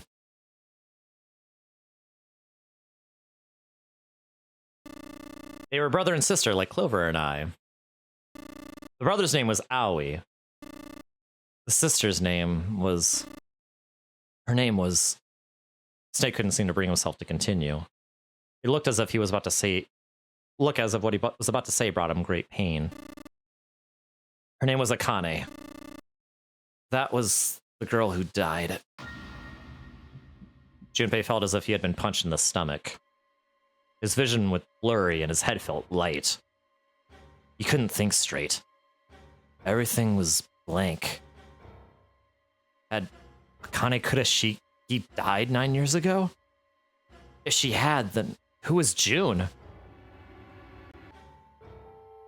No, that was impossible. It couldn't be true.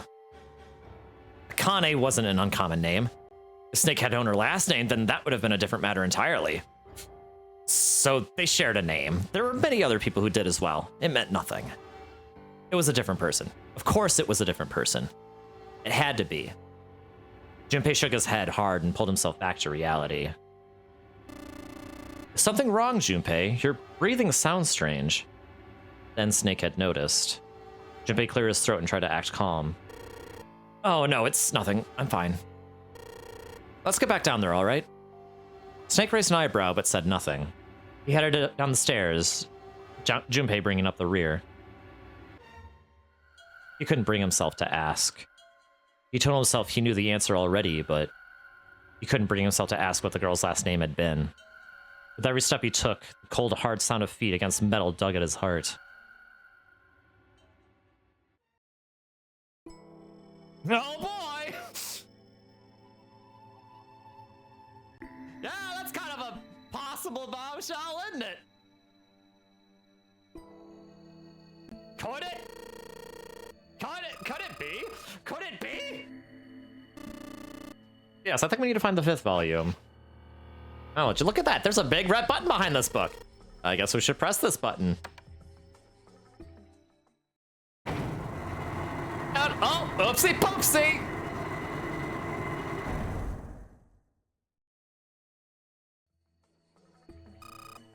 What was that sound? It sounded like there was something really big was moving. It came from the top floor. All right, let's go check it out. All right, let's go check it out, as Junpei said, and I just repeated. Well, I bet you gotta type something on that keyboard. Yeah, but you can only enter letters. It looks like you only enter 4 letters. Let's see how it works. I guess you need to hit enter once you type in the letters. And you can erase what you typed with CRL. Okay, I get the basic operations. Let's give it a shot. Okay, well, I kind of know the solution to this problem anyway. Because 1, I already played this game, and 2, this is kind of a simple solution if you're familiar with the base number systems that are different than 10. You just need to learn to remember there is 0 escape. Exactly. Well, enjoy your work, Wheatley. Again, I thank you for the raid. I appreciate it. And I'm glad that we get that we were able to bond a little bit on Koto no Uchikoshi. That madman. That's so. Oh man, he's freaking genius, man. I love him. I love him so much. But yes, enjoy your lurk, Wheatley. All right, so 13. Okay, so that's D. 14 is E, because that comes right after it. 10 is A. And 13 again is D. So yeah, that's just hexadecimal, written in Roman numerals. Yay! You did it, Junpei! It's unlocked now! Good job, Junpei. Whoa there, don't get too excited. Password was dead, remember? This makes me think whatever's waiting for us isn't good. So what? Jeez, you're such an old lady. You can't be worrying about stuff like that. Hey, come on, we got it to unlock, didn't we? Let's go, hurry up! And hey, this means I'll get in a... All right, let's get this thing open. And hey, let's not forget, the other reason why I'm doing the DS version, I guess there were actually 3 reasons I did this. Well, actually, no, that was the first reason I gave. So yeah, back to that first reason. Achievement unlocked! A ghost of the past. The door opened, and Junpei and the others left through it. But no sooner had they done so, than the clang of metal on metal rang out behind them. They spun around. The door they'd just come through had slammed shut. Junpei grabbed a hold of it with both hands and pulled with all his strength. Damn it! Looks like it locks automatically. Is there any other way out? Well, there's another door over on the right. There's a card reader next to it. Got a red light on it, though, so I'm pretty sure it's locked, too. But there is a card reader, right? Yeah. And perhaps if we find a key card, we could open the door and leave? Well, yeah, that might work, but... Hey, wait a minute! You're saying we're gonna have to search through this room for one little card? Oh, man. It took a second look at the room they found themselves in. You're always wanting to talk about the chaos Uchikoshi brings for our lives, and yes, I know, Lurk. Yeah. I'm just glad that there's another one of us who was also on Uchikoshi's wild ride. And hey, this is one that I never want to get off of.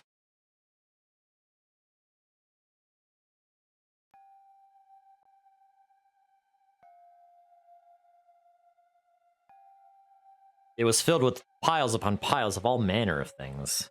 The only word that could describe it was chaotic. Hey, get it? Chaotic? Uchikoshi chaos? Or just organized chaos? Who could say? It was like a tornado had passed through, followed by a giant who had picked up and shaken the entire room a few times. Junpei's heart fell. Clover and Seven looked as though they were about to cry. Well, we can sit down and wait to die, if that's what you'd prefer. I'd rather doubt that, however, so it'd be wise to start looking. We haven't much time. Let's find that key card. Oh, and the Neptune key as well. We won't be able to get through the hallway without it. All right then, let's begin. Although I'm thinking they're one and the same card. Because that's been the case in the other rooms.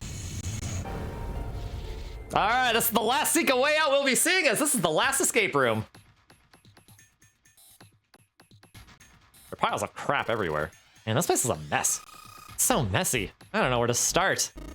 Some of this crap looks familiar. I think a lot of these parts are the puzzle we solved in the other rooms. If that's true, then this room could be Zero's laboratory. Perhaps Zero would shut himself in this room to devise the machines and puzzles he needed to see his plans come to fruition.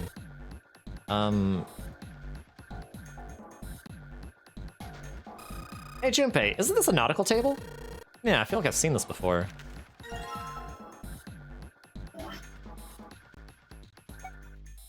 A nautical table.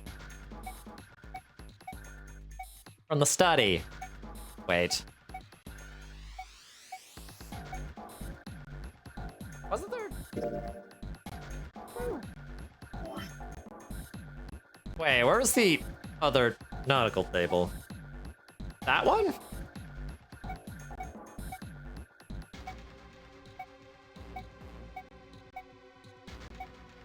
Oh,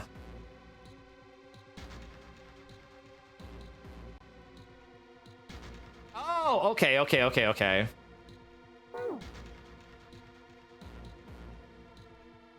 Yeah, okay. That is a different nautical chart.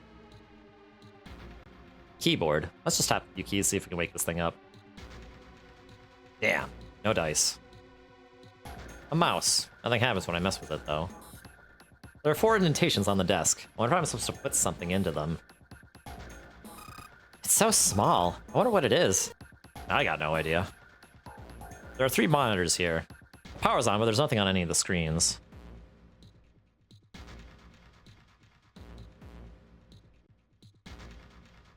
The screen is huge. I wonder why it's blue.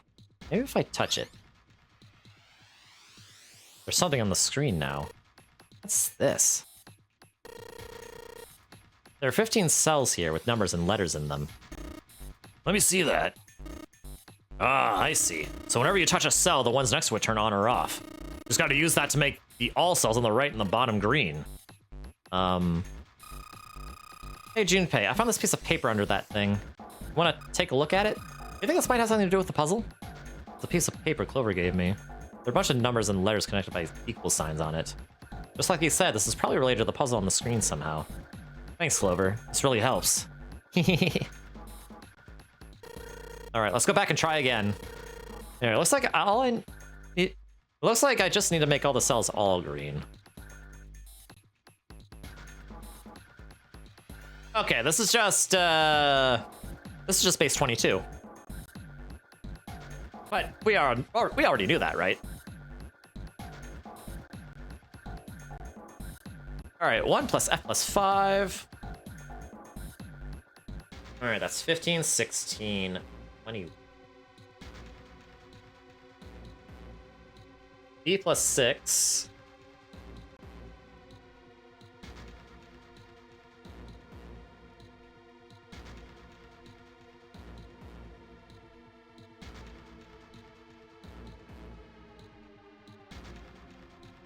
Wait a minute, though. Oh. Wait, this is basically identical to that other puzzle. There's no math involved here!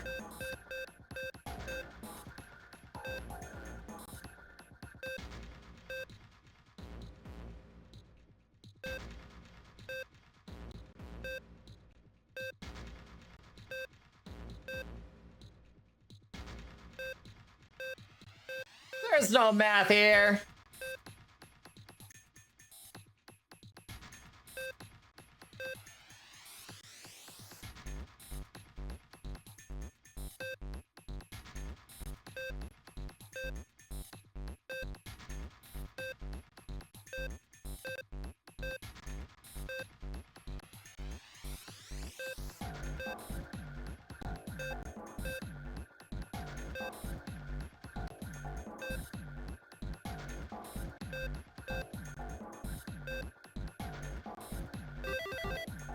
There we go. You did it, Junpei! You're so smart! You seem to have done an excellent job and solved the puzzle. Just what I would have expected of you, Junpei. Come on, you're embarrassing me. Whoa, don't get cocky, kid. We don't got time for that. Look at this. Check out the right edge of the control panel. The lid slid open and something came out.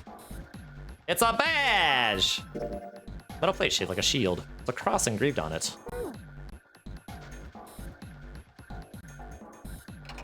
Alright, put the emblems into the 4 indentations of the desk, but... I don't have any. Wait, what's Snake doing? I feel symbols engraved just above each indentation. On the upper left is the steering wheel symbol. On the upper right, the cross symbol. On the bottom left, the mysterious circle symbol. And lastly, the waffle pattern is engraved near the bottom right indentation. Additionally, each symbol seems to have been given a number. 1 steering wheel, 2 cross, 3 mysterious circle, and 4 waffle patterns. Perhaps we need to insert the emblems in this order? That order, huh?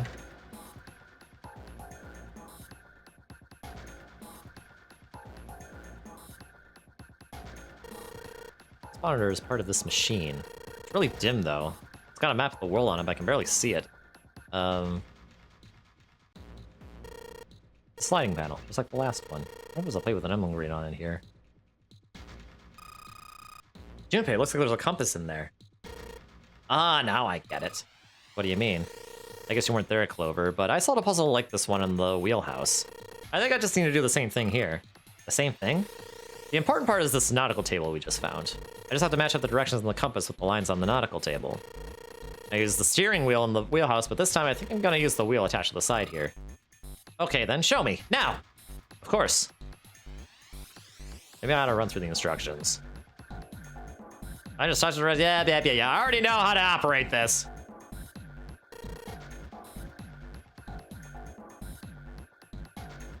Okay, first south.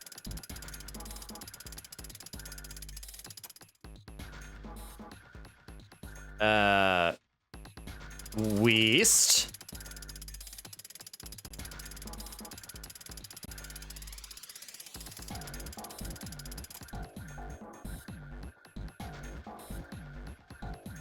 And southeast.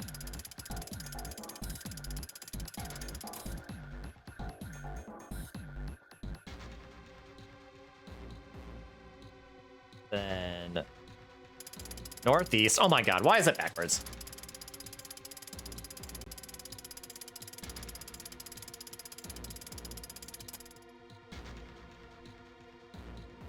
Then east.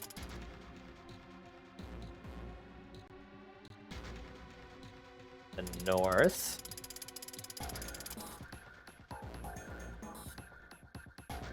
And then east.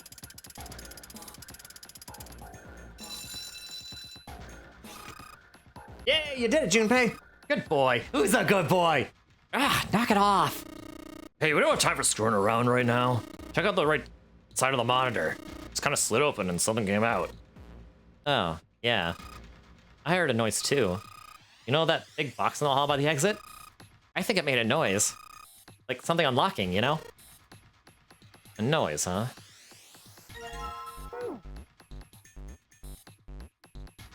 That's the exit. You gotta get it open as fast as we can. There's some monitors hanging out from the ceiling.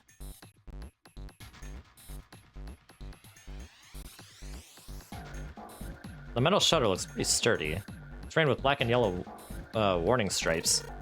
Alright, let's open it. Oh, holy shit. That is pretty damn creepy. There's a coffin in there. Coffin. Oh man, the seventh think. Yeah, he's all pale. He's thinking of the same thing I am. No way. Could this be? I'm sorry, but what's going on? It's a coffin! I wonder if there is a vampire in it. Right, I guess Clover and Snake don't know the story. Man, I can't bring myself to tell them. Well, at any rate, let's have a look around. There's a metal plaque on the coffin. Snake's touching it. All ice. Ah, the two machines. Holy shit. Man, this is serious. Oh well, let's open it, shall we? Clover, if you could give me a hand. Okay, got it. Ready? 3, 2, 1. Ha! No luck. Doesn't seem to be ready to open. Yeah, but it's not like it's screwed shut or something. Yes, I believe it's locked in some other way. Hey, Seven, you think you'd open up with your superhuman strength? No, What's wrong? I think I'll just pass on this one, okay? What the heck? Very well, we'll just have to give up on the coffin for now. Let's look around the room a little more, shall we? Alice sleeps in a small chamber past the forest of knowledge beneath the navel of the gigantic. Is that actually true? Coffin. Doesn't have a lock that I can see. There's a metal plaque on it that says all ice.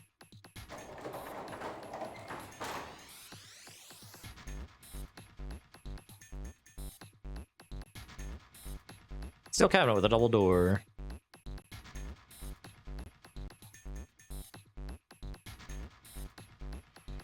We'll try for this thing. Nothing happens when I press the buttons. Oh, right. I was already there.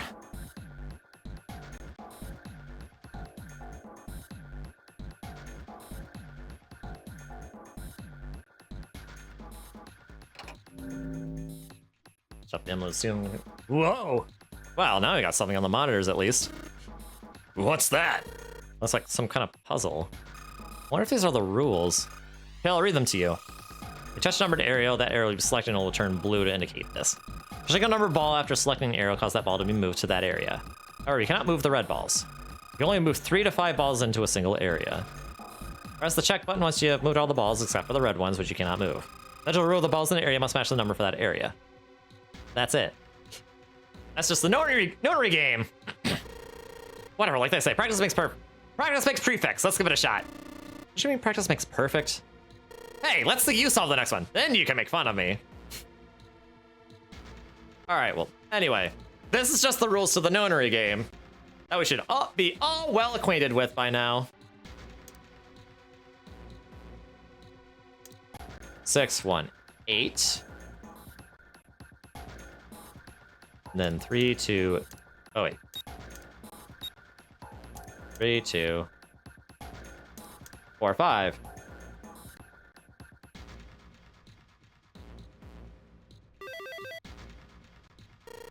Okay, this is it, right? But nothing's happening. There are still 3 more annotations left empty. I imagine something will happen when they are all filled. Doesn't that seem likely?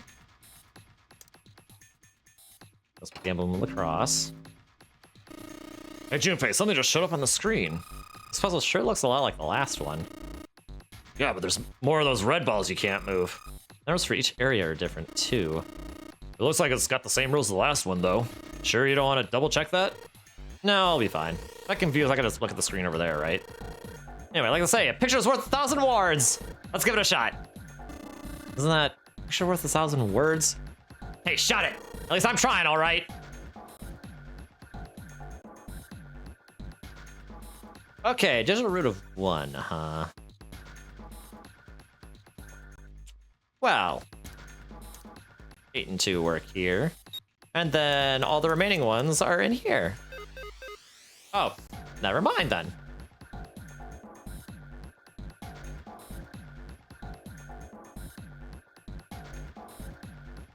Okay, 3 and 6, 4 and 5, and... Oh, there has to be at least 3, right? Duh.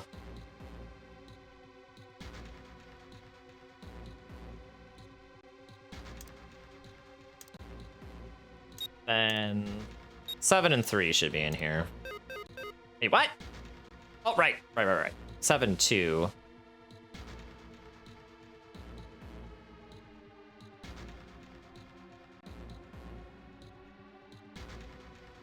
That's 9 plus 1.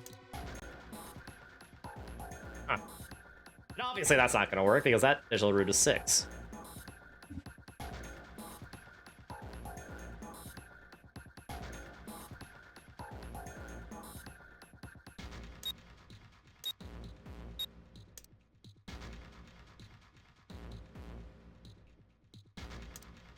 So 6 and 3, that's 9.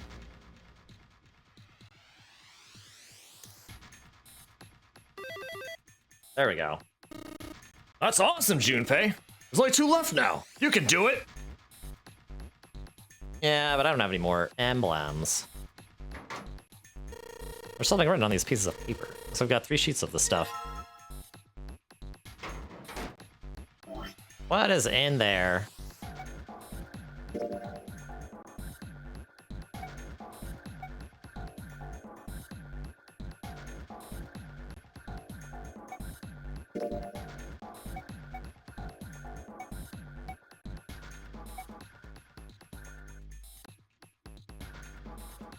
Da, da, da, da, da, da.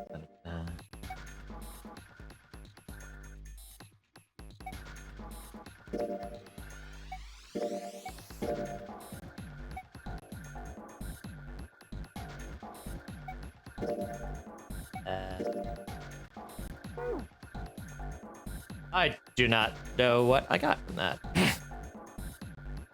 The files like crap everywhere. This is a pretty impressive mess. Try and search every one of these. We're gonna be at it till the cows come home. Well, that doesn't seem too bad. We won't have to go bring them in ourselves then. Don't you get smart with me, kid? How about we deal with this area later, okay, guys? Maybe we should try something more promising. the machine. The rest makes it feel rough.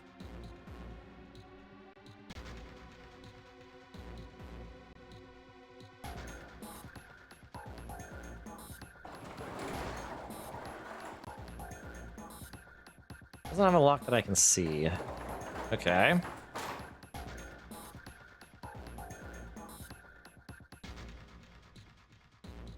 Where's I don't know, looks like a little rubber with his eye popped out. Dang it, Junpei. Ventilation fans. There are metal bars over the openings, though. You can't go through them. A pipe. A pipe. A pipe. There's 3 pipes here.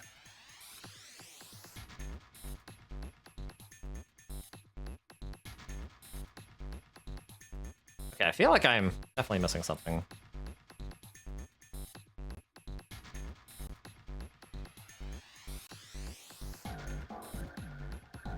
I feel like there is a puzzle that I am missing for some reason. That's where we came through. It's locked now. Hey, Clover, why don't you hang off those monitors? No way! Why should I have to do something like that? Oh, I get it. You're gonna try and sneak a peek inside my underwear, aren't you? That's impossible. How can I see inside them? What? You pervert! You're a dirty old man! Whoa, hey! Lay off, all right? I'm not an old man! You should be saying you're not dirty!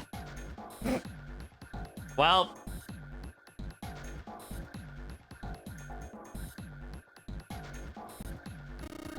Come on, Junpei, knock it off, all right? There's nothing over there. I just want to be sure, okay? Jeez.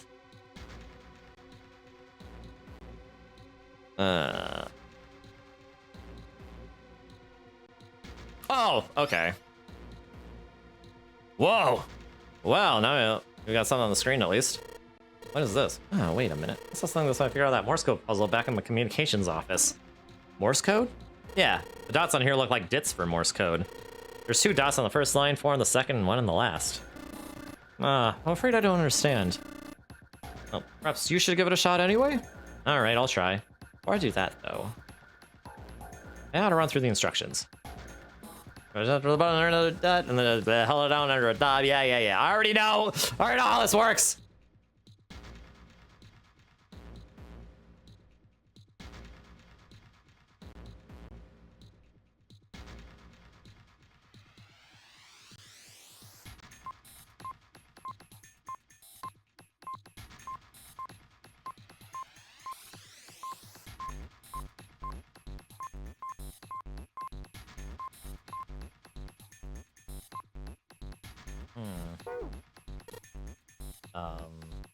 Okay, what was that thing that I got?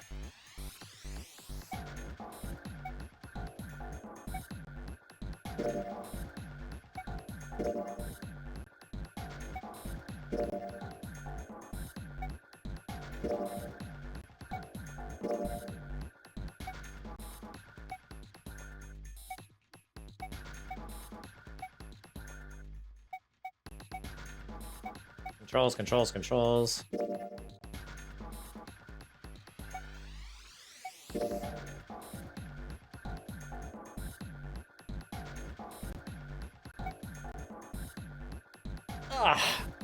What was that thing that is it? It's on my items.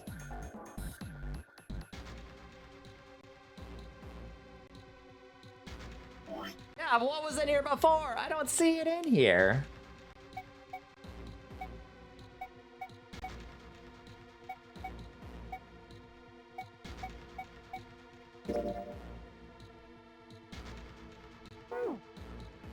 I did not want to close that.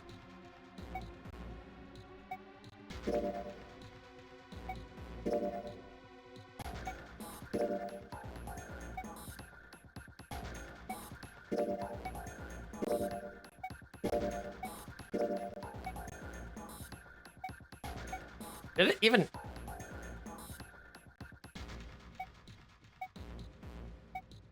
Wait a minute.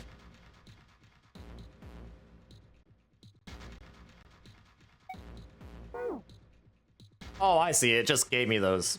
Just all it did was just give me those.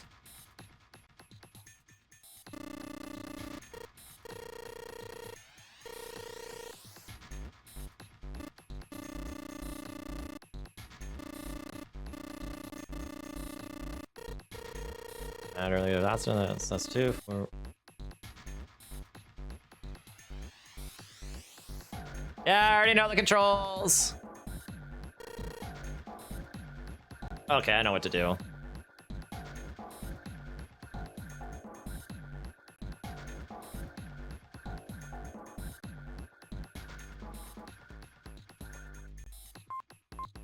Two, 4,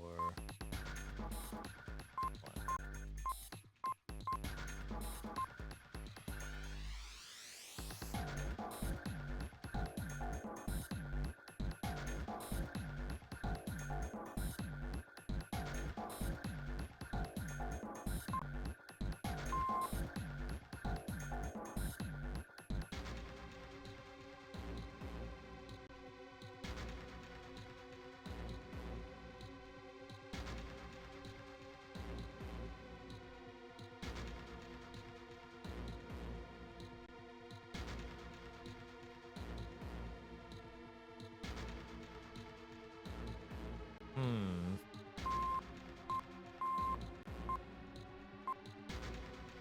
No.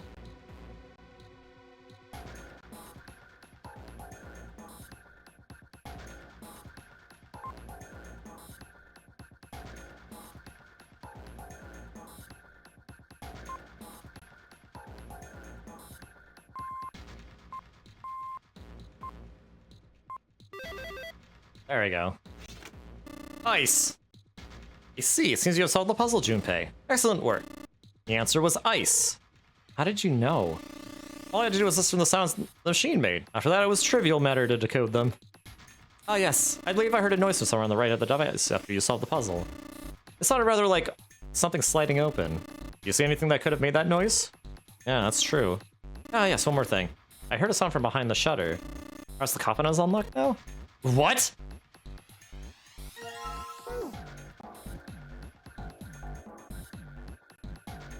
Oh boy.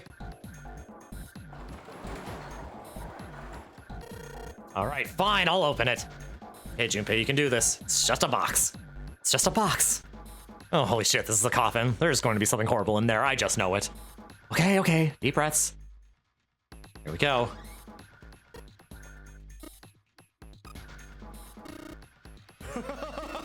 Oh man, there's nobody in there. Shit, I can't believe I was scared of something like that. What do you mean nobody? Are you expecting someone to be in there? Eh, it's a long story. Just ask Junpei about it sometime. No, just like Seven said, there's nobody in there. There is something in there though. Well, two somethings actually. What is that? There are two things on the bottom of the coffin. So I got a plate with an emblem on it, and the Neptune key! Yes, we finally found it! Now we can get through the hallway! That's correct, Clover, but we do need to get out of this room first, you know? Yeah, I know. Okay, let's get the hell out of here as quickly as possible. I don't have any objections to that. Also, I just realized that I thought that the Neptune key was going to be a key card. After completely forgetting that the lock that they encountered in the hallway was actually a physical lock and not a key card lock. I am a dum-dum. I don't think I'll use the Neptune key in this room. It's really important though, so I'll keep it in my pocket for now. As far as the other thing goes.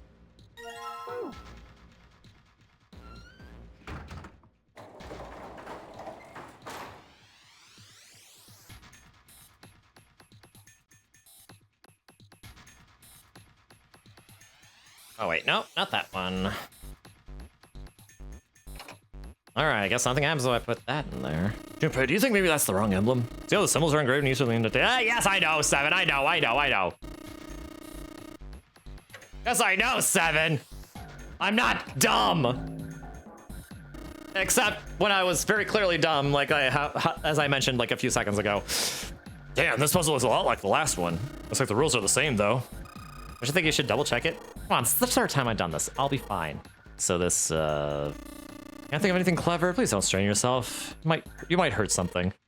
Shut up! Just give me a break, all right? I'll think of something. All right, 7 and 7. Okay, well, 8 and... Oh, wait. Okay, so 4 and 5 And 7 should be one of them.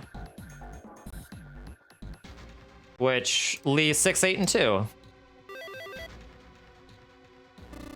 Excellent work, Junpei.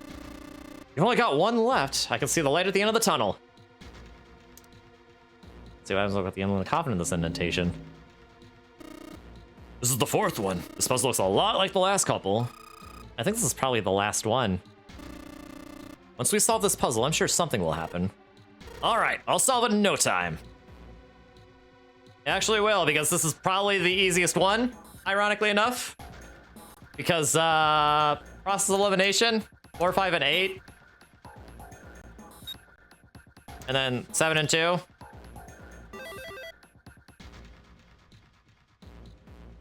Huh? Where did that noise come from? Underneath the keyboard. Way to go, Junpei! You answered all the questions! Damn, Junpei, good job. Hey, did you hear something just now? Yes, I heard that as well. From the bottom left corner of the desk, I believe.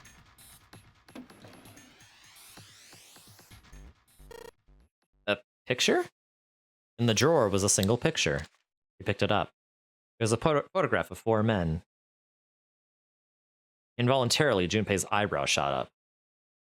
He'd seen 3 of them before. On the right was a man with a mustache. The same man they'd found murdered in the captain's quarters. He'd been wearing the O bracelet when they found him. Yes, that is actually O, not 0. Second from the left was a man wearing glasses and a doctor's coat. He was the 9th man, the one who'd worn bracelet number 9. He had gone into door 5 alone and met an unpleasant end. Finally, the man on the very left, the man in the pinstripe suit. Oh man, that's Ace. Yeah, I guess it is. No doubt about it. 7 and Clover had come to peer over Junpei's shoulders. But what did it mean? What was Ace doing in the picture?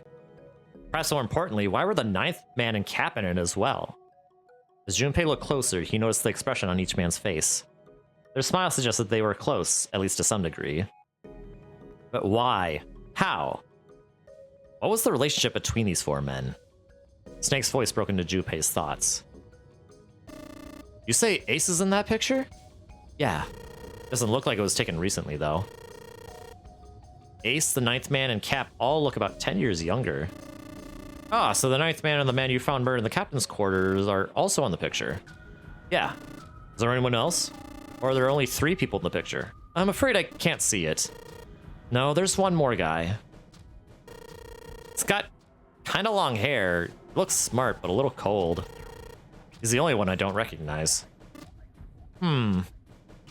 Snake knit his eyebrows. What's the date of the photograph? It doesn't have one. Did you look on the back? Back? Yes, the reverse. The other side. Junpei flicked the picture over. There it was. To be precise, it wasn't a date, but it was certainly significant. He read it out loud so that Snake would not be left in the dark. Praying for the success of the Nonary project, with Nijisaki, Kubota, and Musashido. Nonary project. Nijisaki, Kubota, Musashido. Junpei immediately flipped the picture back over. That meant the 4 men in the picture had run the Nonary game 9 years ago. Only Hongo had not been mentioned on the back, which Junpei felt meant he had written those words himself. But what surprised Junpei was not this revelation, but the fact that it felt nothing like a revelation. It felt obvious. That their true identities did not come as a surprise was what Junpei found most surprising. Why then? Why wasn't he surprised? Junpei had just discovered that Ace had run the Nonary project, but he felt no spark of excitement or surprise. Nothing. It was almost as if he'd already known. Ah, of course. I understand now. Junpei looked over at Snake. In his own confusion, he had missed the dark look on the other man's face. Ace was the CEO of Cradle Pharmaceutical. He was the one who invented the game 9 years ago. He was Gentoro Hongo. Ace is Hongo? Even as he asked, Junpei felt as though he'd already known. It was as if someone had whispered into his head that, yes, of course Ace was Hongo. I had my suspicions from the beginning. Their voices were familiar, too familiar to be a coincidence. I could never forget his voice. It was the voice of the devil. I couldn't be sure, though. After all, I had no way to check. I certainly couldn't ask him. Even if I had known, however, I would never have told you. Zero made it quite clear what would have happened if I did. Oh my gosh, I had no idea. Huh? I didn't know that Ace was Hongo. Oh yes, I suppose you wouldn't have. 9 years ago, you were in Building Q in Nevada. But Hongo was in the Gigantic with us. I know. That's why I didn't know what Hongo looked like. But why? Why didn't you tell me? I mean, I'm your sister, right? You could have told me. I'm sorry. I apologize for keeping this from you. But if I told you, Clover, you would have told everyone else. And if you did, then I would have been forced to tell them about what happened 9 years ago. I had to prevent that. Clover and Snake's conversation wasn't of particular interest to Junpei. He still couldn't make sense out of his strange feelings of knowledge. He was trying to organize his thoughts when he heard Seven's voice. Hey, Junpei, you think I could borrow that picture for a sec? He had no reason to say no, so Junpei handed the picture over. Seven stared at the picture and began to mutter the 4 names of the project's leaders over and over to himself. Hongo, Kubota, Nijisaki, Musashiro. His brow was furrowed and his face was flushed. Hongo, Kubota, Nijisaki, Musashiro. He chanted their names to himself, pacing back and forth across the floor. Hongo, Kubota, Nijisaki, Musashiro. Seven shouldn't have known their names. After all, he hadn't been there when Junpei and Snake had spoken of them in the library. But as Junpei watched him pace, it was clear that he did know them. Hey, Seven, do you... Shut it! Just quiet! His eyes were red, and Junpei could see sweat beginning to bead on his forehead. I'm this close to remembering! This close! He was sweating heavily now, but his lips were dry. Hongo, Kubota, Nijisaki, Musashiro. Pharmaceutical, Nonary Project. Then he stopped. Seven set down the picture and looked at the red light near his feet. His eyes narrowed. Then suddenly his eyes went wide and he shot up straight. Shit. What? What's wrong? Holy shit. This is nuts. What's nuts? I remember. Remember what? Everything. Everything? Yeah, I remember all of it. My memory's back. I remember what happened before I got snatched. Seven's voice was filled with excitement. Shock and excitement had frozen Junpei in place, along with Snake and Clover. Let me tell you what happened. Seven hastily drew a shaking hand across his mouth and began to speak. Like Snake said, Ace is Hongo. From the right, the other 3 are Musashiro, Nijisaki, and Kubota. Musashiro was the man with the cash. Nijisaki was Hongo's right-hand man, and Kubota developed the actual technical details of the experiments. Realization began to dawn on Junpei, along with a pressing question. How do you know all this? Come on, man, I told you. I finally got my memory back. No, that's not what I mean. I'm trying to ask you why you know all this stuff in the first place before you forgot it. Seven rubbed the scar on his chin. You really want to know? Of course! Me too! Snake was the only one who didn't voice any sort of agreement. It looked to Junpei as if he was simply waiting to see where Seven's sudden recovery might take them. This is gonna take a while. Hell, it'll probably take me a good 3 days to tell you everything. Well, we don't have 3 days. Just give us a short version, all right? Short version, huh? The big man pulled off his hat and scratched his head. He made a face and put his hat back on. All right, fine. I'll give it a shot. No promises, though. Junpei and Clover nodded earnestly. Seven was a lone wolf detective, who valued his own code over the rules, doing what was right over doing what you were told. That was why, on that fateful day, he'd gone on his gut and gone to the wharf at night on a slim lead. It was 9 years ago. The wharf had been dark and cold and foreboding. At the time, he'd been investigating a spate of kidnappings, all of them children. They'd all had one thing in common: a history of visits to one particular hospital. The hospital had been under the management of Cradle Pharmaceutical, and Seven's investigation had turned up evidence that Cradle had been involved in the kidnappings. After a little persuasion, he'd managed to finally get a real lead from someone inside Cradle Pharmaceutical. They told him that that night, a ship was set to take the children from where they were being held to a large passenger liner docked offshore. Seven had, of course, gone to the wharf. Hidden in the shadows, he'd searched the harbor until at last he found the ship he was looking for. There was a number of human shapes moving near the ship. They were men in black suits. Many of them were carrying large bags. The bags. There was something about the way they moved as they were carried. There could be no mistake. There were human beings in those bags. He had moved before he even realized he was going to. Out of the shadows he came, his gun already in his hand. He heard the words, "Don't move," but they weren't his. He felt the metal touch on the back of his head. "Drop your gun," came the cold voice from behind him. "I could kill you right now. It would mean nothing at all. I need only tie an anchor to your feet, and I doubt anyone would see you for perhaps a week or so. Is that what you'd like? Fish here would be thankful for the meal." With the words, he felt the cold metal thing behind him press against his skull. Slowly, Seven crouched down and laid his gun on the ground. Then suddenly, he felt a sharp pain in his neck. A needle. Was it some sort of drug? As he was thinking about that, Seven felt his face hit the cold concrete beneath him. He could feel the chill of it seeping into him.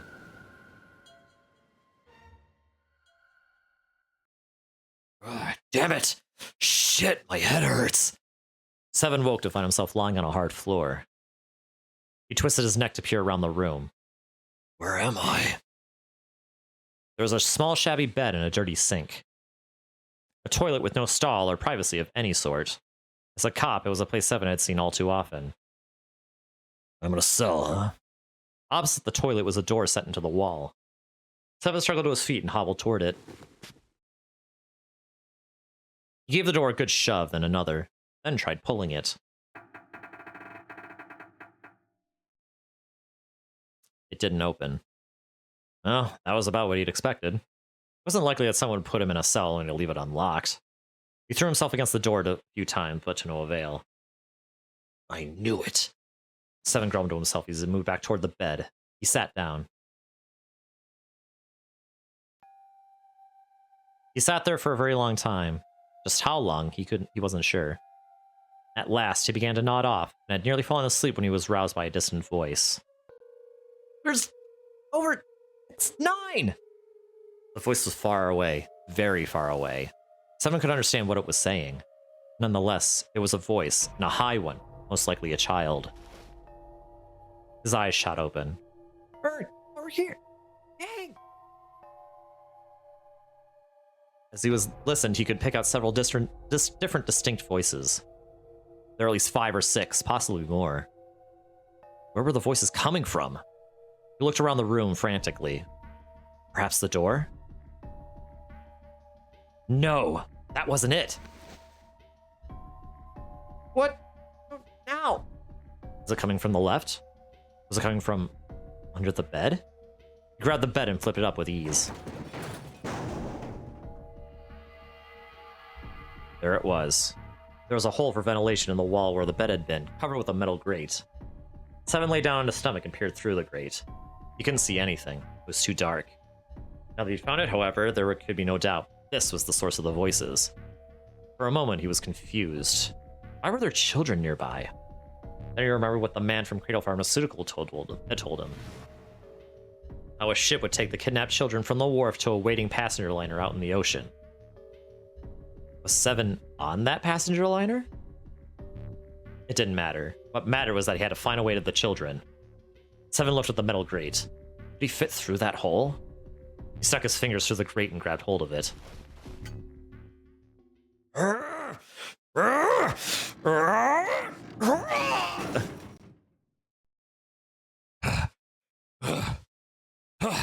Yeah, how'd you like that, you son of a bitch? The dark square sat open before him. Seven wiped the sweat from his forehead and crawled inside. The first section of the duct was small.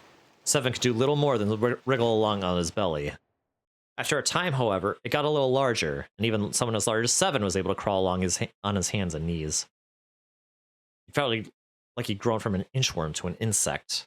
Not much of an improvement, but it was better than nothing. He began to wonder where the duct would take him when... There was a thunderous sound like a massive metal door slamming shut. Then he heard a voice. Warning. Warning. Emergency incineration command has been acknowledged. Automatic incineration will take place in 18 minutes. Please evacuate the incinerator immediately. Repeat. Emergency incineration command has been acknowledged. The voice wasn't harsh, but something about the calm with which it spoke made it even more terrifying. Seven wasn't sure what it meant, but incinerator certainly didn't sound good.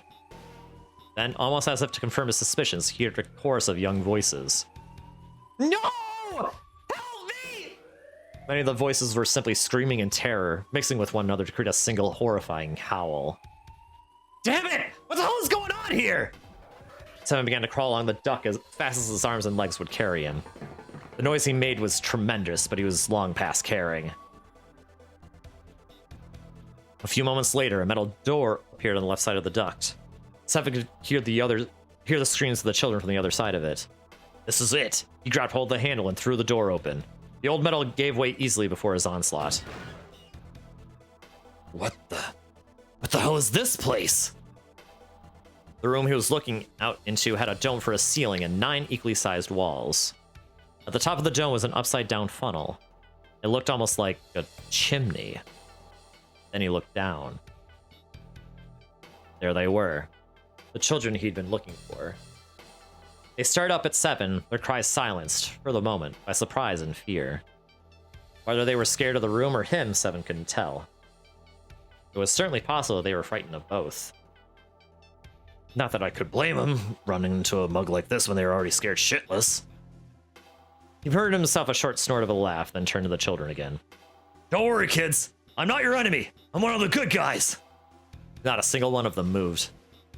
Except for one.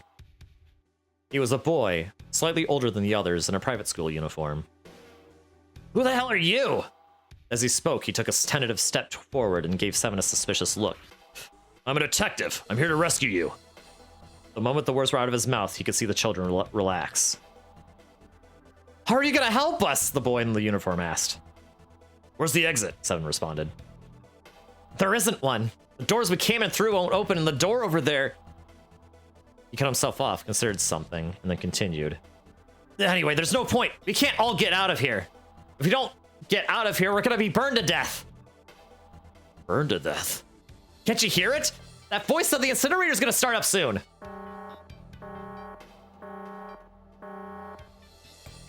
The voices spoke again. Automatic incineration will take place in 15 minutes. 15 minutes. They only had 15 minutes. Seven looked back down at the children.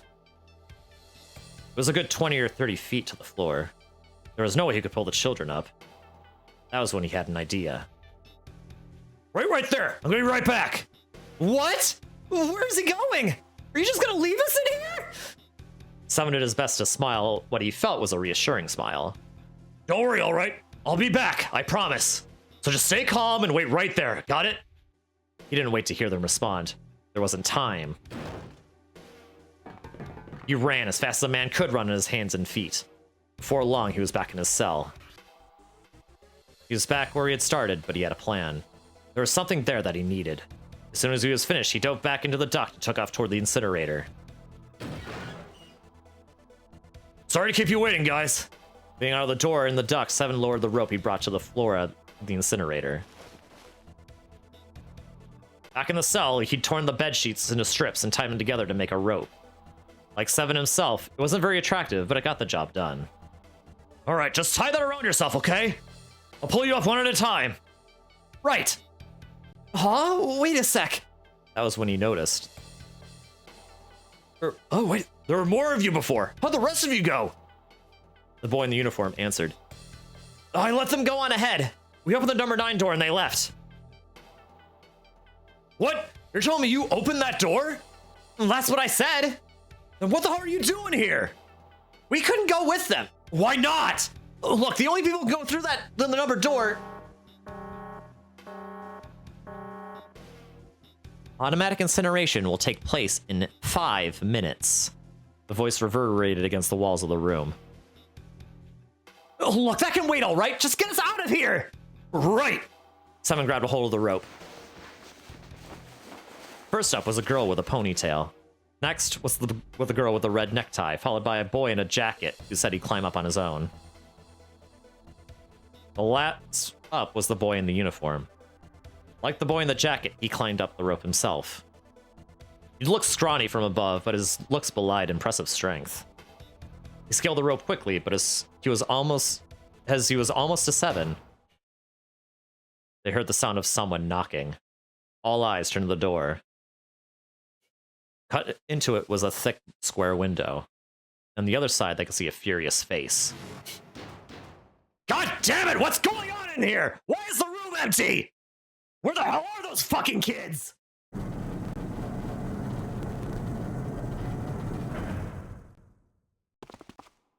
The door opened and a man stepped in, looking half mad with fury. 7 recognized his face. He'd seen him many times in photos during his investigation. The man's name was Gentaro Hongo, the CEO of Cradle Pharmaceutical. Hongo saw the boy hanging from the rope. He roared like an animal and lunged for the rope. Hurry! I know! The boy in uniform resumed his scramble up the rope. You son of a bitch! Get back here, you little shit! He was 15 feet away. 10. The moment he came within arm's reach, 7 grabbed the boy in the uniform. With a jerk, he tossed him into the duct behind him. No!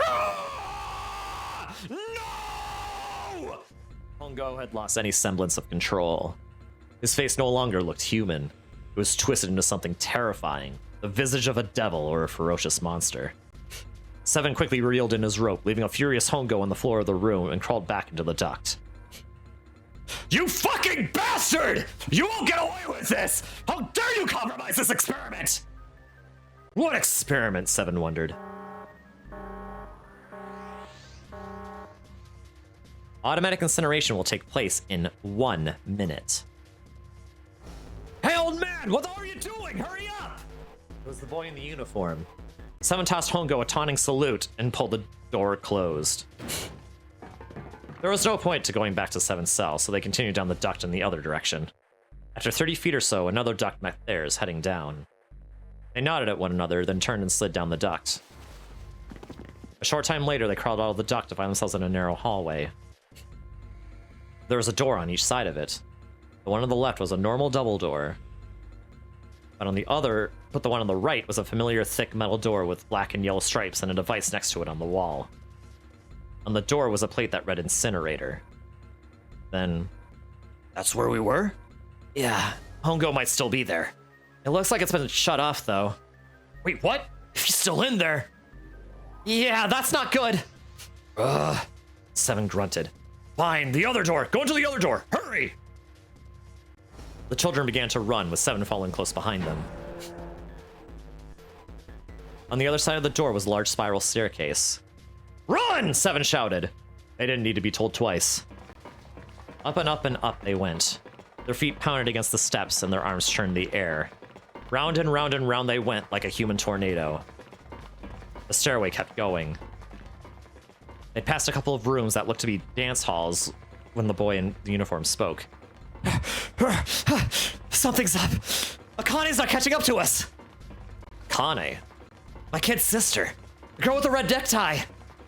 Akane. That was strange. 7 didn't remember seeing that name in the list of children who'd gone missing. Hey, Akane! He kept his hands around his mouth and yelled. There was no response. Maybe we outran her. Suddenly, the boy in uniform stopped short. 7 stopped too, as did the boy in the jacket and the ponytailed girl. When did we do that? Well, we passed a couple of big rooms on the way here. Maybe she took a rest on one of them? No, that's impossible. Sorry, Grandpa, you keep going. I gotta go look for her downstairs. He turned to go. Hey, kid, wait! God damn it, I said wait! The boy didn't even seem to hear him. Fuck! 7 spun around and yelled at the boy in the jacket and the girl with the ponytail. I'm going after him. You two keep going, all right? You got it? The girl nodded and began to run up the stairs. The boy, however, I'm going with you. 7 didn't have time to argue. Instead, he simply nodded and took off down the stairs. The boy in the jacket followed. They ran all the way to the bottom floor, calling for her. Akane was nowhere to be found. God damn it! Where the hell did she go? The boy in the uniform couldn't hide his frustration. Help me! Somebody help me! It was a girl's voice. Akane! The boy in the uniform threw open the door and leapt into the hallway that faced the incinerator. Seven and the boy in the jacket followed. Seven couldn't believe what he saw. Hongo had grabbed Akane by the arm and was doing his utmost to force her into the incinerator. Come on, goddammit! Move! No, I don't want to! Let me go! Please let go of me! She planted her feet squarely on the floor and was doing her best to get away, but Hongo was much larger than she was. She wasn't going to win. Akane! The boy in the uniform shouted. He roared with anger and charged toward Hongo. You came back! You're too late, idiot! That was an accident, my bad. Hongo lifted Akane bodily from her feet and threw her, struggling, into the incinerator. Ah!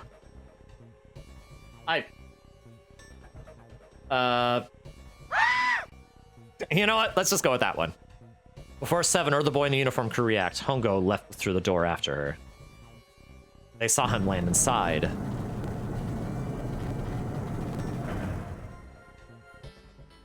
And then the door slammed shut with the finality of a great steel guillotine. The three of them ran to the door. They pulled and strained, trying desperately to get it open. Fuck! It's no use! The goddamn thing won't move an inch! The boy in the uniform cried out and began to slam his fist against the door. He hit it with such force, Seven feared his knuckles would shatter from the impact. Akane! Akane! Are you okay? Help me! Her voice was muffled by the door, but the sheer terror in it was unmistakable. What should I do? I think I'm trapped in here! Where's Hongo? He went out the other door! What?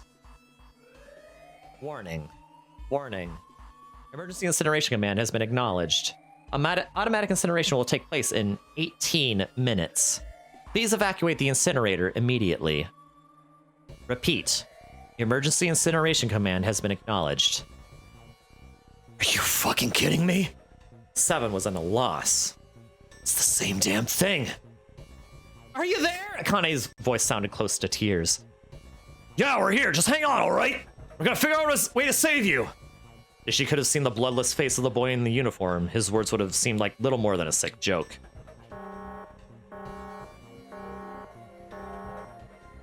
Automatic incineration command will take place in 17 minutes. Please! Please help me! I'm really, really scared! I don't want to die! Please, I don't want to die! I don't want to die! It's gonna be alright! I'll figure something out, I promise! I promise, okay? You hear me? I promise! They could hear muffled sobs from the other side of the door. The boy in the uniform tightened his fists. His knuckles were a bloodless white. Seven could tell that he was holding back tears of his own.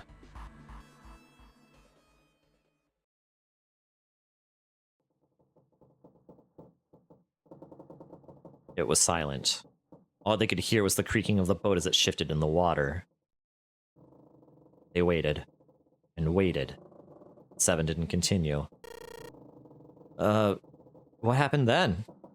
Junpei couldn't wait any longer. He had to know. Seven looked at the floor. Come on, man, put yourself in my shoes. It doesn't end good. You think I want to remember that?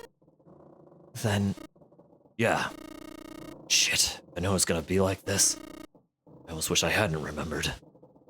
Seven shook his head, but there was something Junpei had to know.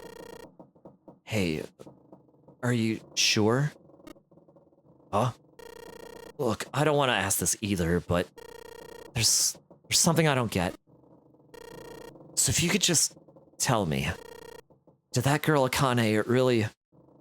Seven stared straight ahead at nothing. Yeah, I'm sure.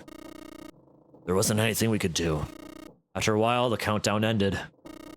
We heard something burning. Even after the fire stopped, they couldn't move. Seven and the boy in the jacket simply stood where they were, frozen. The boy in the uniform collapsed, falling to the floor in a jumble of limbs like a puppet whose strings had been cut. A few more minutes passed. The door opened.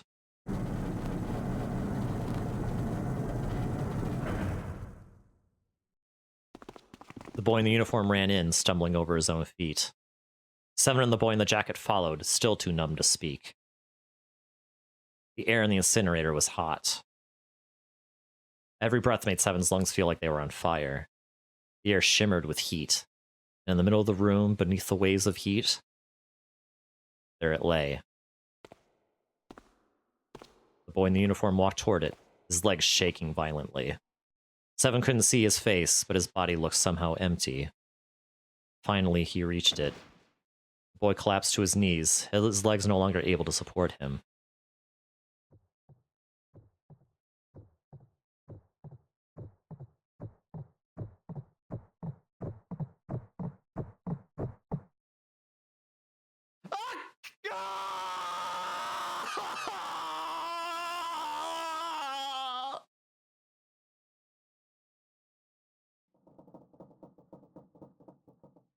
Junpei felt a cold lump form in the pit of his stomach. A feeling of sickening anticipation washed over him. He could feel his body shivering. He desperately did not want to know the answer he feared he knew already, but he had to ask. He had to know for sure. Can I ask you one more thing? What? The girl, Akane. What was her last name? What does it matter to you? Just tell me, okay? Please. Seven looked at Junpei curiously and ran his tongue quickly over his dry lips. Kurashiki. Her name was Akane Kurashiki. Something inside of Junpei stopped. He had no more words left. He had no more Junpei left. He was just a shell of flesh and bone. Seven turned to Snake. You were there that day, weren't you? The tall kid in the jacket? That was you, wasn't it? Yes, I was. You are correct, detective. Shoot. Sorry, I dropped something. I was trying to shift my position in my seat, and, I accidentally dropped something. Oh man, I'm so peckish right now, but I gotta finish this!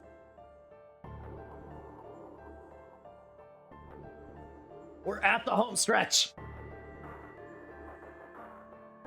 Junpei's mind was blank, withdrawn from the world. Don't know how you got here, but hi Reaper, how are you doing? Long time no see. How have you been? Yeah, I'm not sure how you got here, but hey, I'm not sure how you got here in a 999 stream, but hey, welcome Reaper. A major bombshell just dropped, so Yeah. Somewhere far away, he could hear Seven and Snake talking. Don't misunderstand me. I told you before how Zero threatened me. There was nothing I could do. I couldn't say anything about what happened 9 years ago. So you're saying you're not working for Zero, right? been good. If you had to guess the Wheatley stream you had in the background got me to here. Yep, you are absolutely correct, Reaper. She did raid me earlier.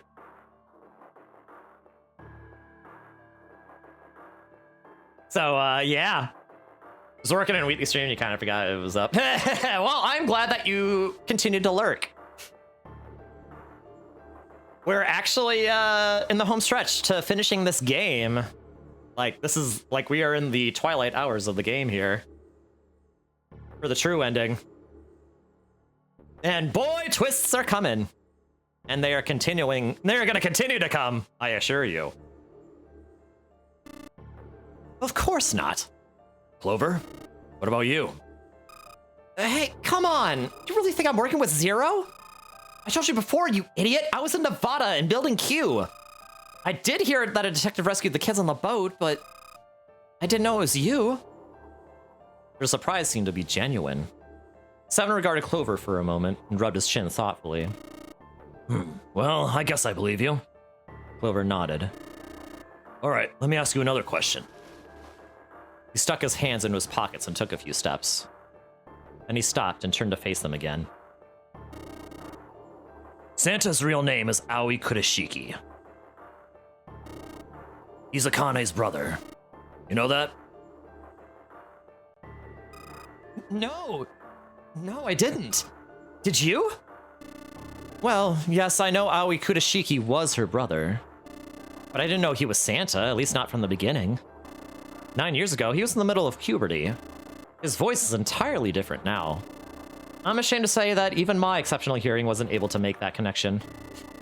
As such, I had no reason to think Santa was Aoi. When did you figure it out? A short time ago, Clover told me that Santa might have been one of the subjects of the initial experiment. When she told me that, I had a feeling.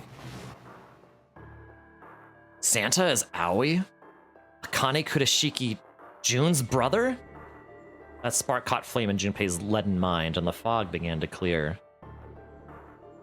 Like an engine beginning to turn, images and thoughts began to coalesce in his mind, coming faster and faster, forming bigger images, bigger thoughts. Junpei blinked. He was back. There's still a lot we don't know. I mean, like, a lot. But there's one thing I think we can say we know. What's that? The boy we found in the shower room had to be Nijisaki, dressed up to look like Snake. What? Come on, man, what kind of detective are you? You didn't figure that out already? Hey, go easy on me, man. Just got my memory back, all right? Cut me some slack. Well, if he is, the 3 murders make sense then, don't they? Yeah, that's right, murder. Kubota blew himself up, but that was murder too. So why do these murders take place? If Junpei is correct and the body in the shower room was Nijisaki's, that means all the people who were murdered were involved with the creation of the Nonary project. Kubota, the person who conducted the actual experiments. Nijisaki, Hongo's assistant. Musashido, the man who financed the project. You mean this was all just revenge? Santa is Zero? He's getting revenge for the death of his sister. No, I don't think Santa actually murdered anyone. In fact, Junpei didn't think he knew. He couldn't explain why or how, but he had no doubt that Santa had killed no one. Perhaps the madness of the last several hours was finally driving him insane, but Junpei had ceased to be surprised at his sudden knowledge and had even begun to accept it. If I'm right, then it's not hard to figure out who the next victim's gonna be, is it? I'm pretty sure I don't have to tell you. Snake, Clover, and Seven all nodded. The next target will be Gentaro Hongo, the person who planned the Nonary project. In other words, Ace. There was a moment of silence. And then the room shook. From far away, they heard the sudden rush of water. Whoa, what the hell's going on here? It must be 6 a.m. Our time is up. Shit! Come on, we need to get out of here! How? In the drawer that held the picture was a key card. Junpei grabbed it. I'm betting this sucker opens the exit. Come on, let's go! Card. Key card with a 0 in the middle of it. 0. 0. God damn it, Zero's just string with us, isn't he? Okay, well, let's get out of here. If I can even find the thing.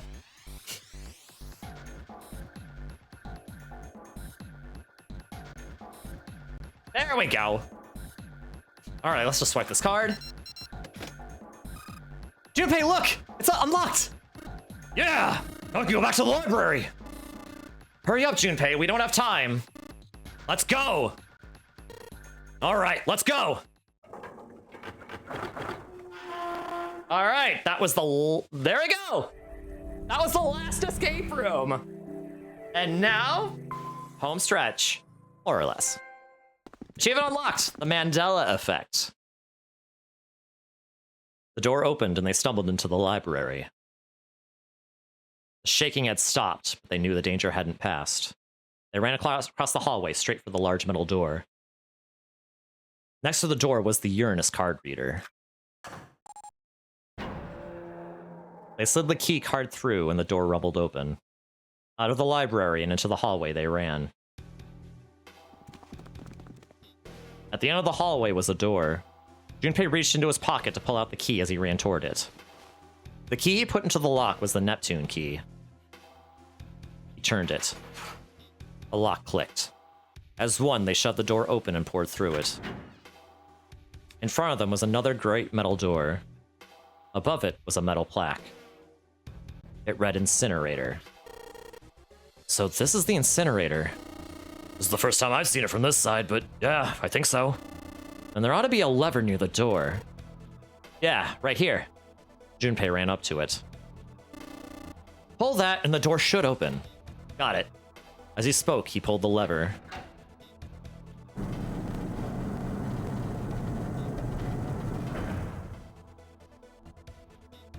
The motor in the door groaned as it slowly ground open. There was no time to waste. As soon as the door had opened, far enough to admit them, all four dashed through. Then suddenly, there before them were the four whom they parted from earlier. Ace and Lotus stood in front of the number 9 door. Santa was curled into a ball against the wall of the incinerator, holding his stomach. And then there was June. She sat slumped against the wall, exhausted. What had happened? Junpei ran toward June. He skated to a stop in front of her and knelt down. What's wrong? Are you okay? Her face was pale and her lips dry. When she spoke, he could barely hear her. Junpei came to get me. Of course I did. I made a promise. So glad you're here. So glad. She mumbled the same words over and over, weakly. Junpei could feel his heart breaking. Hey, what happened to you? I'm fine. I just fainted. I wasn't feeling very good. I'm feeling a lot better now, though. Are you sure? Yes. I just need to rest a little longer. I'm sure I'll be fine. You shouldn't worry about me. She was looking towards Santa. Junpei turned to look as well. Santa grimaced, his face contorted in pain. Seven grabbed him by the collar and roared at him. Hey, where is it? Where's the gun? You hide it somewhere? Despite himself, a grunt of pain escaped Santa's lips as Seven shook him. I don't have it. I got sucker punched and they took the gun. What? Who took it? What, isn't that obvious? I took the gun. Ace! He did indeed have the revolver in his hand. It was pressed against Lotus's temple. Ace had her pinned to him with the other arm, and she was shaking visibly. Her fiery attitude was gone, replaced by fear. She didn't dare speak. There was sweat on her forehead, and when her eyes weren't looking up to the gun pressed against her, they seemed to desperately want to say something. So what the hell do you think you're doing, Ace? Or maybe I should say Gentaro Hongo, CEO of Cradle Pharmaceutical. Seven's deep, baritone rumble shook the walls. Ace sneered. You have me at a disadvantage, and I don't like that. You know me, but I don't know you. Do you have any idea how much I've suffered? Can you even begin to understand my pain? The pain of prosopagnosia, right? Junpei's voice was casual. Or at least it was trying to be. Another irritating insect. And how do you know that, Junpei couldn't say. He just knew. Another unexplainable mystery. No matter. If you don't want to answer, it makes no difference to me. This is a waste of time anyway. It's time for me to go. Behind Ace, Junpei could see the red. It was placed in the small indentation on the wall. Quickly, Ace placed his hand on the scanner. It beeped, and he forced Lotus's hand onto it as well. And at last, he reached into the pocket of his jacket. He pulled something out and pressed it against the panel. The third asterisk appeared on the red. The thing he had used for the final verification was the bracelet with the number 9. It had belonged to the first man to die, Kubota. 1 plus 8 plus 9 equals 18 becomes 1 plus 8 equals 9. I believe I've won this game. His smirk made Junpei's blood boil. I've had quite a time playing with you. I must thank Zero, I suppose. Wait. Something about the way he'd spoken. Did Ace not know who Zero was? Junpei's eyes flicked towards Santa. He hadn't moved since he'd entered the room. Santa was still holding his stomach and groaning off as if in immense pain. Junpei wasn't sure if it was real pain, but he wasn't sure it wasn't either. What the hell did Santa have up his sleeve this time? At any rate, this game ends now. I will escape, and the rest of you will have a slightly less pleasant ending. I suggest you enjoy your final moments. Goodbye. Wait! Ace, of course, paid no heed to Seven's request and laid hold of the lever on the red. With a sickening sense of finality, he pulled it.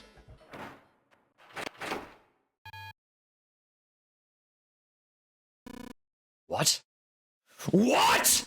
Why isn't it opening? Lotus tried to take advantage of Ace's confusion and managed to twist herself out of his grasp, but at the last second, he grabbed hold of her wrist and shoved it into the red. He waved the number 9 bracelet over the red and then his own bracelet as well. He pulled the lever a second time.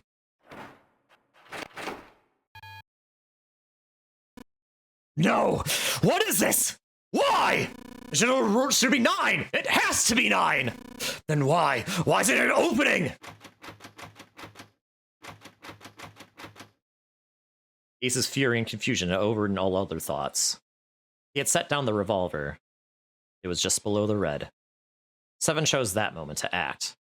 He moved far faster than the man of his bulk should have been able to, and he launched that bulk straight at Ace. 6? No, that's not 6, that's G. 6! Anyway.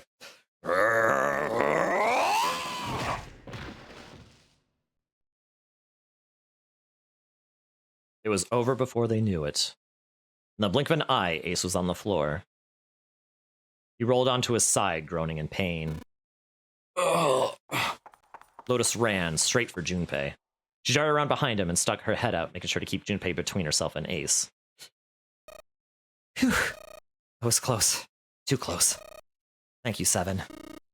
Don't mention it. Seven stood over Ace, his breathing slow and heavy. This one punch ain't enough for this piece of shit. After what he did 9 years ago, I'd have ripped him to pieces. But if suspect can't talk, they ain't much good. Once he's locked up in a cell, we're gonna have a little chat. 9 years ago? Ah, then you must be. Yeah, you finally figured it out, dumbass. He planted his hands on the floor and shook his head. Junpei walked toward him. He stopped and looked at Ace with pity on his face.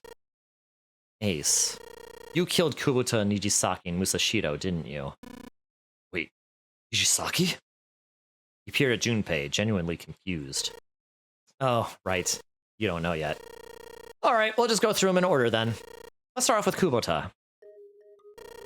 You talked to Kubota and managed to convince him to go into door 5 alone. You killed him without making it look like you killed him.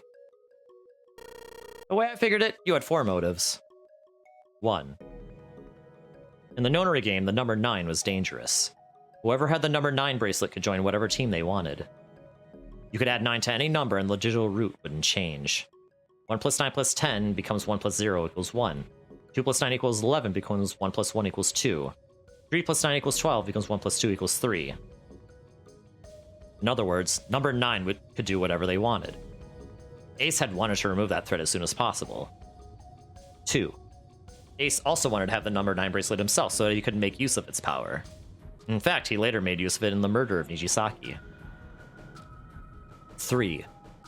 Even if his number had been different, Kubota presented a problem for Ace. Kubota had known Ace's past.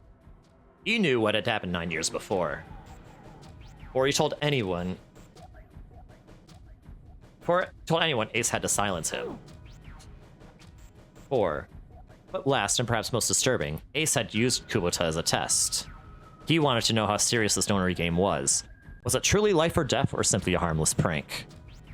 He convinced Kubota to break the rules so that he might see what happened. That was why you killed Kubota, but he was only the first. Next was Nijisaki.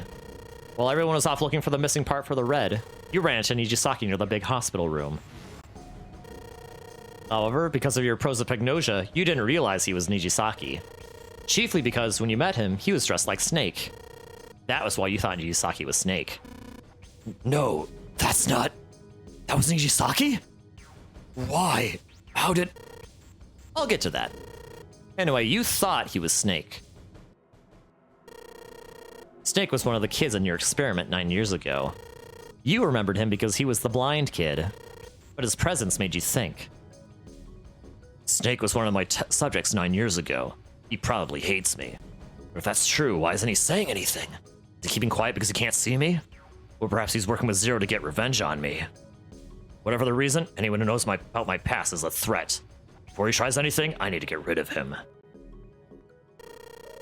That was when you decided you had to kill him. The murder weapon was Kubuta's bracelet. You just waved it over the red. Verified your own number, and then grabbed Nijisaki's arm and forced it over the scanner panel. Then, when the door opened, you kicked him in. 9 seconds later, the door closed. And then 81 seconds passed, and poor Nijisaki was dead.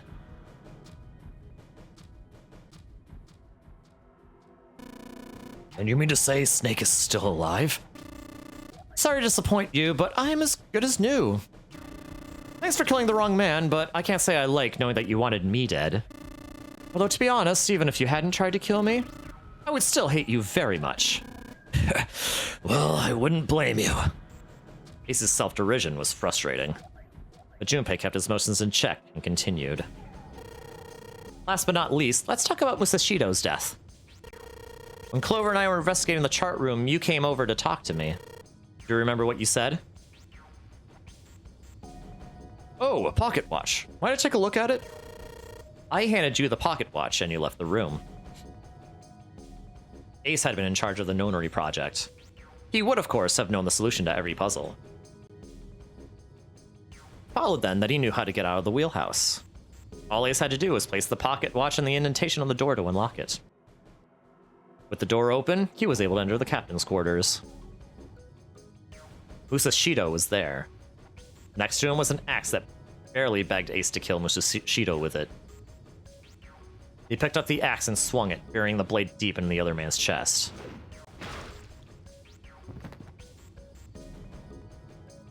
One blow was all it took. Afterwards, Ace returned to the chart room as though nothing had happened. There was something I wanted to speak with you about, Junpei. Would you come with me for a moment? With no reason not to, Junpei had followed Ace to the wheelhouse. When they reached the wheelhouse, Ace slipped his hand into Junpei's vest. He pulled out a piece of paper Junpei had used to cheat during the vote. But it wasn't the piece of paper that Ace was after. His true purpose had been to slip the pocket watch into Junpei's pocket.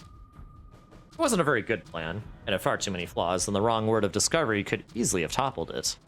What had made Ace so desperate? That was the only thing Junpei hadn't been able to figure out.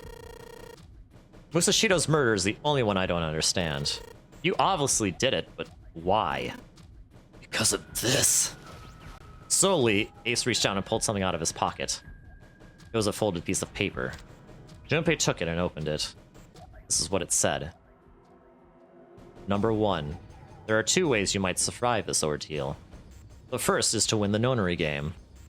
The second is for you to confess your sins of 9 years past. I have prepared a camera in the captain's quarters. The images captured by that camera will be streamed through a satellite and distributed across the world.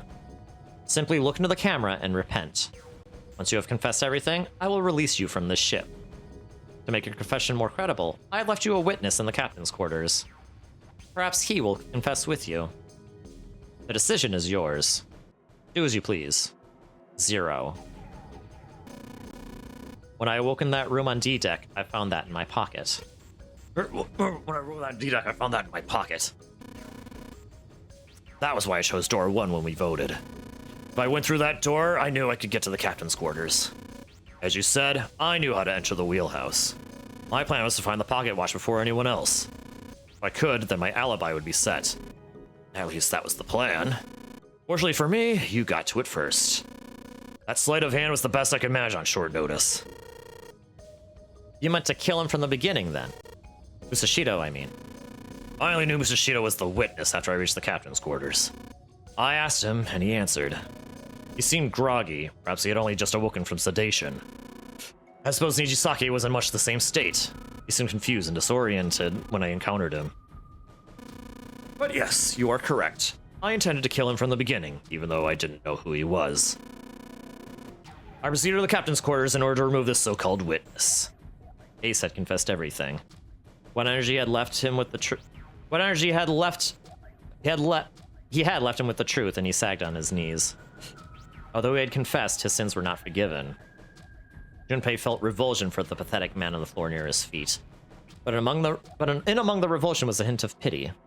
After all, Ace had not been the only person who murdered those 3 men. Junpei spoke quietly. Ace, you figured it out, haven't you? You were being manipulated. Yes, so it would seem. I was little more than a puppet in many ways. Everywhere I went, everything was already prepared. The rest in the large hospital room were dismantled. Nijisaki was dressed like Snake. There was an axe in the captain's quarters. Usashida was delirious from the anesthetic, so he couldn't fight back. Nijisaki as well. In retrospect, I can't understand how I could have fallen into such a simple trap. I'm quite ashamed of myself. But yes, this was a trap. It was Zero's trap, and I fell for it hook, line, and sinker. I did everything he wanted me to do. Yeah, by manipulating Ace, Zero was able to kill 3 people and keep the blood off his own hands. All this was revenge for what happened 9 years ago. That's why this Nonary game happened. Am I right, Santa? Junpei looked over at Santa. As Junpei spoke, he stood up, his legs still shaky. Huh? What the hell are you talking about? I don't know any... Made no point trying to play dumb anymore, Santa. Actually, I guess I should call you Aoi Kurashiki, huh? Seven's face was sad as he spoke. My memory came back, kid. You're Aoi Kurashiki, no doubt about it. Never thought I'd be in this room... back in this room talking to you. But hey, I guess this is all part of your plan, right? After all, the person who planned the Nonary game this time around was Zero. And Zero's you. Looks like you really do have your memories back, huh? Santa's smile was sarcastic and something else. Well, I guess there's no point in hiding it then, huh? Yeah, you got me. I'm Aoi Kurashiki. I was one of the kids in the Nonary game 9 years ago. I made it out, so did Snake over there. But there's one thing. I guess there's 2 things you got wrong. Number 1, I ain't Zero. What? Wait, what? Sure, I was helping Zero out, but I'm really more of an assistant. Like a secretary. But an assistant's only an assistant. I didn't come up with all this. All I did was follow Zero's orders. Then, if you're not Zero, who is?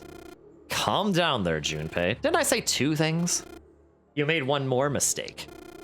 Junpei, you just said... all of this was revenge for what happened 9 years ago. That's why this Nonary game happened. But that's not it. Revenge isn't the only purpose. There's another reason you guys were playing the Nonary game. To save someone. Save someone? Right. You were brought here to help my sister. To save Akane. What the hell are you talking about? Akane Kurashiki died 9 years in this room. I was there. I saw... Suddenly, Seven froze. His eyes went as wide as dinner plates, and he spun around toward June.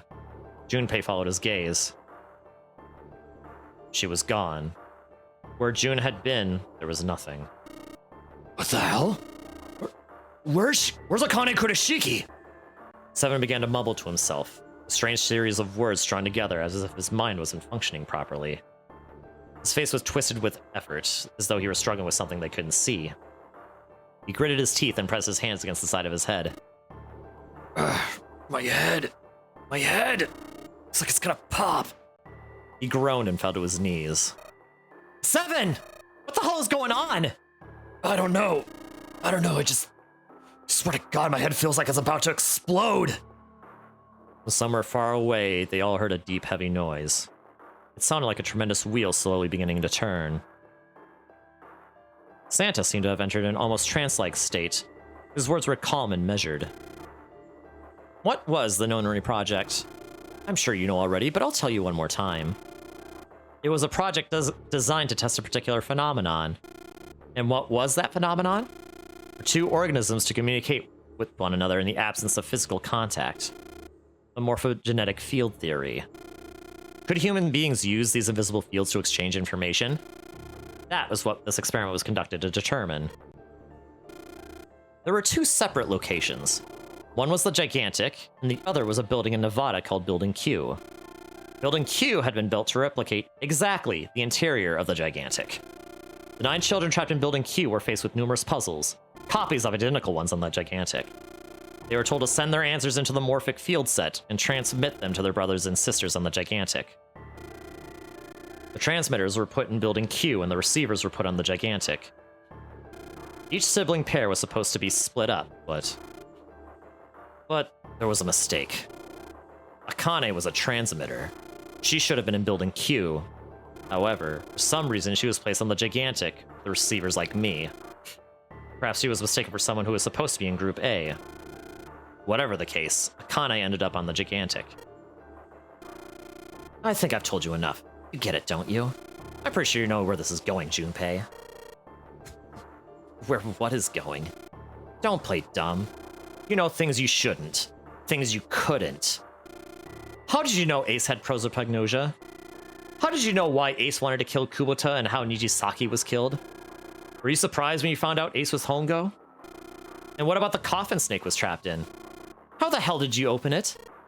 Well, that's... The answer to that is easy. He knew because I knew. Junpei was receiving information that I sent to him through the morphic field set. It's simple, really. How do I know the alternate futures, then? Imagine a river that splits in two, like an upside-down Y. The river flows from the top to the bottom, from a single stream into two branches. It only flows in one direction. It can never flow backward. Information is the same way. It moves from the past to the future, but never flows backward. That's why people at the river's source in the past will never know about those downstream in the future. But the people downstream will never know about one another either. Information only flows along the path of the river. But I am different. I can manipulate the morphic field set to pluck knowledge from the future. I know what happens on either fork of the river, even though the people on either fork know nothing about one another. Now, who am I? I am I, the 9th letter of the alphabet. But I am also 0. No, that's not true. I'm not really 0. Not yet. Perhaps you could say I am less than 0. 0 is my future. In 9 years, I will be 0.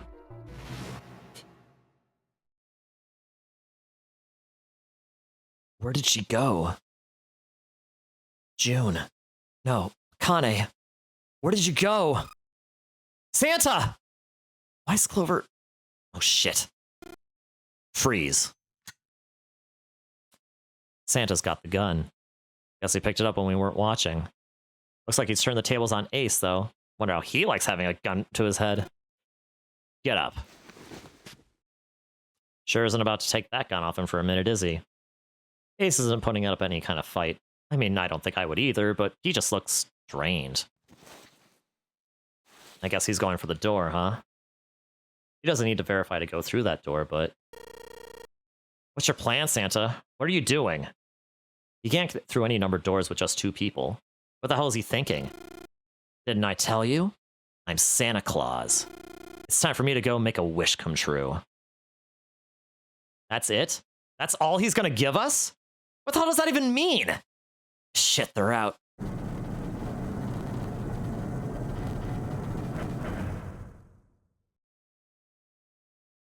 And now the gate's shut. Looks like the rest of us are stuck in here. They're all looking at me. At least Seven's headache is gone. He seems to be alright.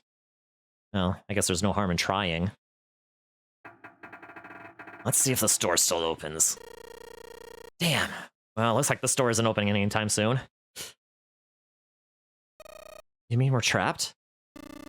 So it would seem. What the hell is Santa trying to do? Oh my gosh. Oh my gosh, what? If you consider where we are, there could really only be one thing Santa would do now. No. No, you can't be serious! Oh, but he is. Shit, we've got to do something! Maybe we can still get out through door 9. There's the red.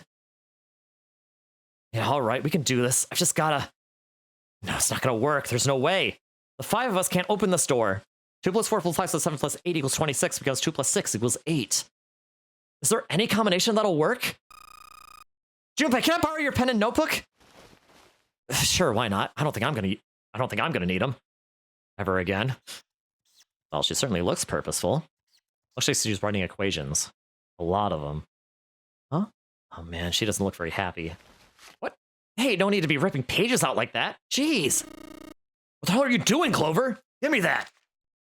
Oh, right, at least 7 got it away from her. Now maybe I can look at what she was writing. Let's see.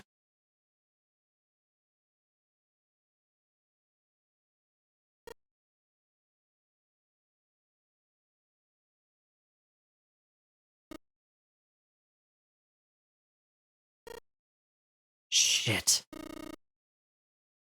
There's no other way. Lotus.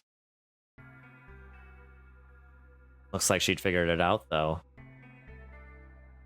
Man, this is just too cruel. It's okay. Go. Lotus. Come on, you know we can't do that. Come on, you know we can't do that. Oh, don't give me that. I'm sure you'd love to get rid of me. God damn it, you idiot! Whoa, where the hell did that come from? Looks like she expected that about as much as I did. Without... if you're not... look at me bad, alright? For a cop, he sure doesn't have much confidence. Bad? Yeah. If there weren't assholes like you around, I'd be out of a job. Huh?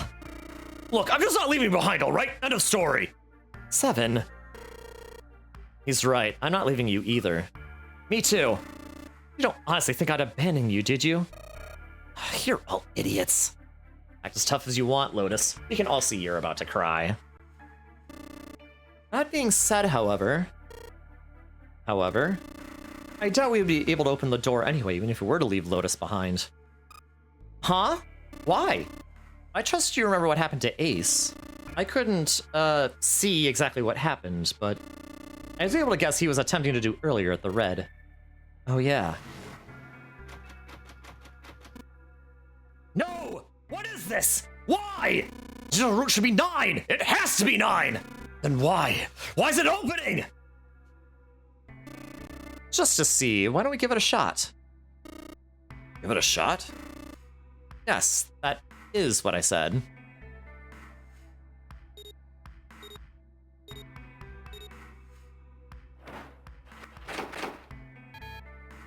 Two, 4, 5 plus 7 plus... 2 plus 4 plus 5 plus 7 equals 18. Becomes 1 plus 8 equals 9. You were right. It ain't opening. But it did open 9 years ago. The digital route was 9 then, I'm sure of it. You think maybe they changed the settings? Perhaps. Shit. We can't get through the door, we can't get out. The walls are way too high. There's no way in hell we could get that whole 7 popped out of 9 years ago. All we can do is stand here and stare at this door with a 9 on it. Guess this is it. This is the end.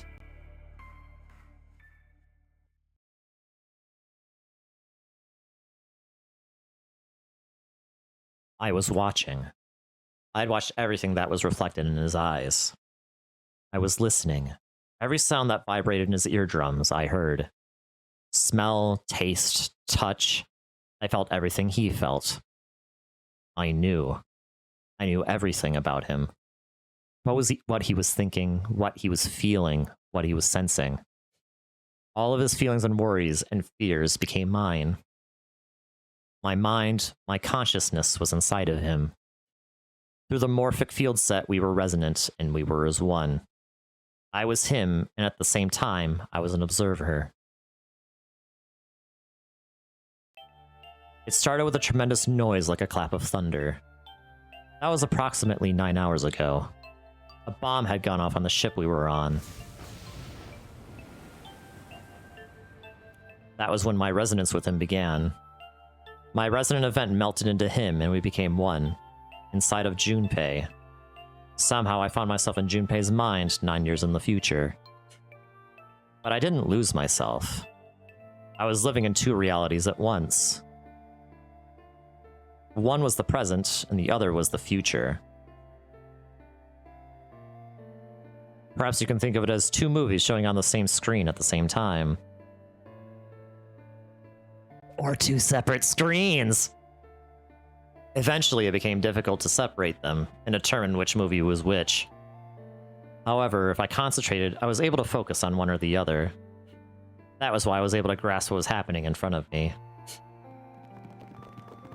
Come on! Over here! That was my brother, Owie. He was screaming. I followed him. Around me were 7 other children. They all looked like they were about my age. Come on, hurry up! We ran down a long, straight hallway and burst into the large hospital room.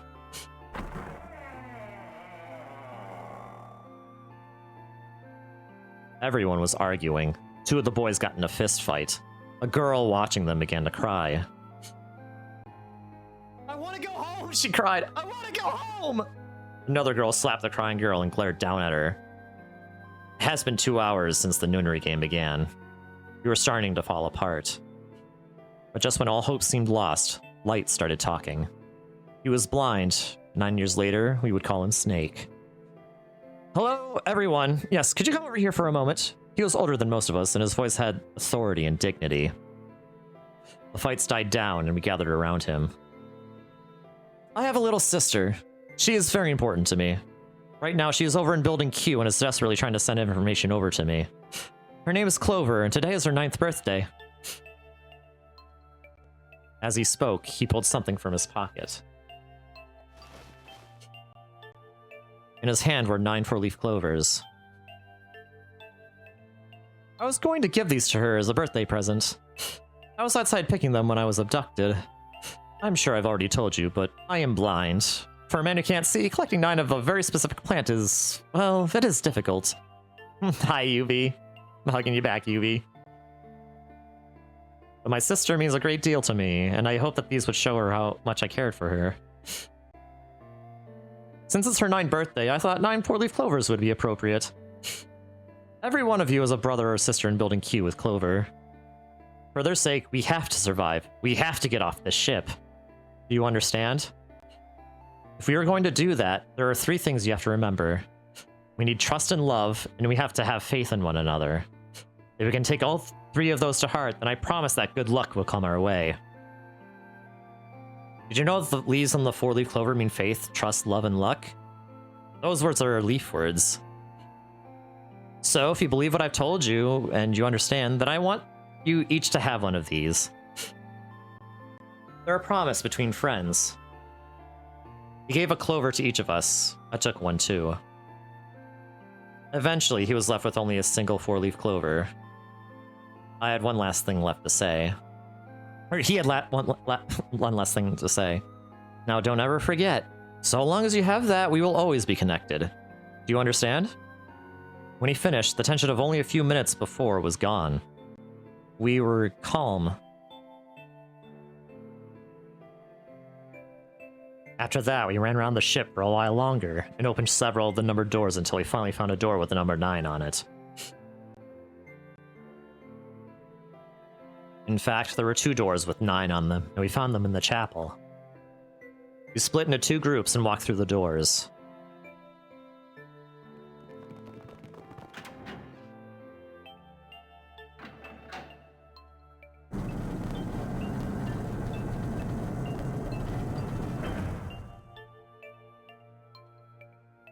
Before long, we all found ourselves in a room with a ceiling that looked like an upside-down funnel. For some reason, this room had another number 9, but this time it was the only one. If there was only one door, that meant only 5 people could escape. What are we gonna do? Are there any other doors? We began to panic. Then, as if things had gotten bad enough already, or had not gotten bad enough already,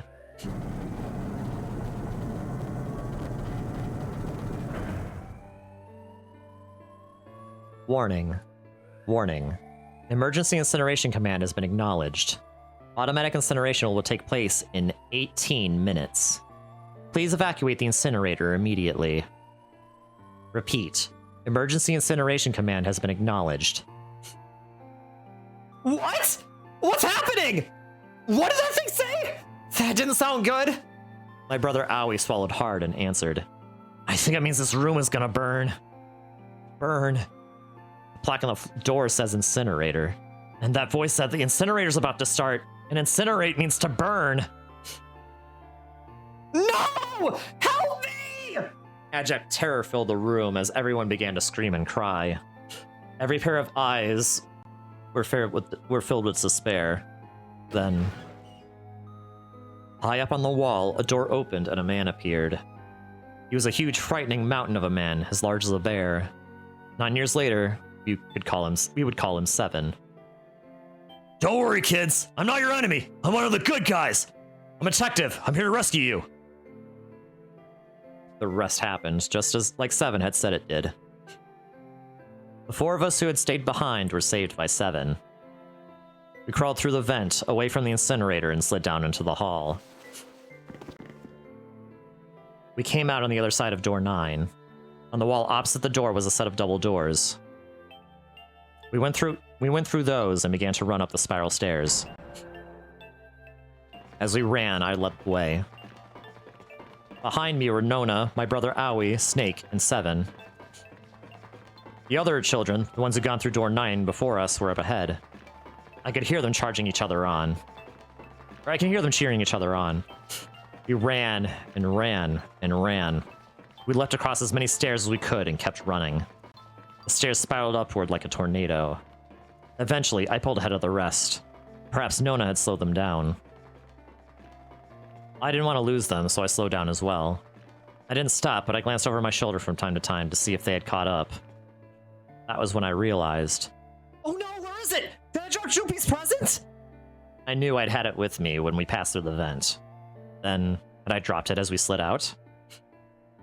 I had to go back. I had to. But I knew I couldn't tell the others. They would stop me, I was sure of that. But I didn't stop to think. I simply moved. I ran to the central hall, the room that connected to all the other areas of the ship. I hid in the shadows, and moments later I felt a run of wind as they ran past me up the staircase. I waited until they were out of sight, and then I ran. I moved as quietly as I could, down and down and down. Finally, I reached the bottom deck. I ran into the hallway and looked around frantically. There it is! It was just where I thought it would be, sitting under the opening of the vent. I ran over and snatched it from the floor, but as I ran back toward the stairs and freedom,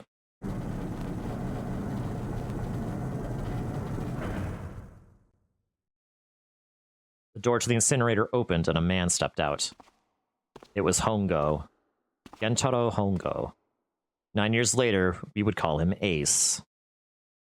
"Ah, how wonderful to see you decided to come back." His smile made my blood run cold. It looked mechanical, as if someone had simply pulled up the corners of his mouth. "Come with me. We must continue the experiment." I shook my head, eyes wide. Slowly, I began to walk backwards. 1 step, 2 steps, 3 steps. Then I spun around and broke into a run. I felt Hongo's hand close over my left wrist. "I said come with me!" There was an edge of insanity to his voice now. I pulled as hard as I could. No, I don't want to! Let me go! Please, let go of me! I shook my body and flailed my arms, trying desperately to get Hongo to let go of me. But I was still only a child. I was no match for a man like Hongo. "Stop struggling, goddammit! Do as I tell you!" He heaved on my arm, trying to pull me into the incinerator. I screamed. Help me! Somebody help me! And suddenly, Akane!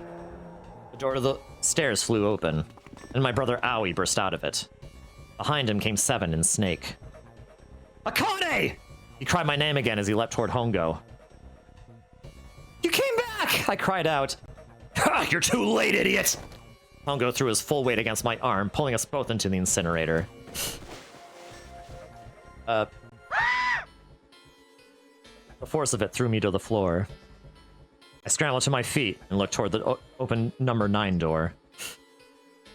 Hongo stood between it and me, but behind him I could see my brother, his fists clenched. But those fists never reached Hongo.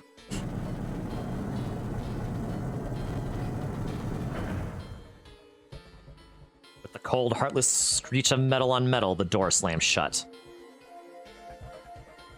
Hongo glanced at me mechanically, his face registering that there was an object there, but not anything he would consider a human being. Then he turned away and walked to the red that sat next to the door. He reached into his pocket and removed 2 bracelets. He waved them both over the scanner panel. 2 asterisks appeared on the red. He checked the screen, then tossed the bracelets carelessly onto the floor. What was he doing? What was the point? He made no effort to explain himself, of course. He said nothing at all, and walked past me as though I were nothing more than a rock by the roadside. A few moments later...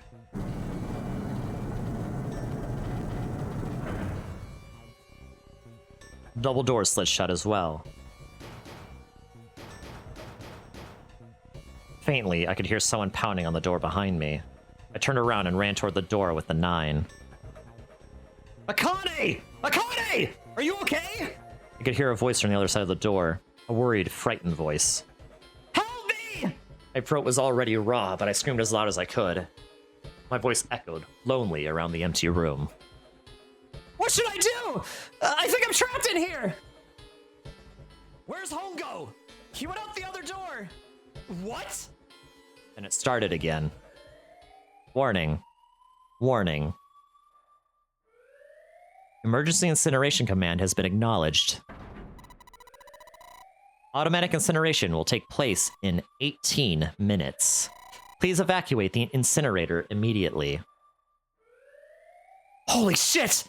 Man, I knew what it was gonna say, but that is one hell of a creepy voice. I knew it. It's starting. Santa started the incinerator. Fuck! Man, I never thought I'd hear that damn voice again after 9 years. What the hell? What the hell? What are you talking about? It's 9 years that, 9 years... It's 9 years this and 9 years that, and when it's not 9 years something, then you're talking about some sort of fucking experiments. What in God's name are you talking about? You aren't making any sense! I'm sorry, Lotus, but we really don't have the time to explain it right now. I promise I'll tell you everything once we get out of here. But... automatic incineration will take place in 17 minutes. You know what that means, right? Incinerate means burn. What kind of idiot do you think I am? I know what incinerate means! Well... God damn it! Okay, fine! I won't ask anything else. Talk about whatever you want. But you have to do something for me. 7! Figure this out! What? Why me? Just shut up and stop this thing! Who the hell? There has to be some sort of emergency shut-off button. There isn't anything like that. How the hell do you know? Because I looked for it 9 years ago. Yeah, Lotus isn't happy about that. Can't really blame her. Wait. The floor. It's moving.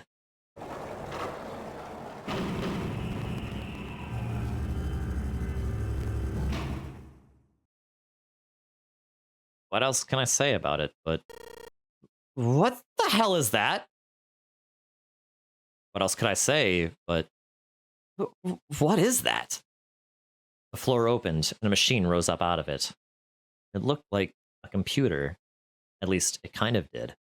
There was a monitor, a keyboard, and a cross-shaped device of some kind. Something about the machine scared me, but I forced myself to walk up to it. I was terrified. Tears poured down my face. I wiped them off, even as more took their place, and forced myself forward. Finally, I reached it. I looked at the screen. It was blank. All I saw was my own frightened face staring back at me from the glass, drenched in tears. All I can see on the screen is a reflection of my own face. I'm looking kind of freaked out. I know I'm sweating like crazy, but seeing it kind of drives it home. Okay, Junpei, just calm down, all right? Everything's gonna be okay. Ah, man, I wish that thing would just shut up. Automatic incineration will take place in 15 minutes. All right, back to this thing. It's only showing up now that it's gotta be important. What the hell am I supposed to do with it? Hey, move! Ugh. Hey, we're all tense, lady, but that doesn't mean you get to shove people around. Okay, it's turned on. There's nothing on the screen, though. This is bad. This is really bad. There's nothing on here. How are we supposed to do anything with it? Sure, just push buttons. I'm sure that'll... Huh. Well, at least it's on now. What's on the screen, though? What is this? What the hell? It looks like some sort of puzzle. It's got a bunch of numbers scattered across a 9x9 grid. The numbers range from 1 to 9. Do you think that if we solve this puzzle, the incinerator will stop? Yeah, well, we can hope, right? All right, puzzle, how do you work? Oh man, that goddamn voice again! Automatic incineration will take place in 13 minutes. Shit, 13 minutes! Can we really do this? My heart feels like it's gonna pop. My heart was pounding like it was about to explode. I stared at the puzzle on the screen. I was sure I had to solve it somehow, but I had no idea how. My connection to Junpei had been gone for a while. His mind was gone. I couldn't get any more information from him. I felt the seconds tick by as I stared at the screen, completely lost. My cheeks felt hot as tears poured over them. Then I heard a voice. Hey, what are you doing? It was muffled. I turned around. Pressed against the window in the entry door was a face. A frightening, evil face. It was Hongo. How long had he been watching me? Oh, I don't know what to do! He was yelling, but his voice was still muffled. It's simple, really, but I suppose I might as well tell you. Just solve the puzzle on that machine. His laughter was muffled by the door, but it still tore at my heart like the claws of a vicious monster. I bit my lip and glared at Hongo, struggling to hold back hot tears. You're a terrible person! I hate you! Oh my, how could you call a gentleman such as myself a terrible person? That's not very nice. I'm quite fair. I don't use tricks or play dirty. You see? I've even left you a way out. A way out? Didn't you hear me? All you have to do is solve that puzzle. Do that, and you can stop the incinerator. What's the point of stopping it?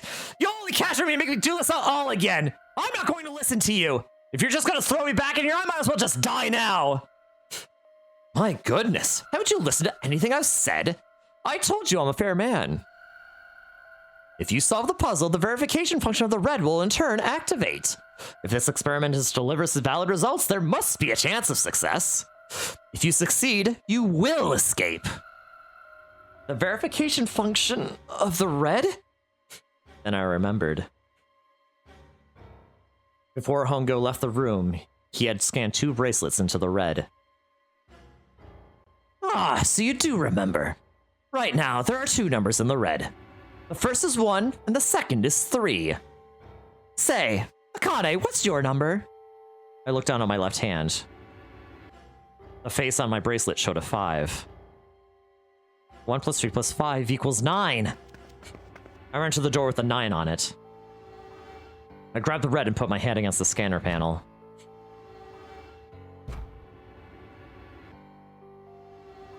You really aren't one for listening, are you? I heard Mongo's muffled voice from across the room. I already told you, didn't I?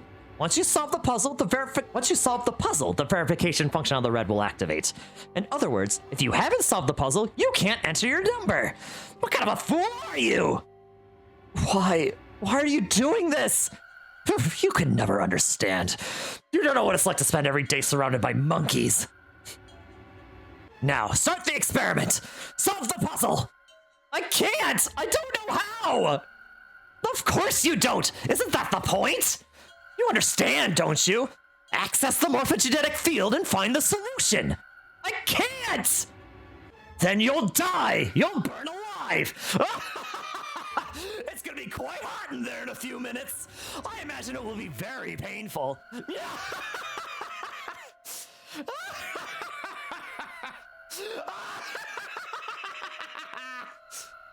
His horrible laugh echoed across the room, and even after his face disappeared from the window, I could hear it. Automatic incineration will take place in 10 minutes. I was crying, great gulping sobs broken by hiccups that shook my body. I was terrified. I could feel my fear pressing down on me like a tremendous weight. Somehow, I forced my shaking legs to carry me back to the device. I stared at the empty monitor. I can't. Just can't. There's no way. I can't figure this out. What was I going to do? I didn't know. I didn't know. I didn't even know where to start. Fear scattered my thoughts, and all I could think of was how I was going to die. My palms were sweating, and my blood was boiling in my veins. It was hot. So hot. I couldn't breathe. I felt dizzy. My heart roared in my chest as if it would pound itself to pieces.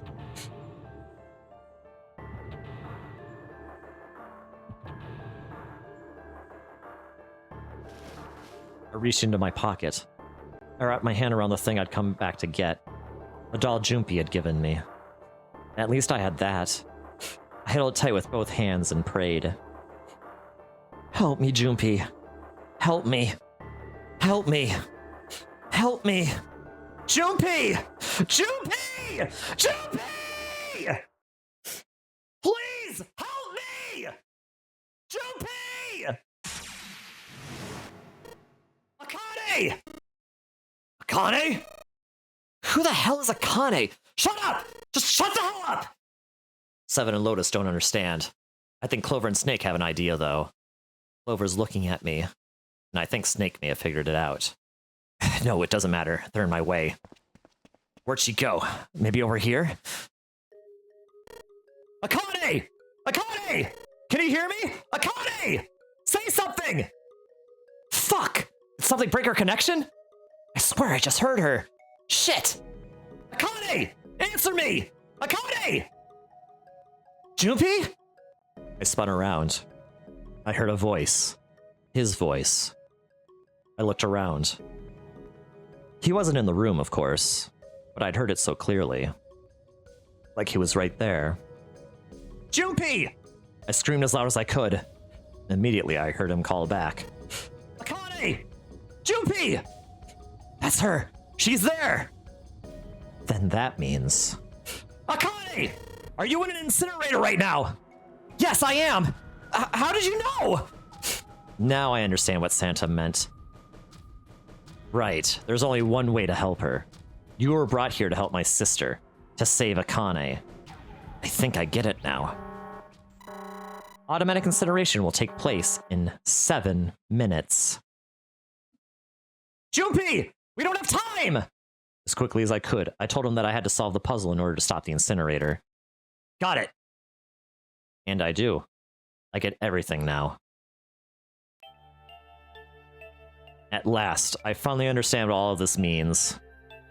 I know why the Nonary Game was held today. I know why we were kidnapped and brought here. It was all for this moment. All of this was planned out to lead to this one moment. Oh my god. This is insane. I can't believe it, but there's only one possible answer. June is... 0 is... Akane Kurashiki.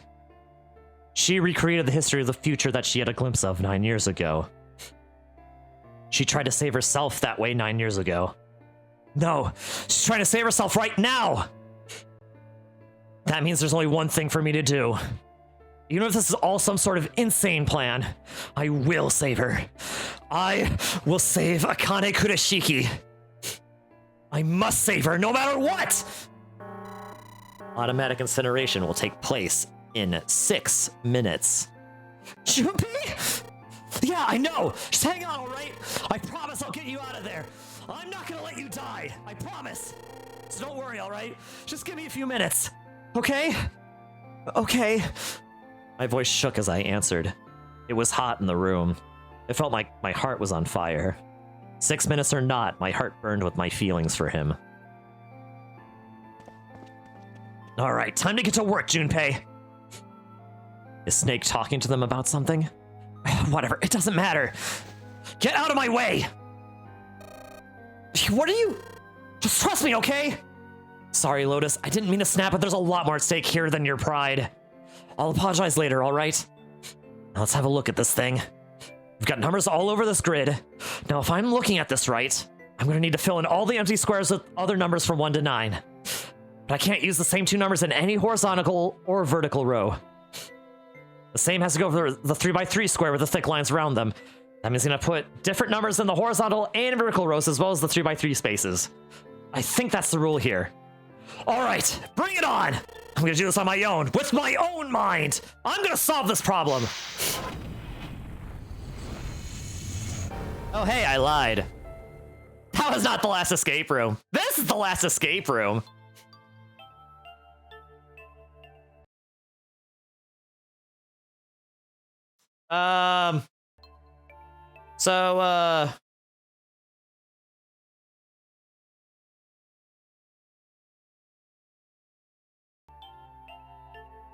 So yeah, this is where you have to flip the DS upside down, preferably. To solve everything up top.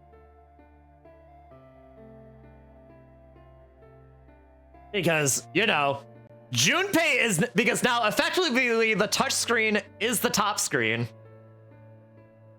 And the bottom screen is, so basically throughout this whole game, Akane was seeing things through the bottom screen. And Junpei was seeing things from the top screen, and now the screens are flipped over. So now Junpei gets to transmit information to the bottom screen. So yeah, this last puzzle is a Sudoku puzzle. So to solve it,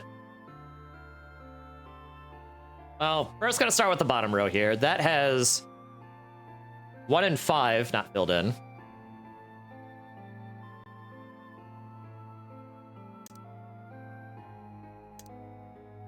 So for now, we're going to look at another one. This vertical column right here. Yeah, it is actually Sudoku. Hi, Porcia. How are you doing? How are you doing? You caught us at the very last puzzle of the game. Oh.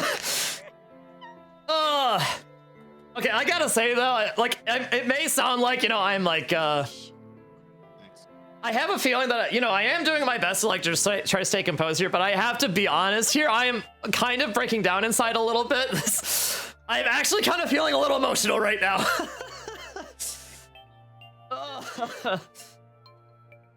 I love, like, the entire game's design, the way the screens were set up for this exact moment right here. And it's just all culminates in this one puzzle. It's not even really all that hard, but it's so emotional. That's the most emotional Sudoku puzzle that you will ever play in your life. Yeah, how are you doing? How are you doing, Porcia? How is you? Okay, this one, 1, 2, 3, and 6 are not in this row, which means this one has to be 3 because there's a 6 already in this row. This means the other one here has to be 6. Hello, hello, hello. I'm in a glass case of emotion right now.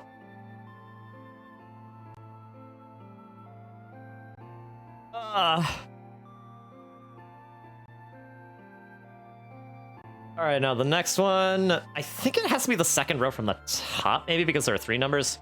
So that 1, 2, 3, 4, 5, 6. Okay, 7, 8, and 9 are not in here. So this has to be 9 because 7 and 8 are already here.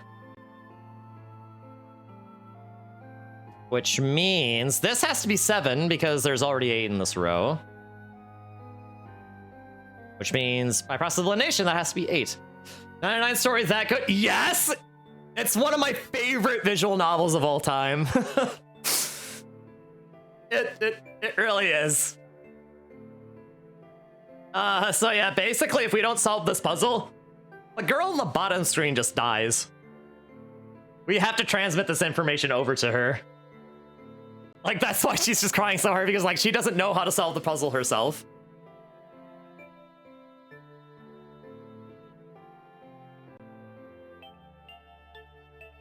But, like, it's... Oh, man. Alright, so now this square has 3 that aren't filled in. So 1, 2, 3, 4, 5... 1, 2, 3... Okay, not 4.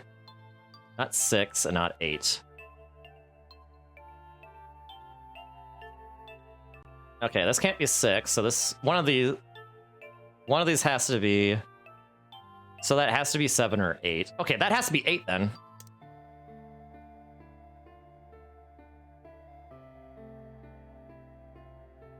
Oh, but that already has a 7.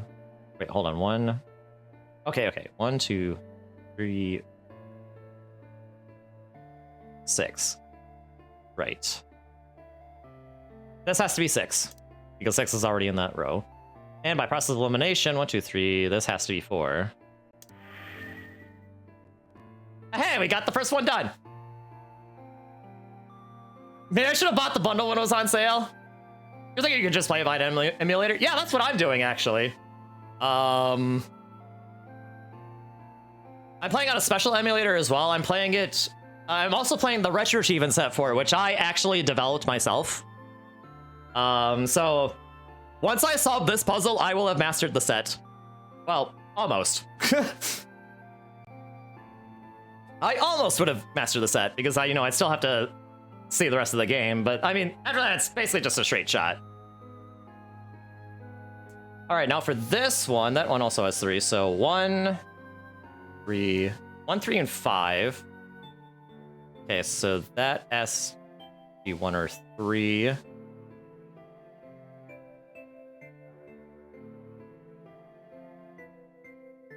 Okay, this has to be 1, because 1 is in these 2 columns. That has to be 3, and that means this has to be 5. All right, now for this one.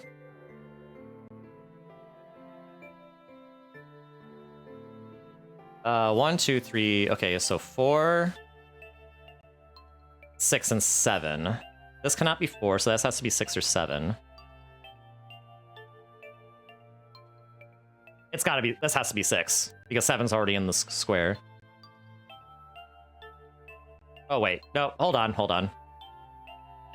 Oh, wait, no, I am right. Which means this has to be 7, and this has to be 4. Alright, so 1, 2, 3, 4, 5, 6, and 9. Okay, so this has to be 9, this has to be 6. Okay, never mind, I'm wrong. I messed up. Oopsie poopsie. But yeah, if you do play it on emulator, play it on... Yeah, play it on... You can play Retro Achievements. You can play my achievement set for you. Smile. Would still strongly recommend it, but, if you do plan on playing it, you may want to, You may want to, bow out a little bit, because there do be major spoilers that are happening and will be happening. Okay, 1, 2, 3, 4, 5, 7, and 8.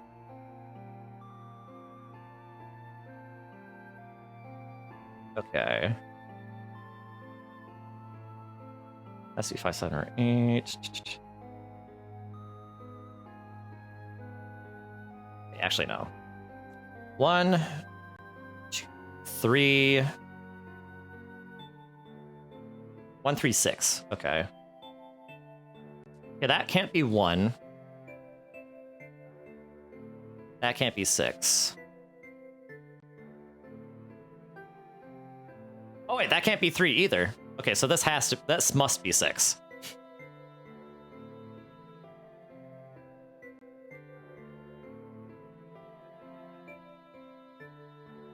Okay, so 1, 2, 3.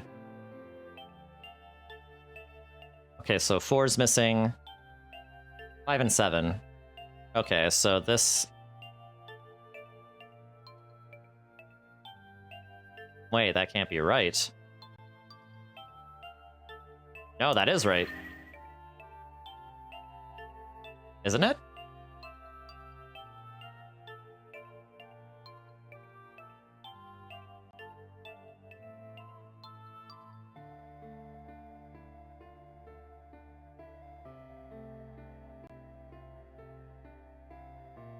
Huh.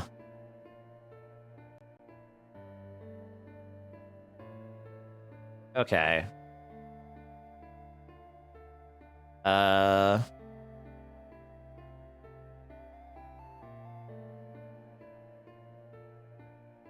Also, by the way, I can't believe I've been streaming for 6 hours. It's actually crazy how much time you spent reading a visual novel, you know? One, two, 1 and 3.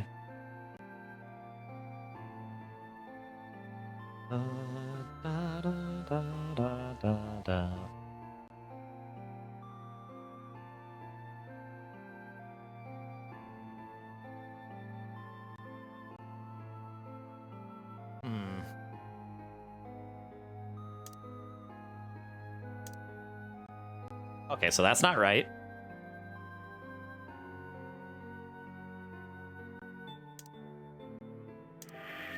That is right. So I guess to an extent I can just brute force it. 1, 2, 3, 4, 5, 6, and 9.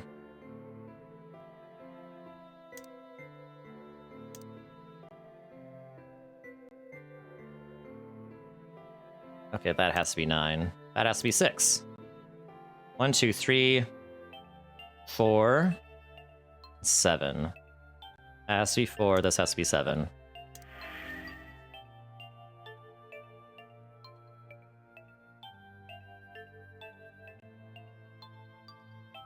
Okay, so 1, 2, 3, 4, 5, 7, and 8. Okay, 7 can't be in this one. 5 or 8.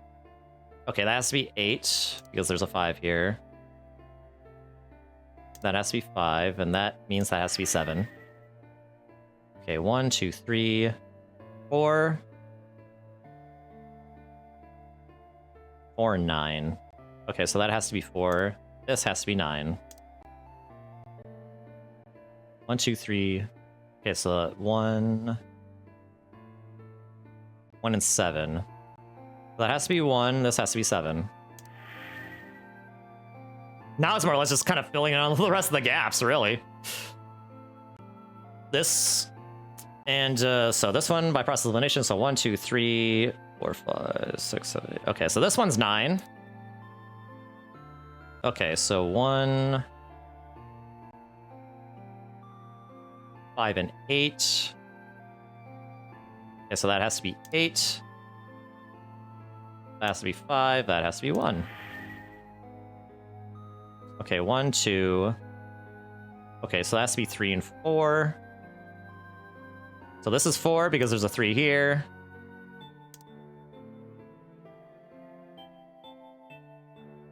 Okay, 1, 2, 3, 4, 5, 6. Okay, 7 and 9. So that has to be 9 because there's a 7 here. It's 7. 1, 2, 3. Okay, so that has to be 3 because there's a 3 here. 1, 2, 3, 4, 5. 6. Okay, that means this has to be 8. Okay, process elimination. 1, 2, 3, 4, 5, 6. Okay, so 6 is missing here. Okay, 1. Okay, so 2, 4, 2, 4, and 5. So that's 4. This is 2, and this is 5.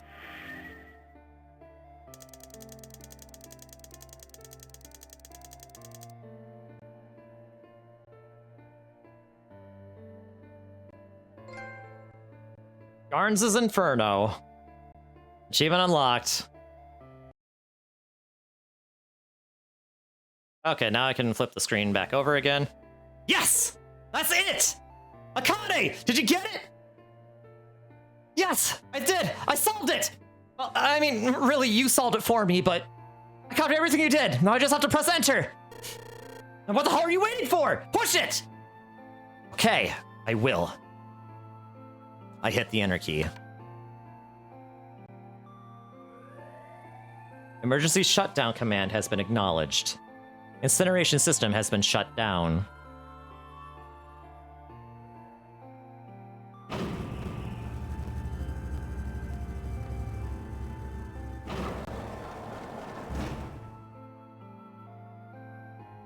Junpei!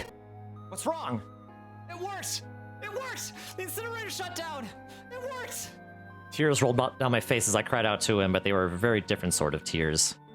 A wonderful feeling of accomplishment and relief flooded my body. At the same time, what strength I had left disappeared and I collapsed to the floor. For a while, I just lay there, laughing and crying and enjoying being alive. Every time I thought about him, I thought my heart would burst. I can't quite believe I did that. But I'm so glad. So glad. I feel like my heart's on fire.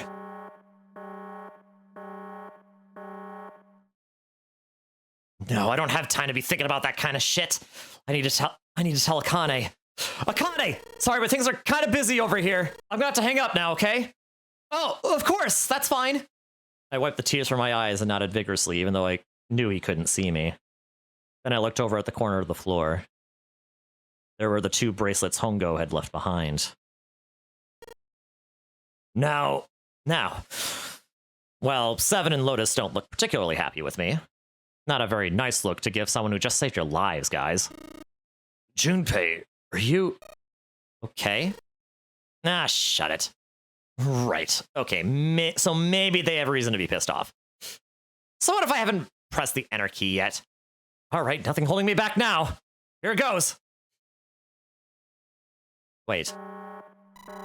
Automatic incineration will take place in 90 seconds. It doesn't sound like it's stopping. What the shit? Why isn't it stopping? Okay, maybe I didn't hit the key hard enough. Just hit it again. And again. And again. Okay, that's not working either. The alarm's still going off. What the hell is going on? I got all the right numbers in the right boxes. It's perfect. So why the fuck isn't this thing stopping?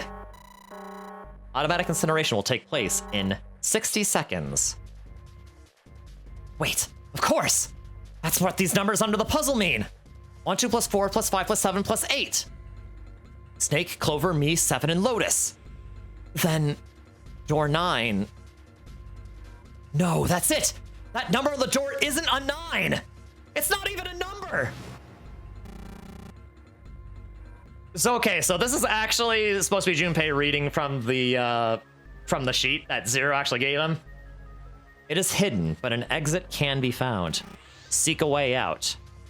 Seek a door that carries a key. Is actually what the paper said. Holy shit. Of course. And we just have to put the right number into the red and the reason why it shows Zero speaking in the Japanese version is because in the Japanese version, Zero actually did say that out loud. Because the Japanese word for 9 is Q. Which is also the Japanese word for which is also like the sort of the which is also the sound for the letter Q. So they're homophones. So in order to translate that, or to localize that, or to keep that meaning in translation, they moved it over to written paper that people would very obviously be reading it as a 9 instead of a lowercase q. But sadly, that kind of didn't. That wasn't. So sadly, the localization here isn't perfect. They kind of made a mistake here, but they definitely had that in mind. They just kind of missed that part. But that is actually fixed in the PC version.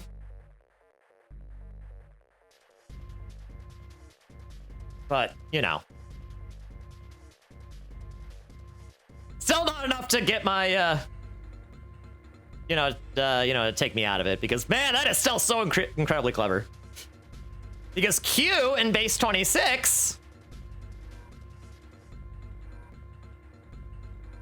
What does Q equal in base 26? That is the question. Automatic incineration will take place in 30 seconds. Run, guys! Get to the door! Run! Oh shit, oh shit, oh shit, oh shit! Don't have much time! Man, I sure hope they can just trust me on this one or you're all fucked! Alright, no time to explain, just go! Quick! Verify your numbers on the red! Verify? Who? What combination? All of us! We all need to verify!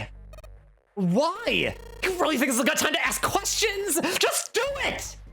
Hurry, hurry, hurry, hurry, hurry! Automatic incineration will take place in 10 seconds. 9, 8, 7, 6, 5, 4, 3, 2. Central gate has been opened. Incineration system has been disabled.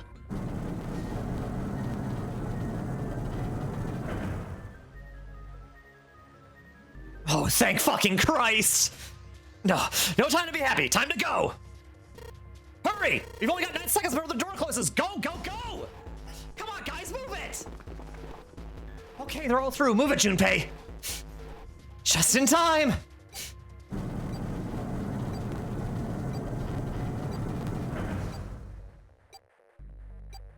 And there goes the door. No, don't calm down yet. You're not done. We still gotta find the dead.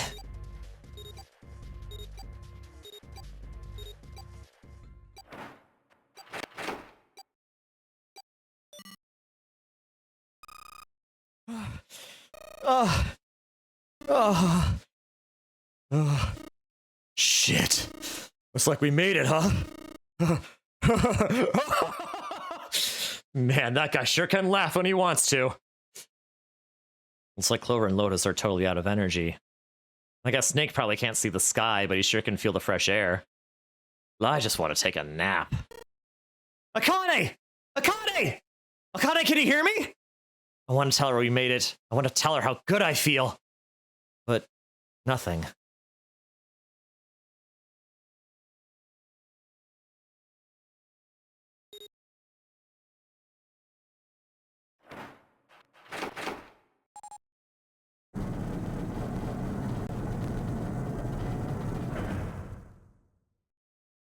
The door opened. Standing in front of it was my brother. Akane! Owie! I cried his name, even though my voice was almost gone from screaming, and leapt into his arms. Oh, owie! Akane! I buried my face in his chest and cried again. I cried and cried and cried. Also, note that her bracelet is still not, notice that her detonator is still not, deactivated. She still needs to authenticate the dead, but you know what? Let's just forget about that.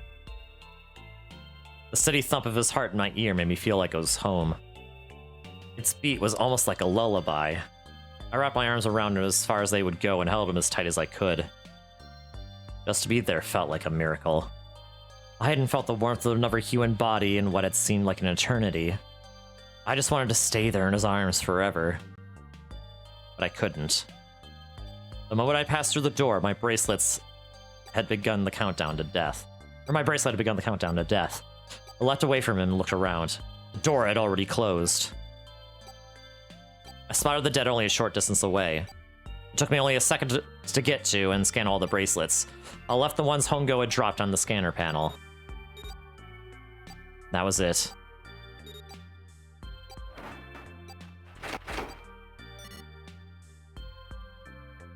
I took a deep breath and looked around again. The huge detective who we'd call 7 in 9 years and Snake, the blind boy, were looking at me. They seemed to have been utterly stunned by my sudden appearance. Their eyes were wide and their mouths hung open. Alright, let's get out of here. If we don't book it, we might run into Hongo again. Now he was right. It was time we got moving. The mention of Hongo seemed to jar Seven and Snake out of their surprise, and they nodded. We took off running up the spiral stairs to freedom.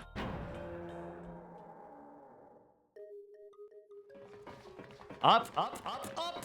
Man, these stairs go on forever. But they can get us out of here? No wonder we're running so hard. My heart's beating so hard I can barely hear. God, I can't wait to breathe real air again. Huh? Is Seven talking? Hey, Junpei, can I ask you something? What's up? That door, the one with the Nime on it. Why did it open? Yeah, all 5 of us verified our numbers on the red. 2 plus 4 plus 5 plus 7 equals plus 8 equals 26. That makes our digital root 8. It shouldn't have opened. That's not like you, Lotus. I thought you would have figured it out already. Huh? Why? Because you were the person who taught me about the idea of bases. Bases? Yeah. What are the 2 numbers in base 2? 0 and 1. How about base 10? That goes from 0 to 9, right? Then how about base 16? 0 through F. After 9, it starts at E and goes from there, B, C, D, etc. You're right. In other words, A in base 16 is 10 in base 10 in base 10. B is 11, C is 12, D is 13, and so on. So what about it? You don't get it? What if we keep going with that pattern? What if we go way past base 16 all the way to base 27? Base 27? Yeah. Well, the numerical digits are the same, so I guess you'd add alphabetical digits. E is 14, F is 15, G is 16, H is 17, I is 18, J is 19, K is 20, L is 21, M is 22, N is 23, O is 24, P is 25. Yeah, and what comes after that? Q! 26! And what does that mean? That wasn't a 9 on the door. It was a Q. A fucking lowercase q! Yeah, that's pretty much it. I guess I'll put it another way. You could say it was a 9 in base 10, but a Q in base 27. Time for more running. God, my thighs are killing me. I swear, any moment now, I'm gonna tear a muscle. I feel like every single cell of my body is dying for air. Damn, every breath I take is a chore now. I feel like my lungs are gonna burst. Maybe just a short rest. Nope, can't stop. Don't have time. Come on, legs. There can't be any more of these steps left. Let's run. Run! Like a bullet from down a rifled barrel. Like a tornado cutting through a sea of clouds. I feel like we're running along the back of a giant coiled dragon. Finally.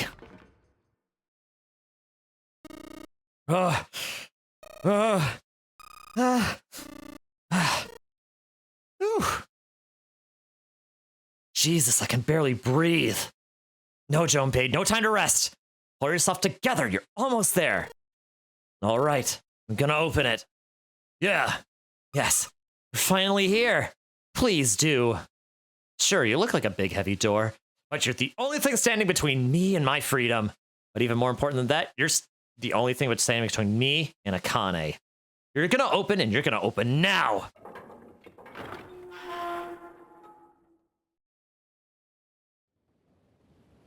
I felt a hand on my shoulder. It was Awie's. He gave it a small, reassuring squeeze.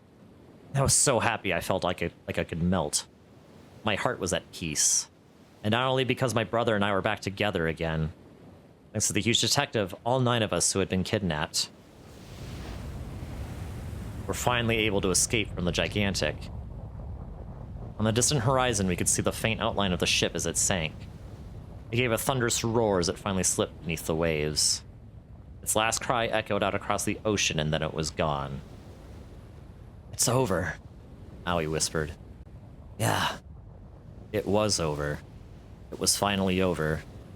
Or was it? Was it really? No, that was wrong. That wasn't it at all. I was sure of it. This wasn't the end. It was only the beginning. This was only a prologue to what would happen in 9 years.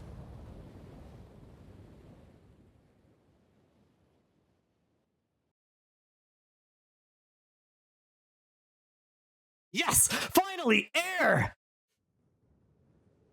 Ugh. Damn, that sun is bright. I can barely see anything. Gotta admit, this doesn't look quite like Wait.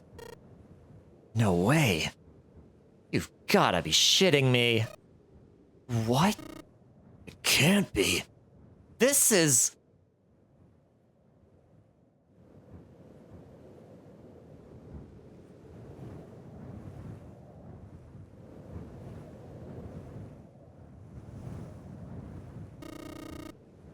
This is the building in the Nevada desert. The mock experiment building.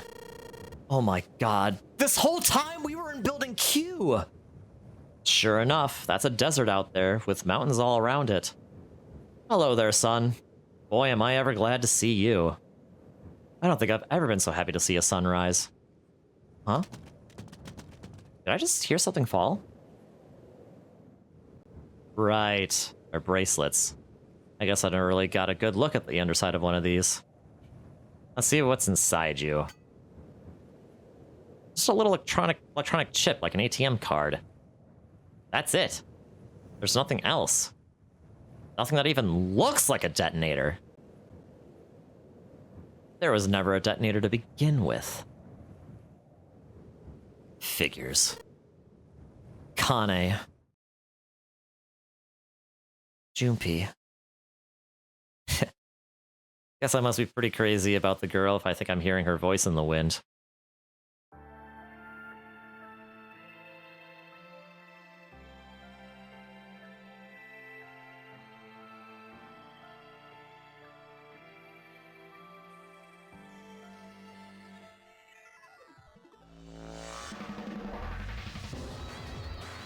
Alright, that's the credits!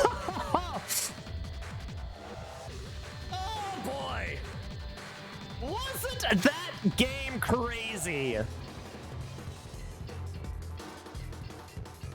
Wasn't it absolutely insane? Oh, I love this game so much, man. I love it. Hey, Kotaro Uchikoshi, the mad lad! Oh, the mad genius. God! I love this story so much, man.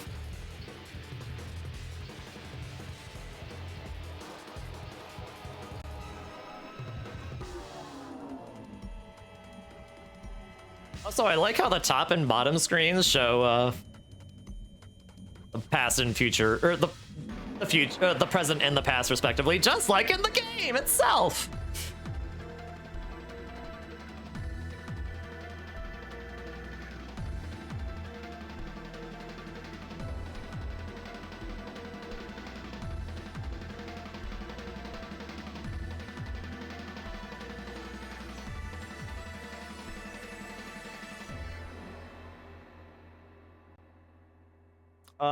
God, this game is so good. It's so good, man. I love it.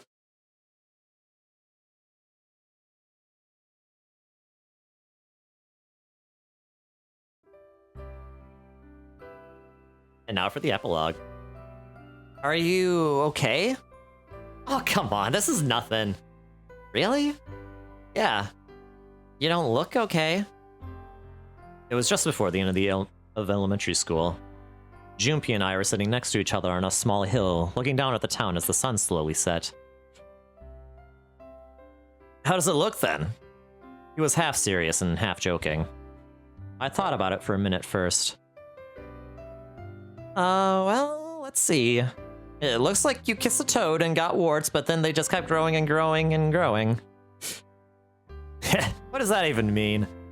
Junpei grinned and ow, ow, ow, ow, ow, ow, ow, ow. See? I told you you're not okay. You're too reckless. You can't beat 5 8th graders, Junpei. That's crazy. Yeah, but I couldn't just stand there. I mean, you don't think so? I had to do something. Look at the Nevada desert go past. For an SUV, this thing is a pretty smooth ride. Sure was nice of someone to leave it for us outside the building, keys, the ignition, and gas in the tank. Almost like it was a present, you know? Anyway, we jumped in and now here we are, screaming across the desert. Lotus is over there in the passenger seat. Snake and Seven and I are all squeezed into the back seat here. I still can't believe we let her drive.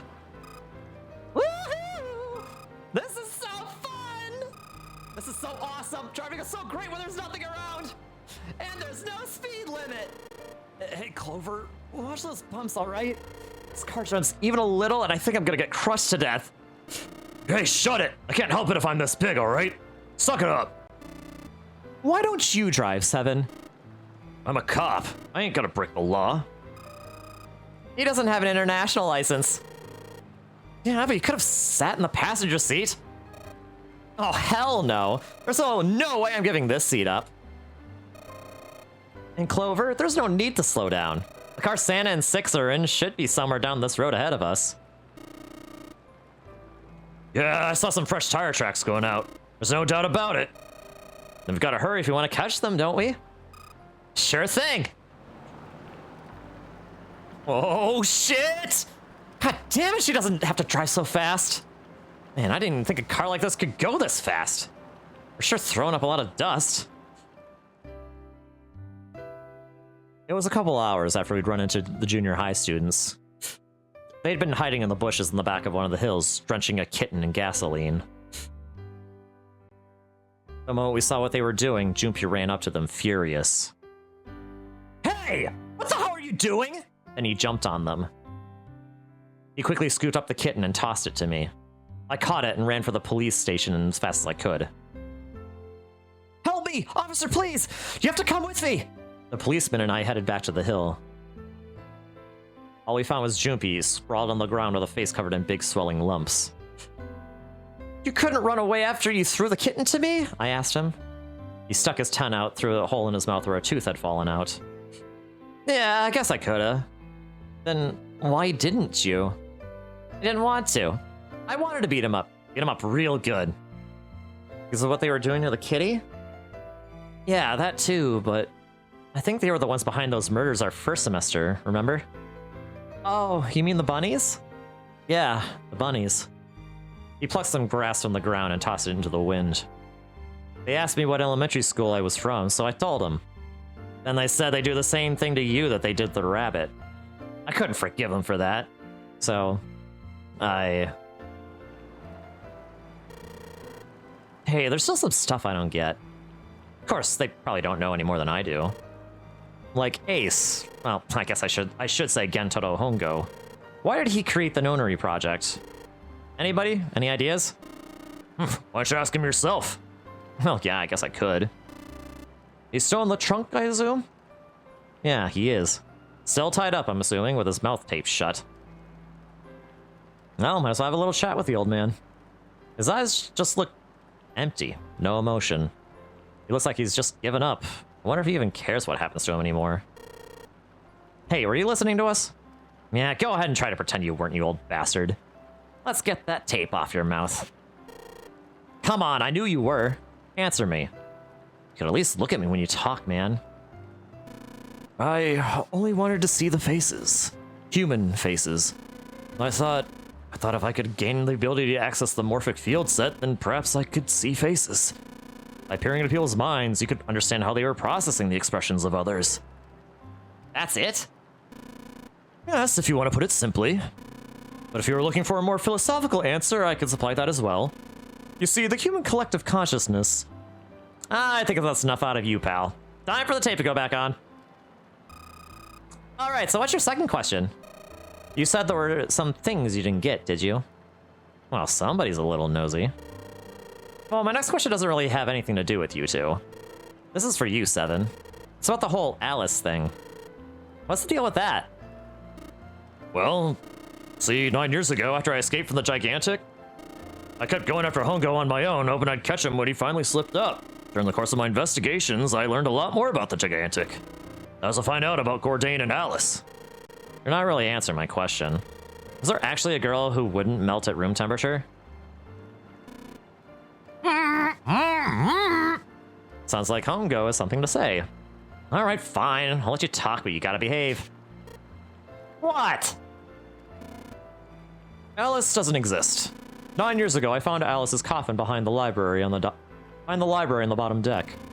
There was nothing in it but the root of a peculiar plant. My research determined that it was the member of the genus Mandragora, of the family Solacinae. I was able to extract a particular alkaloid from it. I used that extract to create Soparil.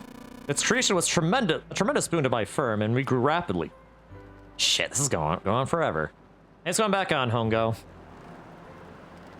The rest of my questions can wait a bit.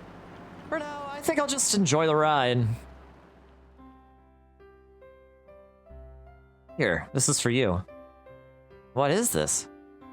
This is a for you doll. His name is Junpei. Junpei pulled something out of his pocket and shoved out his arm toward me. In his hand was a doll made of yarn, small enough to fit in his palm.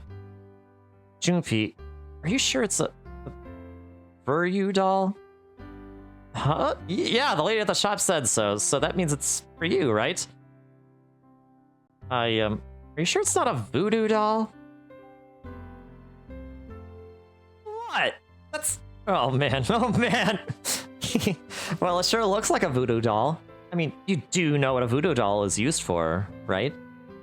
Yeah, I guess calling it Junpei isn't a very good idea then. Why are you giving me this anyway? It just seems really sudden. Well, you know how after June we aren't gonna get to see each other too much? I mean, we're gonna be in different schools, and... I just thought I'd, you know, Oh, okay. Well, how about we call it June then? Okay.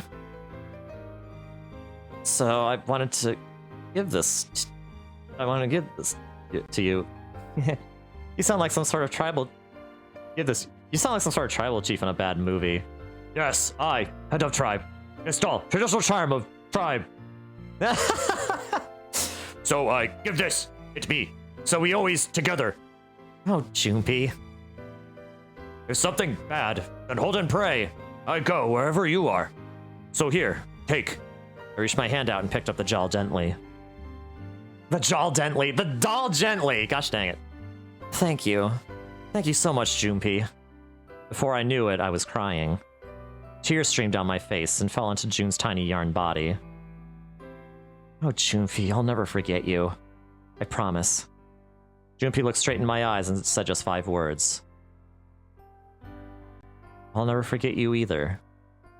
The sky was a beautiful crimson red as it melted down toward the horizon. The last golden rays of sunlight stretched out across the sky and painted themselves across the hills. We sat, bathed in the warm light of evening. Just the two of us, leaning gently against one another, shoulder to shoulder. The sun set, and we still didn't leave. But we watched in silence as the darkness deepened, and one by one, the lights of the town began to flicker on. There's still one thing I don't get. To be honest, it's the biggest mystery as far as I'm concerned, and also the only one that's really important. It has to do with June and Akane. 9 years ago, she died in the incinerator on the Gigantic. But she's still alive now as June. But how? Was it because I tapped into the Morphic field set and saved her 9 years ago? Alright, let's say that makes some kind of insane sense. If I did that, then... How do I make sense of what Seven remembers? Snake makes sense, he's blind. He couldn't have seen her body anyway. But Seven, he said he was sure he saw it. Does that mean there's some kind of historical discrepancy? Or... wait, maybe that's not it at all. There is one other logical explanation. Was what you told me the truth, Seven? You look satisfied. No. No way. He couldn't. Hey, look over there! There's somebody next to the road! Huh? What?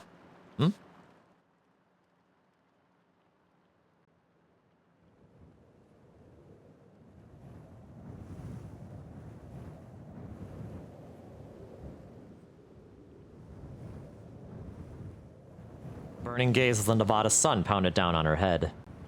The desert around her rippled with heat. Standing there on that shimmering plain was a woman, her arm out and her thumb up. It would not be long before Junpei realized who she was.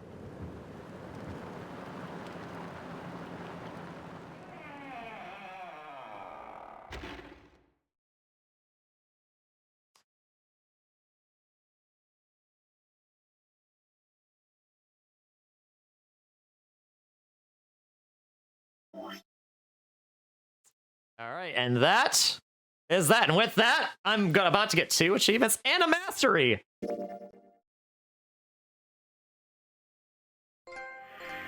And here we go. Achievement unlocked. A Corpse in the Dark. Unlock the top ending and save your game. Achievement unlocked. Plaudite. Acta est Fabula. Unlock the true ending and save your game. And I've officially mastered 999. Let's go. And it says 81 hours because I did spend a lot of time deving the game as well. But, oh, look at that. Oh, gosh dang.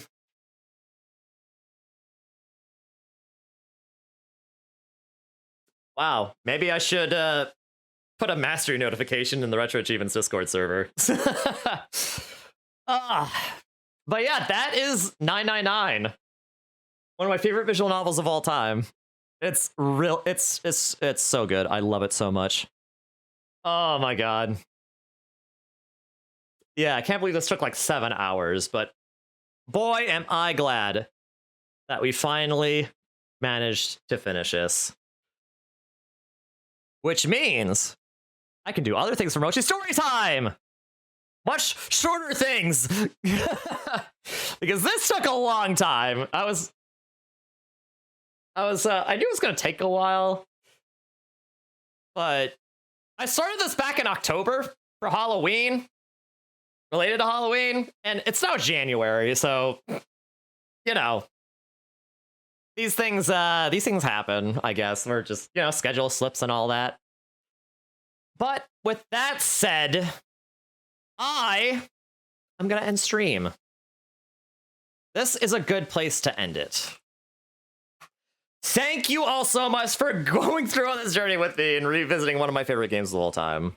It's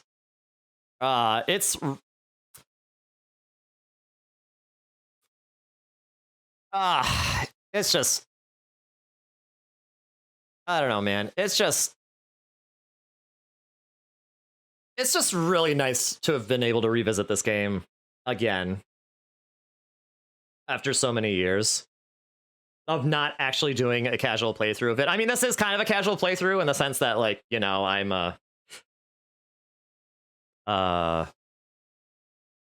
you know, I'm not doing it from a development standpoint. But it's nice actually playing the game again, and also instead of like watching other people play it to an extent. I mean, I do love watching other people play it because I love seeing their reactions to things, but mostly people just play the PC version and not the DS version, which I still feel to this day is one of the definitive ways that the story is told. Because the story from the beginning was designed around the 2 screens, with the present being the present, you know, from Junpei's point of view being the top screen, and the past, and Akane's point of view being the bottom screen. So just that one line where she says, "He knew because I knew." That was the biggest thing I was waiting for. That's one of my favorite lines in the whole game, for sure. Simply because of just everything was just culminating to like that one bombshell, and it was just amazing. But yeah, so thank you all so much for watching. I really appreciate you going on this journey with me. I anticipate that I will be talking to y'all again tomorrow, because there will be more Bladder's Gate, or at least that's the plan anyway. So here is what I'm going to do. I'm going to be rating Juker. He is currently doing Sonic Shuffle. You know, he plays retro games a lot, and hey, you know, what better way to celebrate my completing my own retro achievement set with rating someone who is also on retro achievements. So yeah, let's go say hi to Juker. He's a really cool guy. He's really cool. I love Juker. So yeah, I think Juker's the best person to rate for this. So, all right. So I will see y'all tomorrow evening for some more Bladder's Gate honor mode. And yeah. But before then, thank you, Candy, for the raid. Thank you, Pika, for the resub. I don't think I actually thank you for the resub yet. And also the Sakadra for the follow as well. And Wheatley for the raid as well. Y'all make this whole experience so special, and thank you so much. I love you all. All right. Until then, see y'all tomorrow. Bye-bye, y'all.